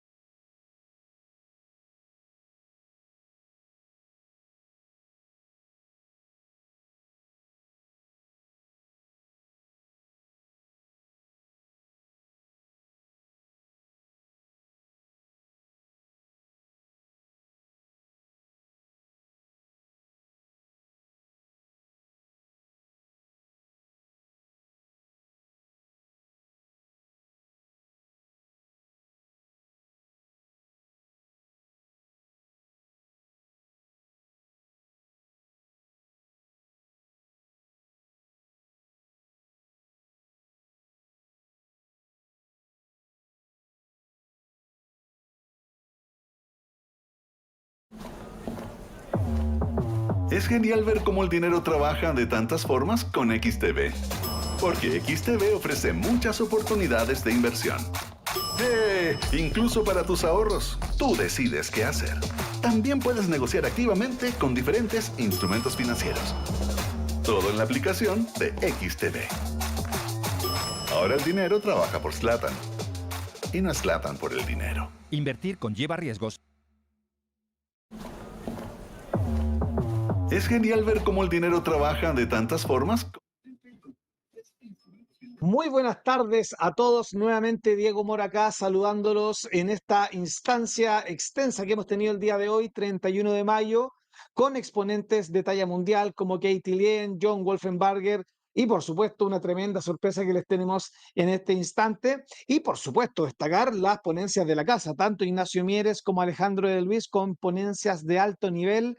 Ha sido una instancia muy enriquecedora en términos de análisis técnico, gestión del riesgo, psicología del trading, rigor operativo, todo lo que ustedes ya conocen que hacemos constantemente. Así que yo por mi parte muy contento de lo que estamos haciendo el día de hoy. Previo a la presentación de nuestro próximo invitado, quiero recordarles algo muy interesante. El productor ahí en el chat del canal de YouTube les va a dejar un link fijado con los beneficios de la apertura de cuenta con XTB para clientes nuevos que ingresen a través de este seminario. Va a estar disponible ahí el link para que si te abres una cuenta de trading con XTB y obviamente la activas con algún capital, vas a tener acceso a un seguro contra pérdida. Si quieres operar sin riesgo, si quieres conocer el mundo del trading de corto plazo, ábrete una cuenta con el link que está fijado en el chat y de esa manera podrás operar sin riesgo por una semana hasta, por supuesto, un cierto límite de $200 dependiendo del monto del depósito. ¿Cómo funciona esto? Muy sencillo. Tú puedes transar en los mercados financieros y si eventualmente llegases a tener una pérdida, XTB te compensa esa pérdida para que puedas operar sin riesgo hasta una semana después de abierta la cuenta. La mejor manera de iniciarse en los mercados, si es que no tienes experiencia y quieres comenzar de menos a más. Habiendo dicho eso, me gustaría presentar a una leyenda del mundo del trading, me gustaría presentar a un maestro del trading cuyo libro principal ha sido traducido en más de 70 idiomas a lo largo del mundo, de formación psiquiatra, especialista en todo lo que tiene relación con gestión del riesgo, psicología del trading, principal referencia del mundo del trading. Muy bienvenido, Dr. Alexander Elder. Welcome here, Dr. Elder. It's such a pleasure having you here in this LATAM community. I know you have been here before, but this is the very first time for our Latin American community. So welcome here. I'm pretty sure you have the most amazing things to share with us. So welcome. How are you? Thank you very much. Thank you, Diego, for this kind introduction. Hello and best wishes from New Hampshire. I'm just looking at the computer, trying to see where. I think that, okay, something is happening with the camera. In any case, thank you for inviting me. I was in Chile just a few weeks ago. Greatly enjoyed it, but revisiting now online. I wish I could deliver this presentation in Spanish. Muchos años antes viví en Islas Canarias para 5 semanas, estudio español, pero no recuerdo mucho. Yo soy un perro, yo comprendo poquito, pero no hablo mucho. Very good Spanish. Thank you. So we'll have to do it. We'll have to do it in English, but of course, English is the language of the markets, and so most traders speak English. So I hope that people will understand me. We don't have a lot of time, so I will try to use this 1 hour that I have with you as constructively as I can, and I will give a brief presentation, and then I think we will take a lot of time with questions and answers. as you mentioned, I wrote a book called The New Trading for a Living, translated into 17 already, and soon to be 18 languages. All the big European and Asian ones, French, German, Spanish, Portuguese, Chinese, Korean, Japanese, etc., etc. Now we're going for small languages like Turkish and Romanian. I saw some of your presenters wore ties. You know, I tried trading with a tie and without a tie, and I noticed that my results did not improve if I put on a tie. So today I'm speaking to you in the same manner in which I sit in my office and trade every day. I'm actually speaking to you from my office in New Hampshire. It's very peaceful here. I look out of my window. I can see about 20 kilometers, and there is not one house there. So it's a great place to concentrate, great place to trade, great place to just be concentrated on trading. So that's and as you said, I began a long time ago. I went to medical school. I graduated. I became a psychiatrist. I taught at Columbia University psychiatry, and then gradually became more and more involved in trading. And now this is what I do full time. I'm in front of the screen every day. I don't necessarily sit in front of the screen, but I don't go far away from it. Usually very busy in the morning, because then as the day goes on, things start working out. Just look at it every 10 minutes, every 5 minutes to make sure I don't miss anything important. 1 second, I'm trying to move the slide, and the slide is not moving. What's happening? Here it is. So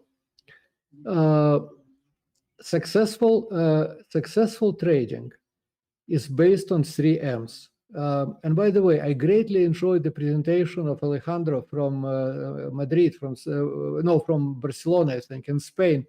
Very, very good presentation on psychology of trading. I enjoyed listening to it.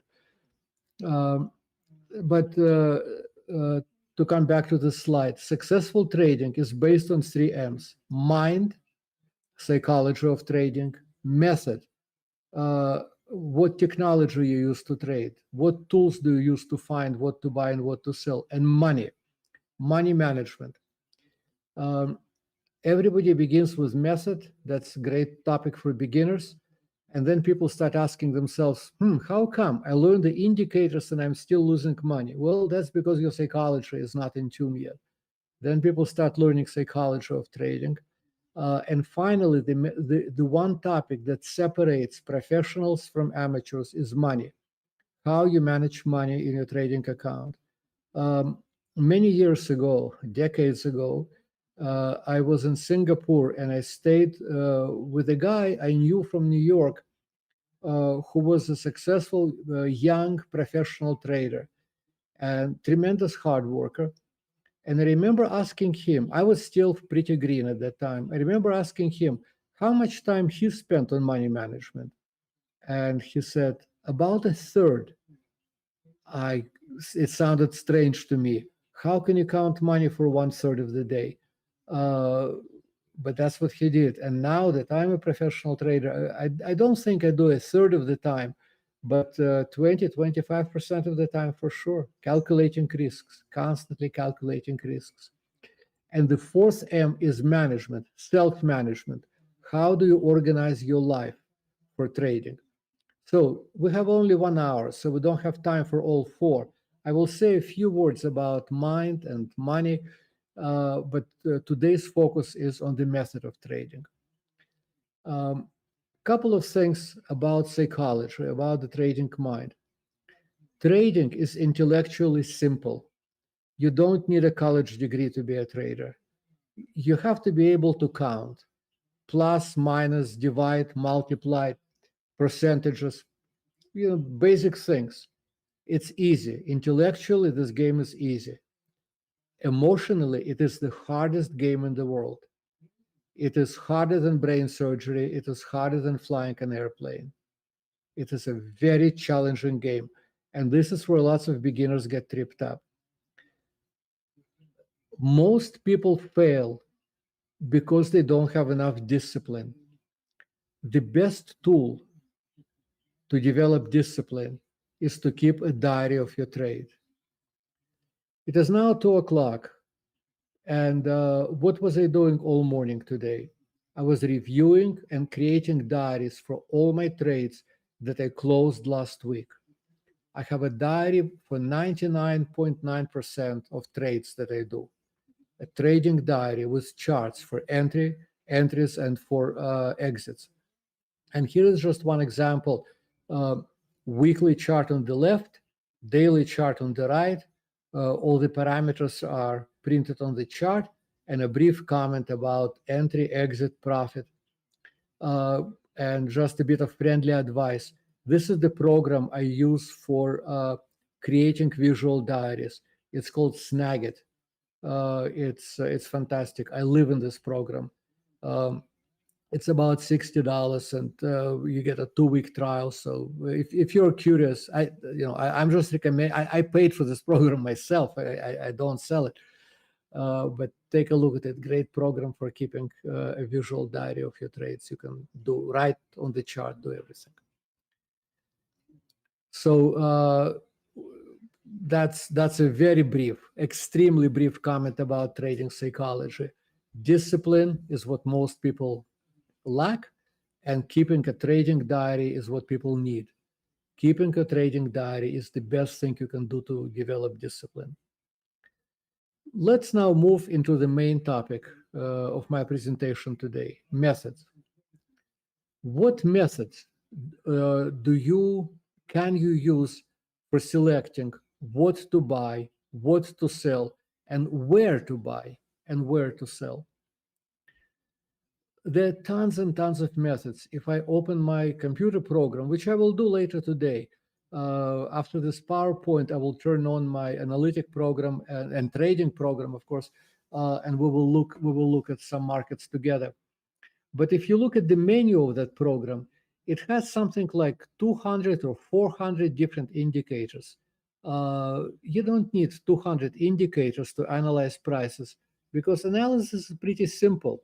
You have only 5 numbers: opening price, closing price, top price of the day, bottom price of the day, and volume. That's all, 5. You don't need more than 5 indicators.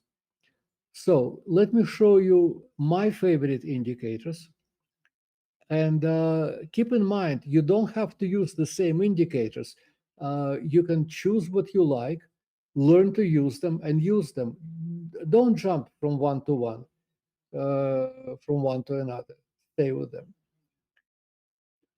Before we get into indicators, which I like to use, here is a chart and a comment. What are charts? What are our charts?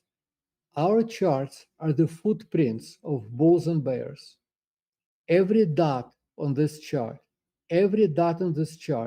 reflects a meeting of a buyer and a seller. And the buyer and the seller are not standing alone against each other.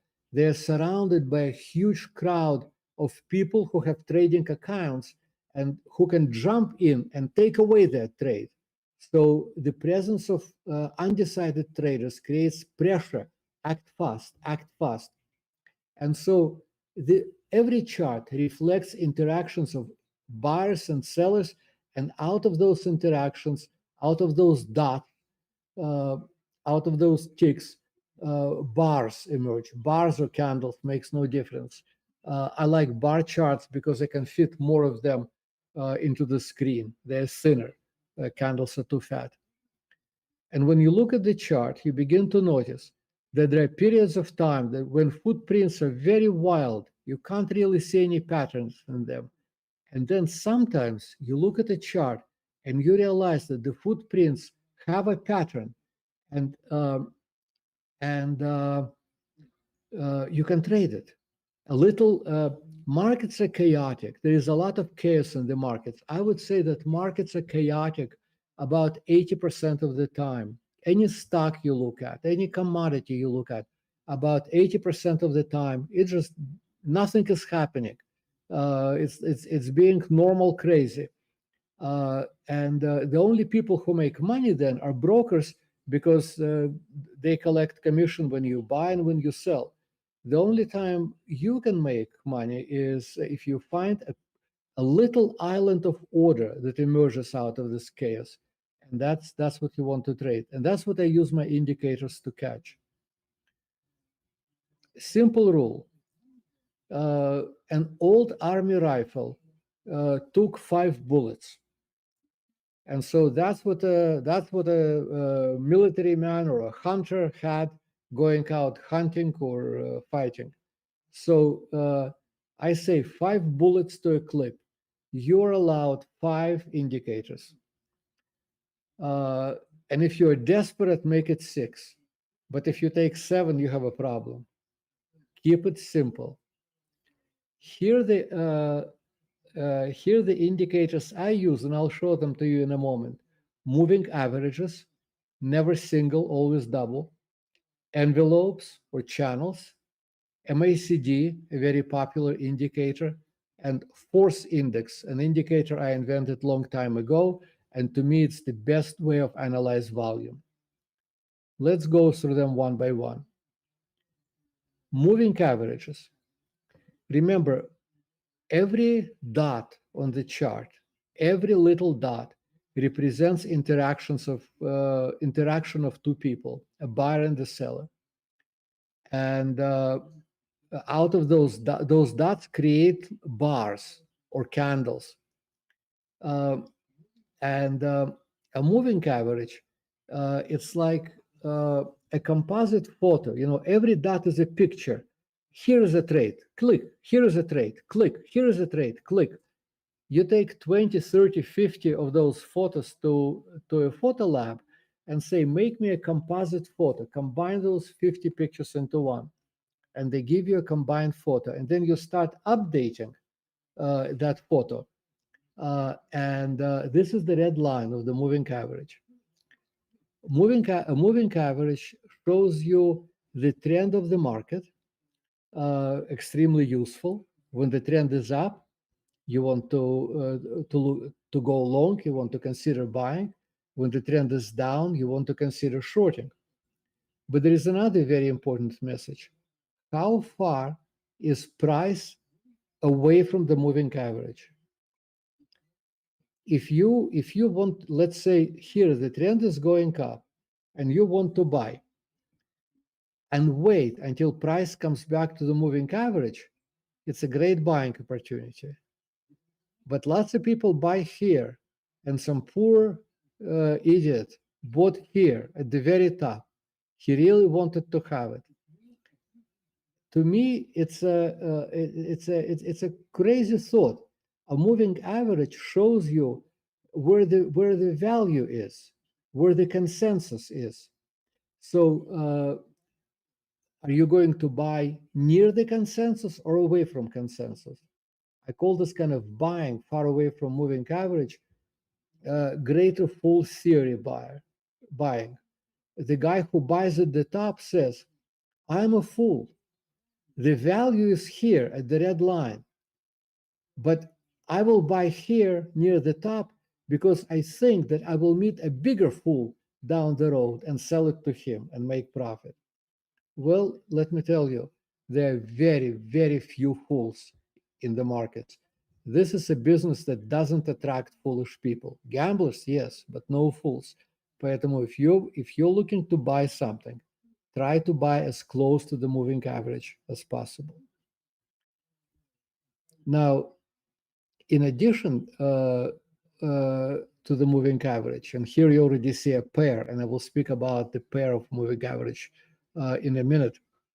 You also see a channel. You can draw a channel around the slow moving average.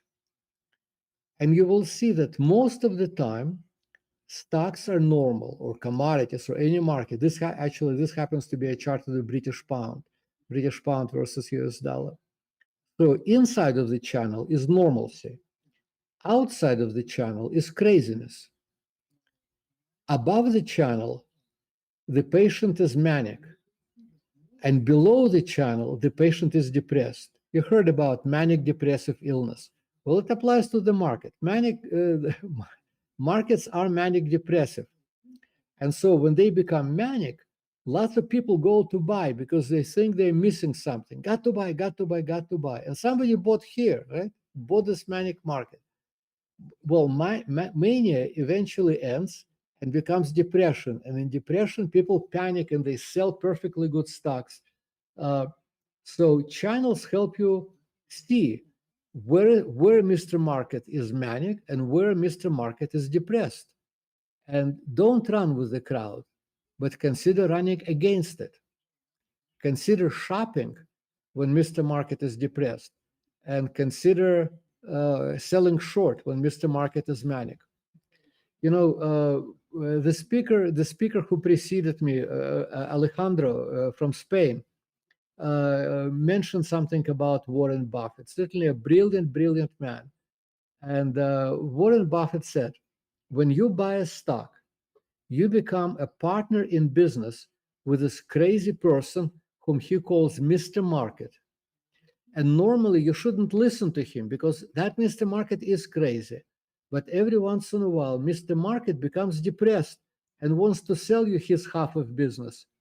And when he is depressed, you should buy it.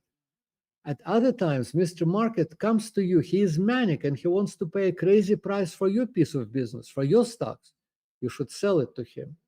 So how does Buffett define depressed and manic? It's fundamental analysis, but I do it using technical analysis, using channels, an extremely useful tool. So any chart that I look at will have a pair of moving averages and the channel. Why a pair of moving averages? This is really the key to my approach to trading. It is very important to understand that there are two concepts in the market, price and value. Everybody knows price. You're looking at the stock, you can look at the right edge and see what's the price of the stock today. Here you see the price. Price is easy. But what is the value of this stock? What is the value of this commodity? What is the value of this crypto? What is the value?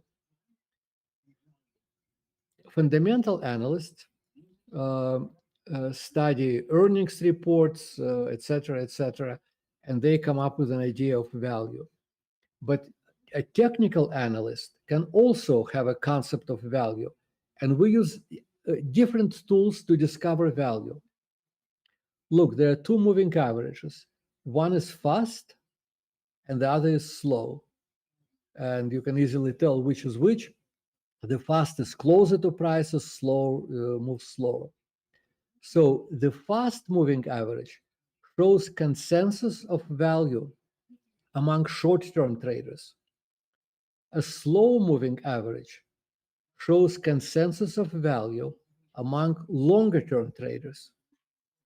And I call this space between fast and slow moving averages the value zone. This is the value zone. When prices are above value and the trend is up, I wait for a pullback into the value zone to buy. When prices are falling and then there is a little rally and price comes back into the value zone, I hit it on the head with a short sale. Value zone helps me decide where to trade in the direction of the market trend, where to buy in an uptrend and where to sell short in a downtrend. I also use this value zone for a different purpose, completely different, 180 degree different. And actually I do that most of the time. Some people like trading trends.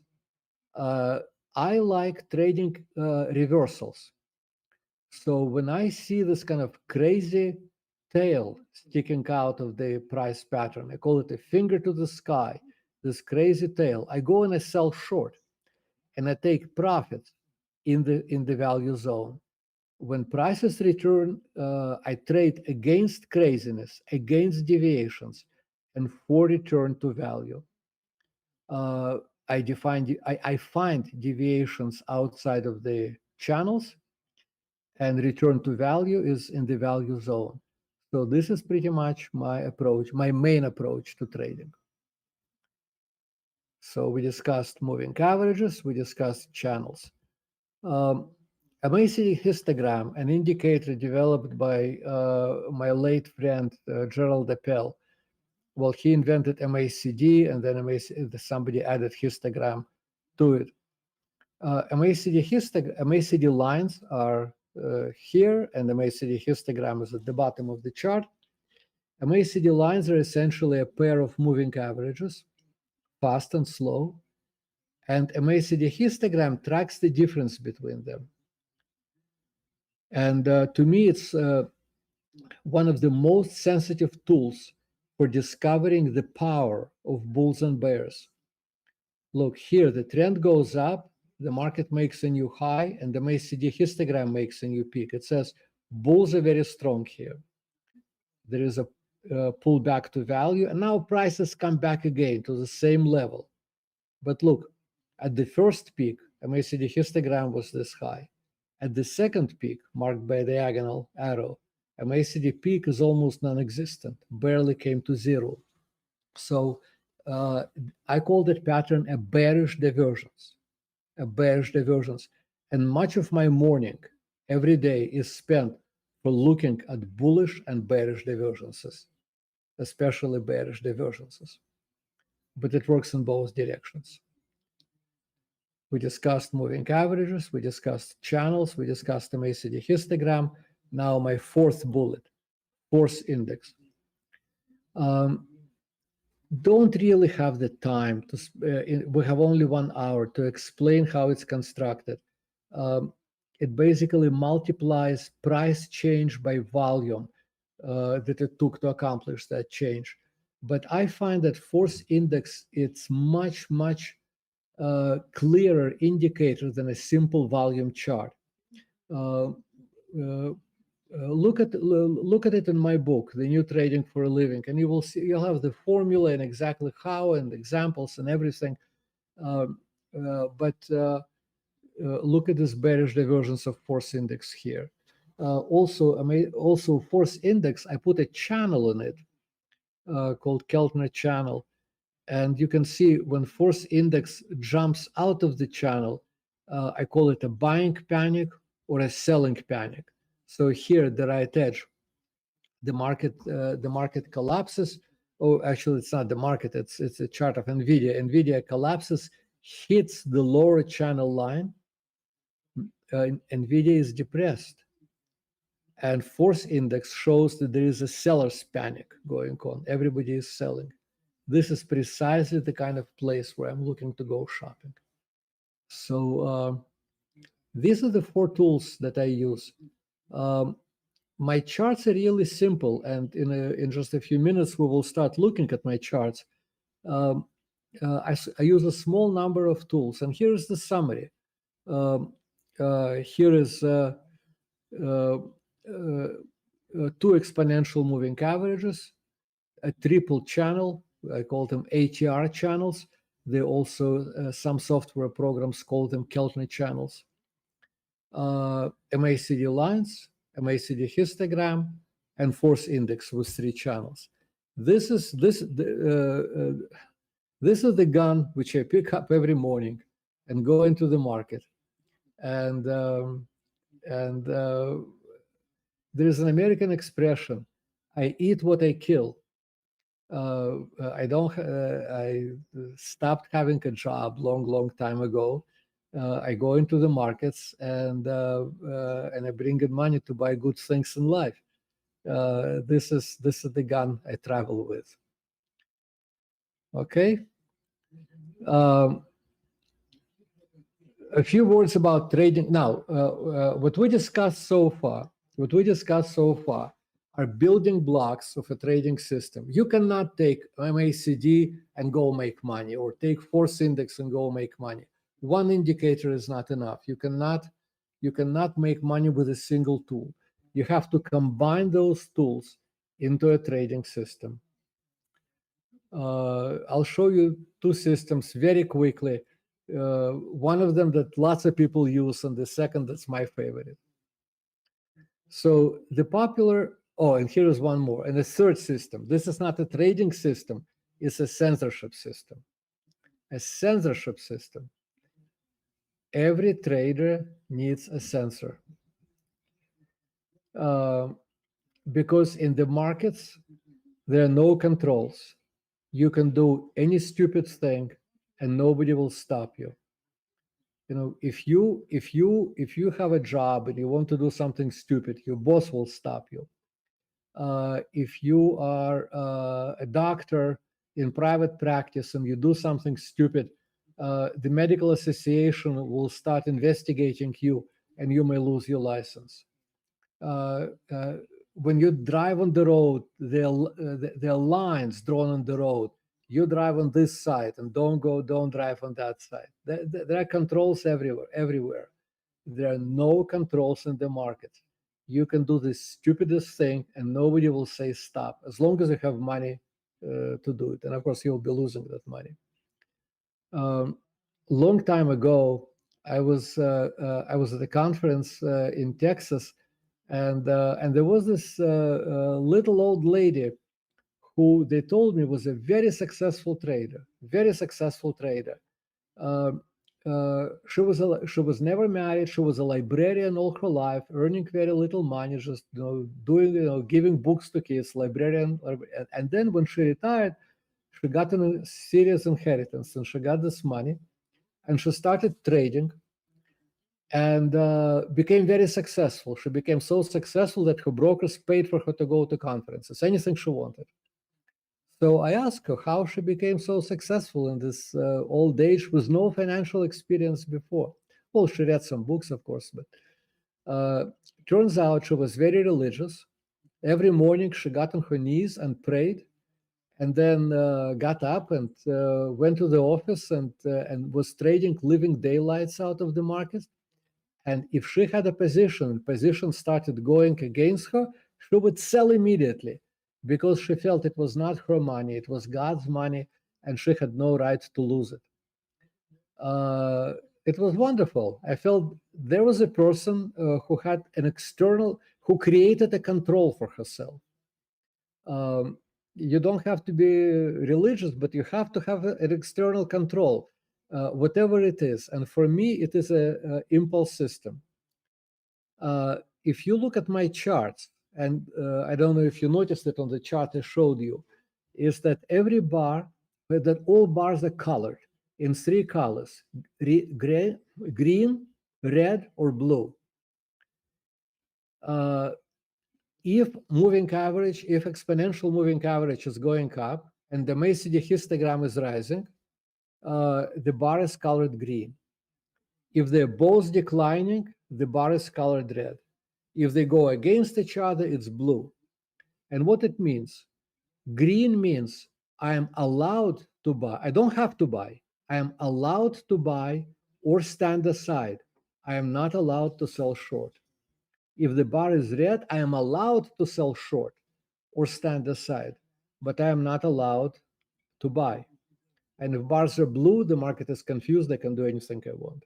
So this is my censorship system, the impulse system. By the way, everything I talk about is described in my book, The New Trading for a Living. Go to the library, borrow it, and read it. Trading systems now. Pull back to value. That's what everybody likes doing. Here is a stock declining. And look, in the middle of the decline, it comes up to value, hit it on the head, short. Comes up to value, hit it on the head, short. Now the trend changes and the price goes up. Moving average is rising, price comes back to the moving average, pull back to value, buy. Pulls back to value again, buy. That's a popular system. But I like to stand aside. I like to do something different. And by the way, you see this impulse system here? Red bars, I'm allowed to sell short, not allowed to buy. Green bars, red bars again. So I've heard somebody at the conference saying green means buy, red means sell. No, it doesn't mean that. It's not a trading system, the impulse system. It's a censorship system. Green means don't sell short. That's all it says. In any case, this is my favorite system, false breakout with the diversions. Look at the stock. It goes down and makes a low here at 21.52, rallies away from it, comes back and makes a lower low, 21.37. This was the power of bears at the first bottom. A break, and this is the power of bears at the second bottom. Do you see the difference? Doesn't jump at you from the screen. How at the first bottom, bears were extremely strong. Then there was a crossover. I call it breaking the back of the bear. And now bears trying again. And they do push prices lower, but there is no power. And this to me is a great buy signal. Buy and flow to the top of the channel. False breakout with the diversions. I do the same thing in reverse at the top. So sell short using the system. To me, this is candy. This is where this is worth looking for. So to summarize, we talked about psychology of trading. Keep a diary, and then I showed you my 4 favorite technical tools: moving averages, channels, MACD, and force index. And I gave you a quick look at a couple of trading systems. So what I will do now is I will briefly pause this presentation, and I will switch to TradeStation, which is a program I use. It's a high-end program considered popular among professional traders, but you don't have to use TradeStation. There are lots of it's very American also. It's very difficult to use it abroad, but there are many other good programs out there, and I'm sure you can find one. In the meantime, Dr. Elder, One second, let me just switch. I'm afraid I can lose my attention, concentration, or whatever. Okay, do you see the chart now? It is loading. Yeah, we see it. Okay, very good. All right, go ahead. Sorry, I interrupted you. You had a question. No, of course. Please go on. Please go on. Yeah, I was referring if you needed more time to show up the chart, but it's already loaded. So please continue. Well, thank you for your lesson yesterday. Yesterday we had a long time loading, but I listened to your instructions.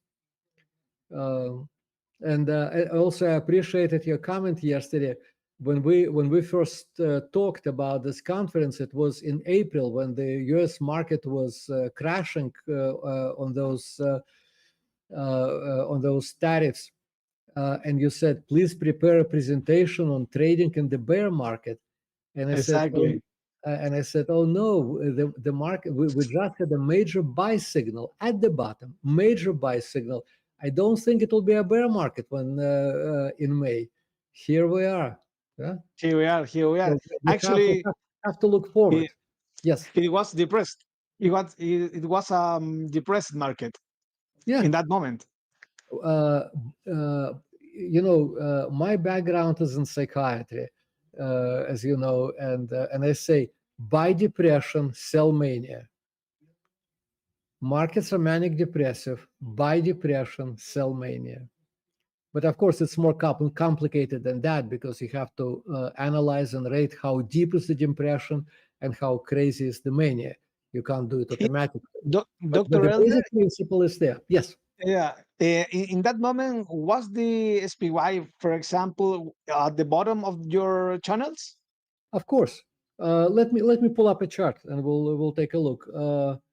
I will pull up a weekly chart of the S&P. So when we spoke, you see this yellow bar? below the channel? Yeah. You see it, right? Yeah, we see it. Yeah. So Mr. Market was, would you say, was normal, manic, or depressed? Extremely depressed. Yeah. And what do we do when we see depression? We need to buy. Yeah, that's right. We don't want to buy. We buy. Yeah, Want is actually not buy. enough. We buy. And if we travel to the right edge, what mood is the market now? What do you say? Well, it looks to be some farther space to hold this buying. Well, it's getting happy. It's getting happy, and but it's in a dangerous zone. You see, there is a line of resistance here. So that's the historic peak in the market. So the market is under the peak, and MACD histogram is rising. That's good. But take a look at force index. You see, it's starting to show that the force is beginning to weaken a little bit. So it basically says, be careful, be careful, be careful. The best shopping time is behind us. We need a time machine to go back to April and buy there. Now is the time to be much more careful. Okay. So let's ask our participants. I have a complete American database for stocks, very few futures and almost nothing for international markets. That's what keeps me busy. I don't need to go overseas to go to other things.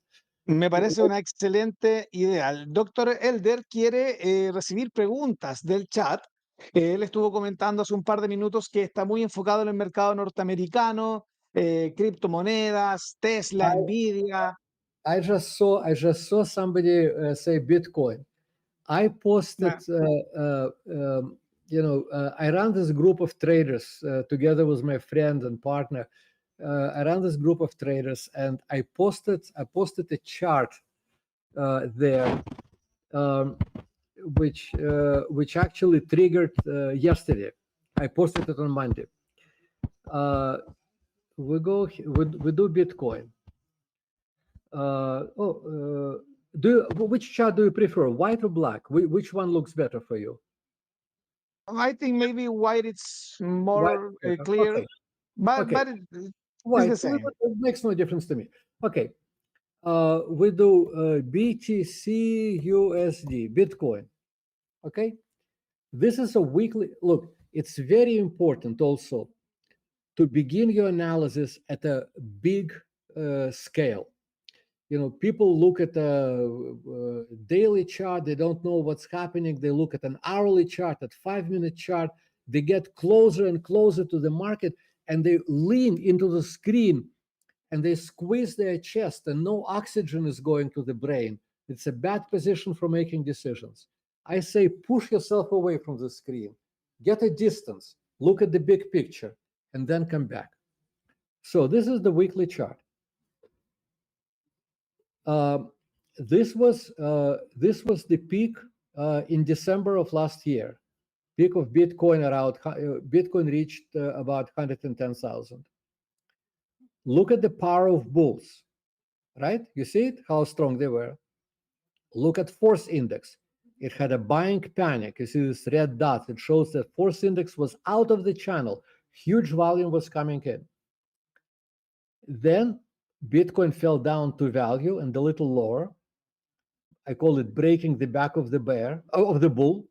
And you can see it was a bad break, very deep. And now, in the last couple of weeks, Bitcoin came to a new record high. Everybody's buying. Everybody's buying. But look at MACD histogram. Compare the height of MACD histogram in December and now. And the MACD histogram, I don't know how well you can see it here. Let me blow up this chart. MACD histogram has ticked down. And look at the divergence of force index. This was the volume. This was the force in November, December. And this is the force now. So we have a very serious top in Bitcoin here on the weekly chart. Very serious top. And for those who want to go shopping for Bitcoin, I would say around 90,000. That's the target. Maybe lower, maybe 85,000. That's the target. That's the target for this baby. Now, the weekly chart is for strategic thinking. Now we can look at the daily chart. On the right is a daily chart of Bitcoin, and you can see how Bitcoin pulled back into value zone. MACD histogram is down, force index down. We will probably have a little rally from here, but from here the daily rallies need to be shorted, because the weekly chart on the left says this is a serious stop. It's going to get ugly. It's going to get ugly for those who buy now, but for those who have patience, there is a very attractive buying opportunity several weeks or a couple of months from now. That's Bitcoin. Next topic. I have a question, Dr. Elder. Yeah. When the floor is decreasing, but the price is still going higher, how do you decide to it's time to sell? Because the price is still rising up, but the force regarding your indicator is losing force. So how But do the we price is decide? not, Diego, the price is not increasing. Look at this chart. You see how No, it's in an eventual. no. Look at the last pricing. bar. Look at the green bar. We're looking at the weekly chart. Green bar, second from right. Second bar, the week before last week. Strong rally, record peak. Last week, Bitcoin opened high, and it's been sliding all week, and it closed at the low of the week. So the trend has turned. The trend has changed.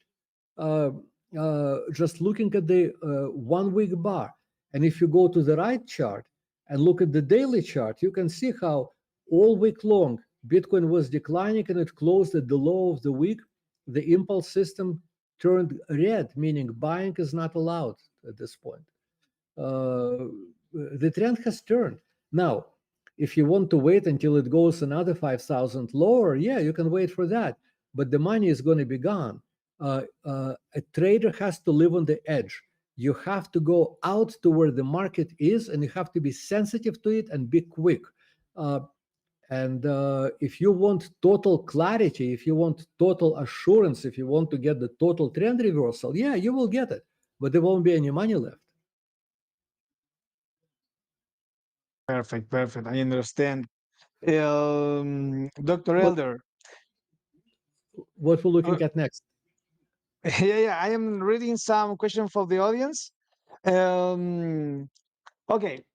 This is a pretty basic question, but I would like to go deeper on this. Will you like to trade on S&P, Nasdaq, or Dow Jones?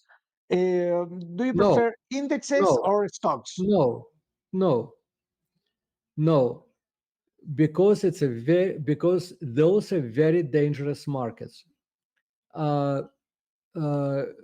S&P, Nasdaq, Dow Jones, these are huge liquid markets, and big institutions which have the best research and the best traders and the best equipment and the fastest data.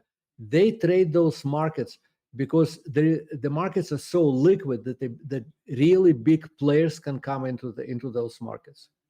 And so when you trade S&P, Dow Jones, Nasdaq, and whatnot, you're trading against the very smartest and best and biggest competitors.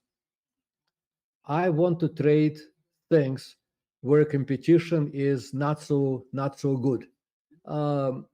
So stocks, and especially and not the biggest stocks, but smaller stocks that gamblers like, that GameStop. You remember how GameStop? Yeah, of course. Yeah. Well, The meme stocks.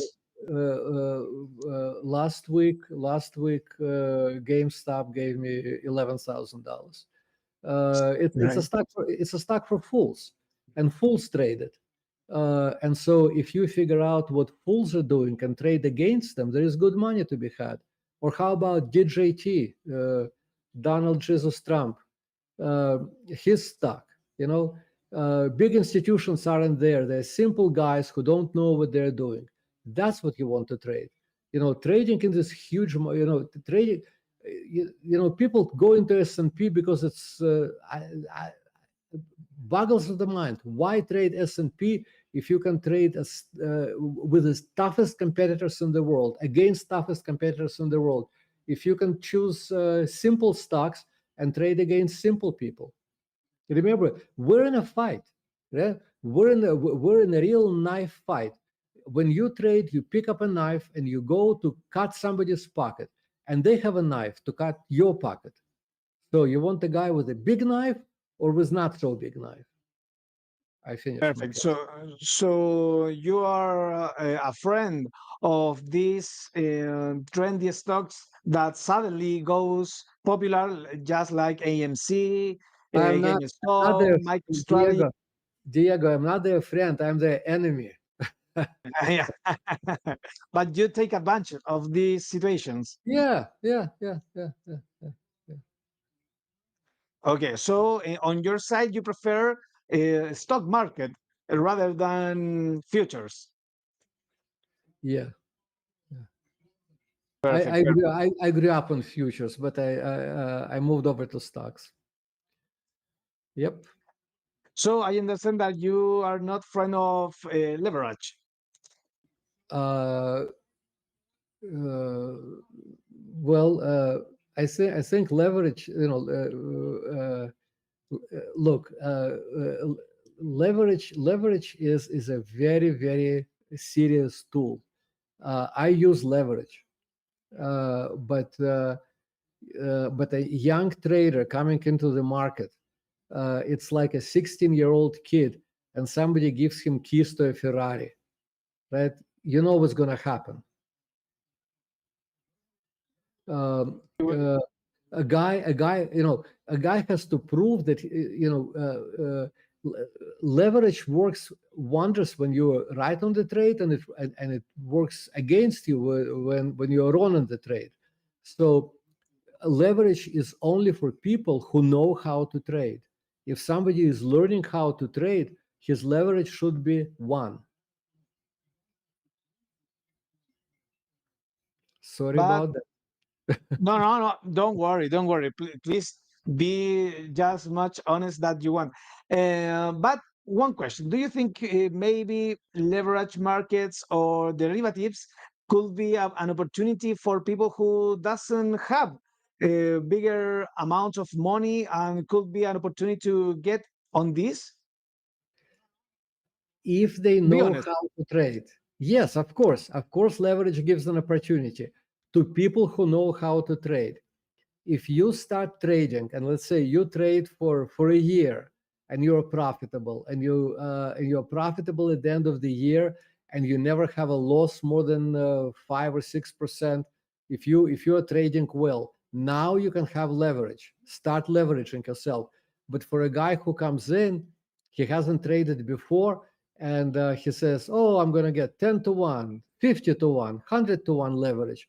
I say, take that money and go to Las Vegas. At least in Las Vegas, he will get free drinks. But the end result is going to be the same. Great.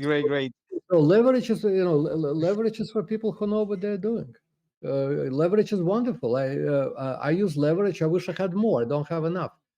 But I can trade without leverage and make money, right?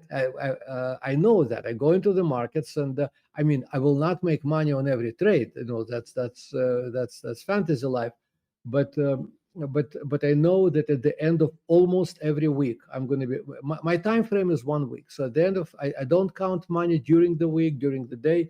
I count it on a weekend. I was counting my money before this talk earlier this morning. Put me in a good mood. But if you can prove to yourself that you can trade without leverage and make money, then you can use leverage. Of course, why not? But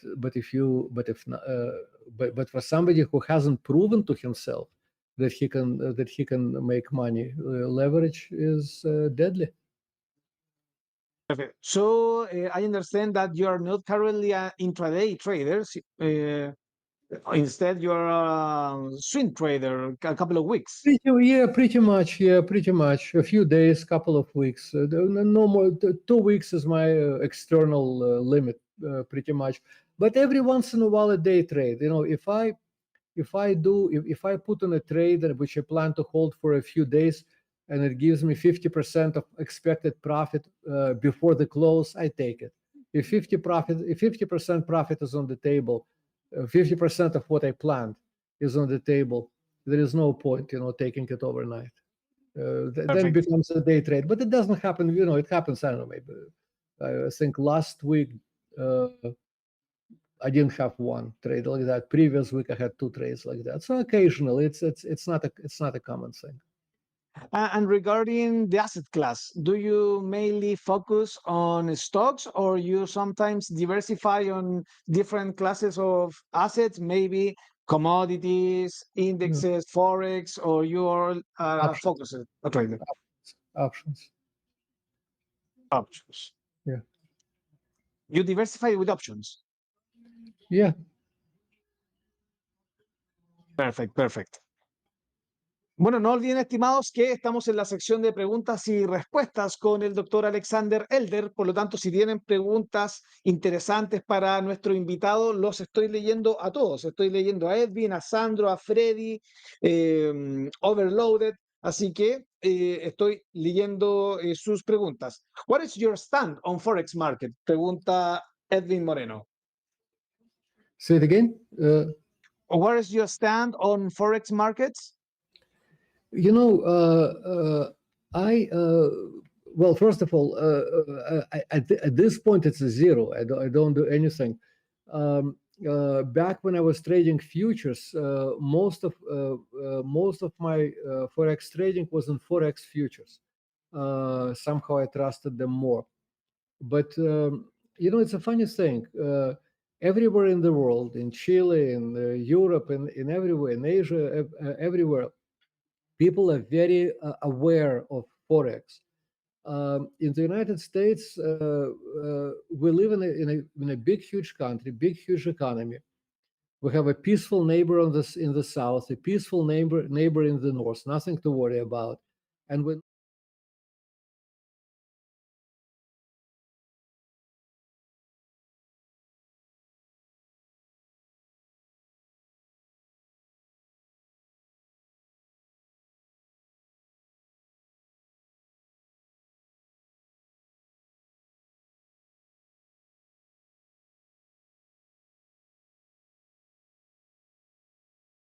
Perfect. That's pretty interesting. I mean, because Katie Lynn, that was the very first presentation of this day. I thought the presentation. Yeah, simple moving average. Yeah. Exactly. So finally, in trading, you have many styles, many assets. It's a whole universe, and at some point, you need to pick up what do you want to do. Diego, I came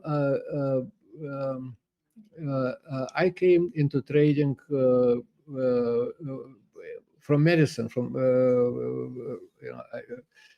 I went to medical school. I graduated. I was practicing in New York, and I was on the faculty of Columbia University. I mean, I've done the whole trip. Medicine is huge, right? You cannot be a surgeon, a psychiatrist, a pediatrician, endocrinologist. All these great specialties. You cannot do all of them. You have to choose one specialty and get very good in it, and then just know a little bit about others. And the same thing in trading. There's so many possibilities in trading. So many trading vehicles. So many trading styles, which is why you choose what works for you. Which is why psychology is so important. Once again, there was a very good presentation right before this. Alejandro from Spain spoke very well about psychology of trading, journaling, the whole thing. but exactly what tools you trade and how you trade them, it's such a personal choice. Okay.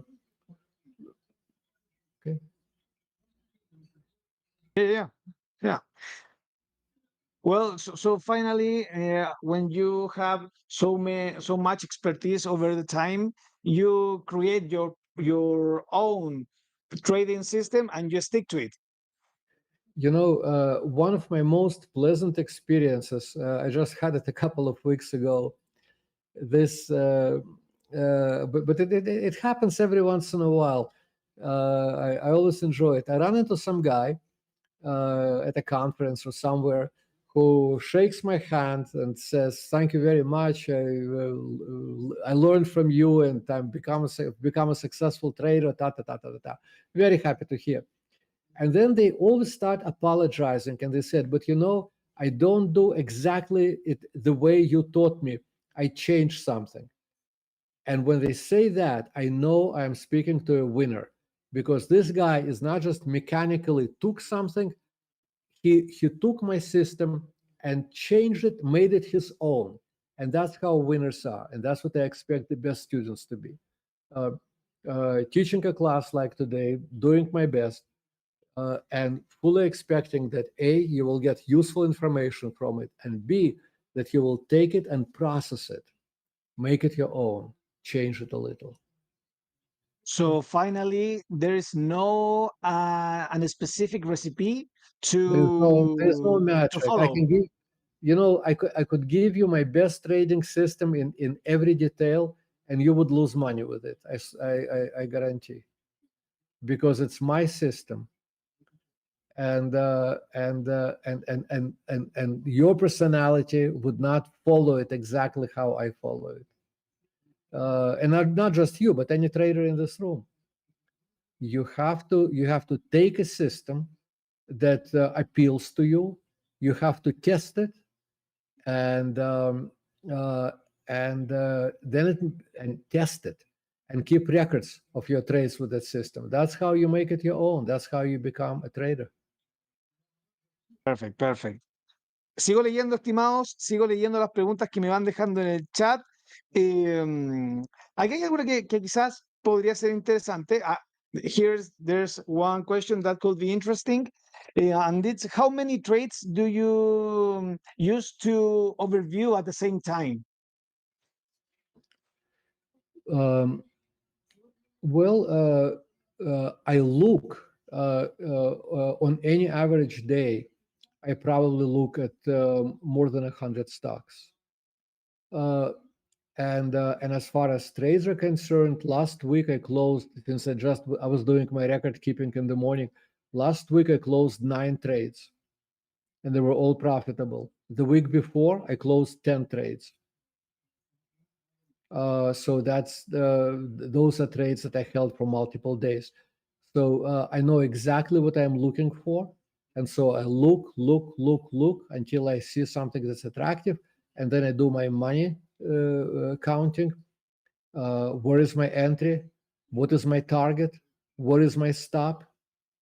How much money I want to risk? So I do a lot of looking, and so I would say if I look at 100 trades a day, at 100 opportunities a day, it's 500 a week, and I do 10 trades. That's a very low yield, but serious money. Great. And this is just for create conversation, open conversation, because what's your opinion on AI? Will bots one day be so accurate that they will outperform humans on terms of profitability when trading the market? AI is very useful, and by the way,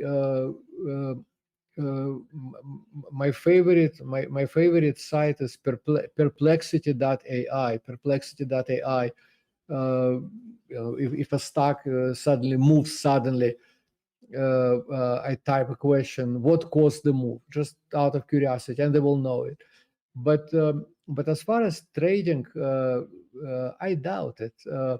I have seen too many magic methods in my career in trading.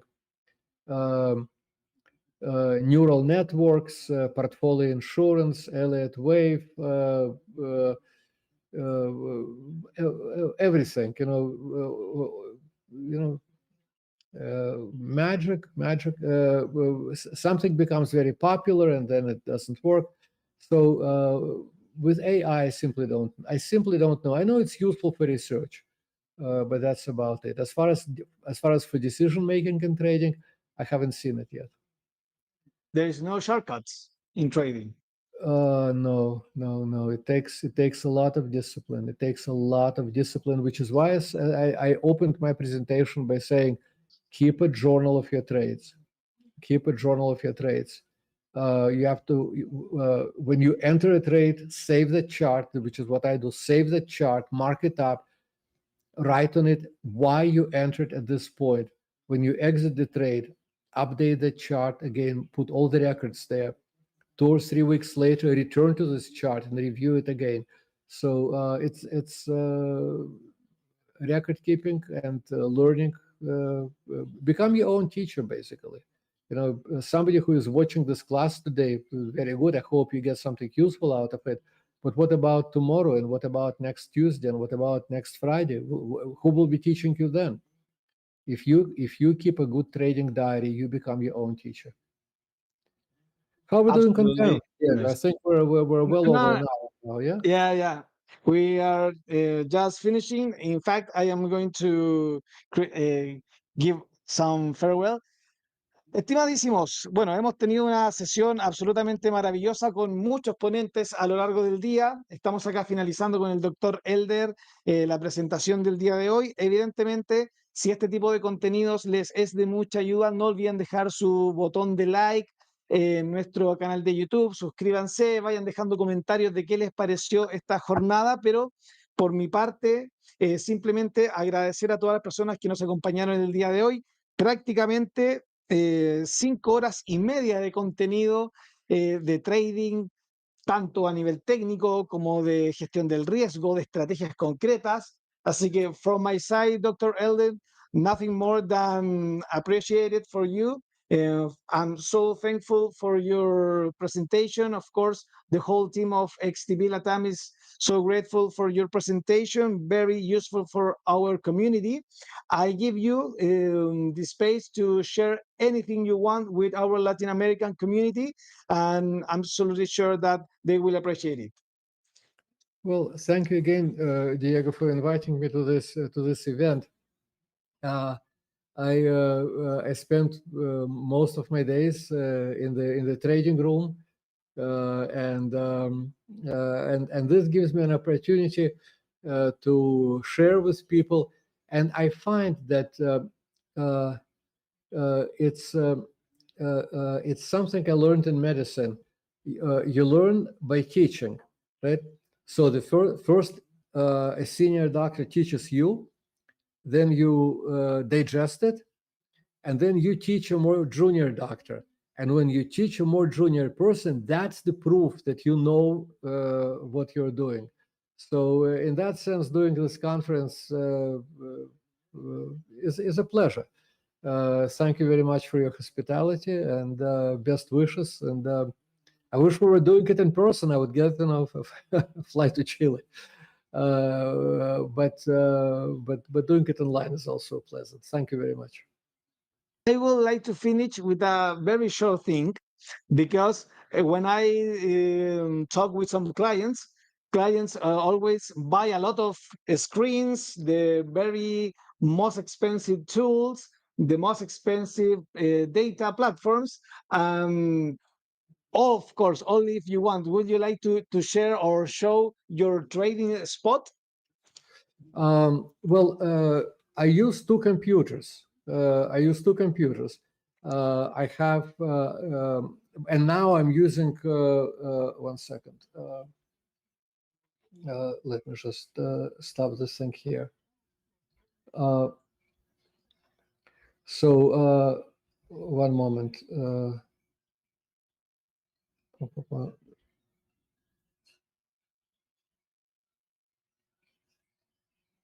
I will have to disconnect my microphone because it's attached to the screen, so I can No stand up. problem, no problem. I just want to activate the computer.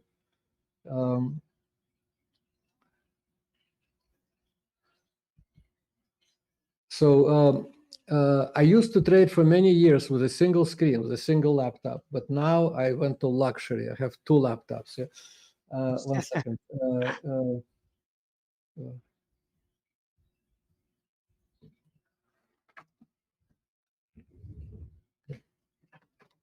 I'll just put it back on my trading desk because okay.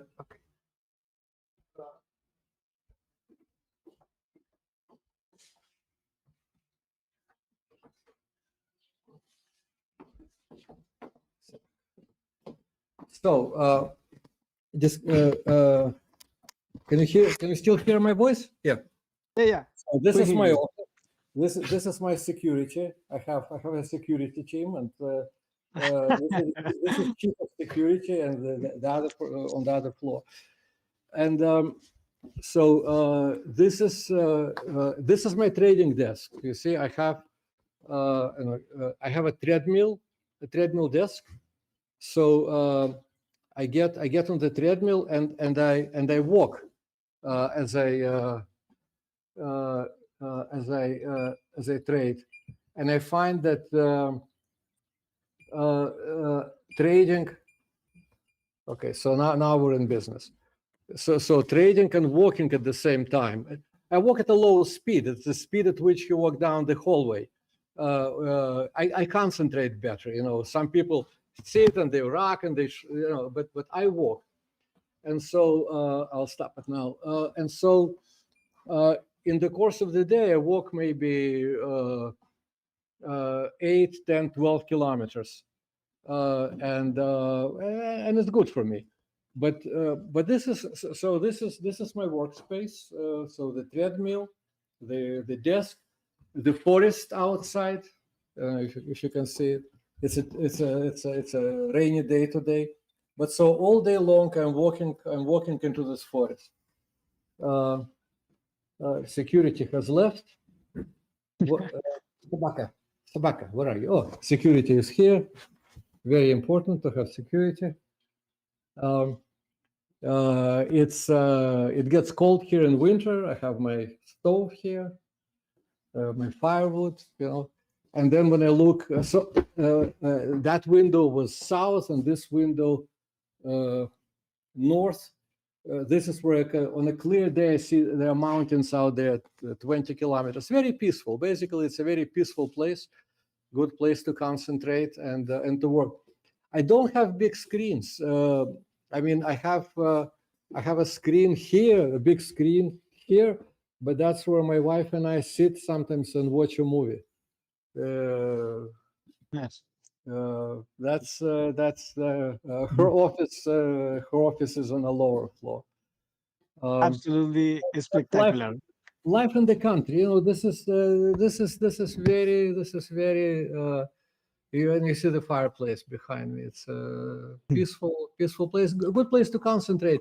And now with the internet, I feel completely connected with people and with ideas and with everything. Absolutely spectacular and epic, Dr. Elder. We are so much more thankful for your time with us, your knowledge, your hospitality. So we would like to thank you again to you and your team. We have been talk with your team as well. So this is the end of the event. Thank you very much. Again, we would like to have you again in our XTB Latam community. So, well, I'm going to change to Spanish to finish the event. Come into the office, I'll pour you a drink. Okay. In any case, thank you very much. Have a good day. Thank you very much. Bye. Thank you very much. Y así cerramos, estimados, este tremendo evento. Muy agradecido, por supuesto, de todos los ponentes que nos han acompañado el día de hoy. Esperamos que les sirvan todas las enseñanzas que hemos visto el día de hoy. Para quienes preguntaban, el evento va a quedar situado en nuestro canal de YouTube, XTB Latam, para la posteridad, así que Esperamos que si tienen alguna duda o quieren revisitar algo nuevamente en el futuro, lo van a poder revisar tantas veces como quieran. Recuerden la promoción que está activa. En el chat está ahí el botoncito para abrirse la cuenta. Este seguro que llega hasta $200 si quieren operar sin riesgo durante una semana.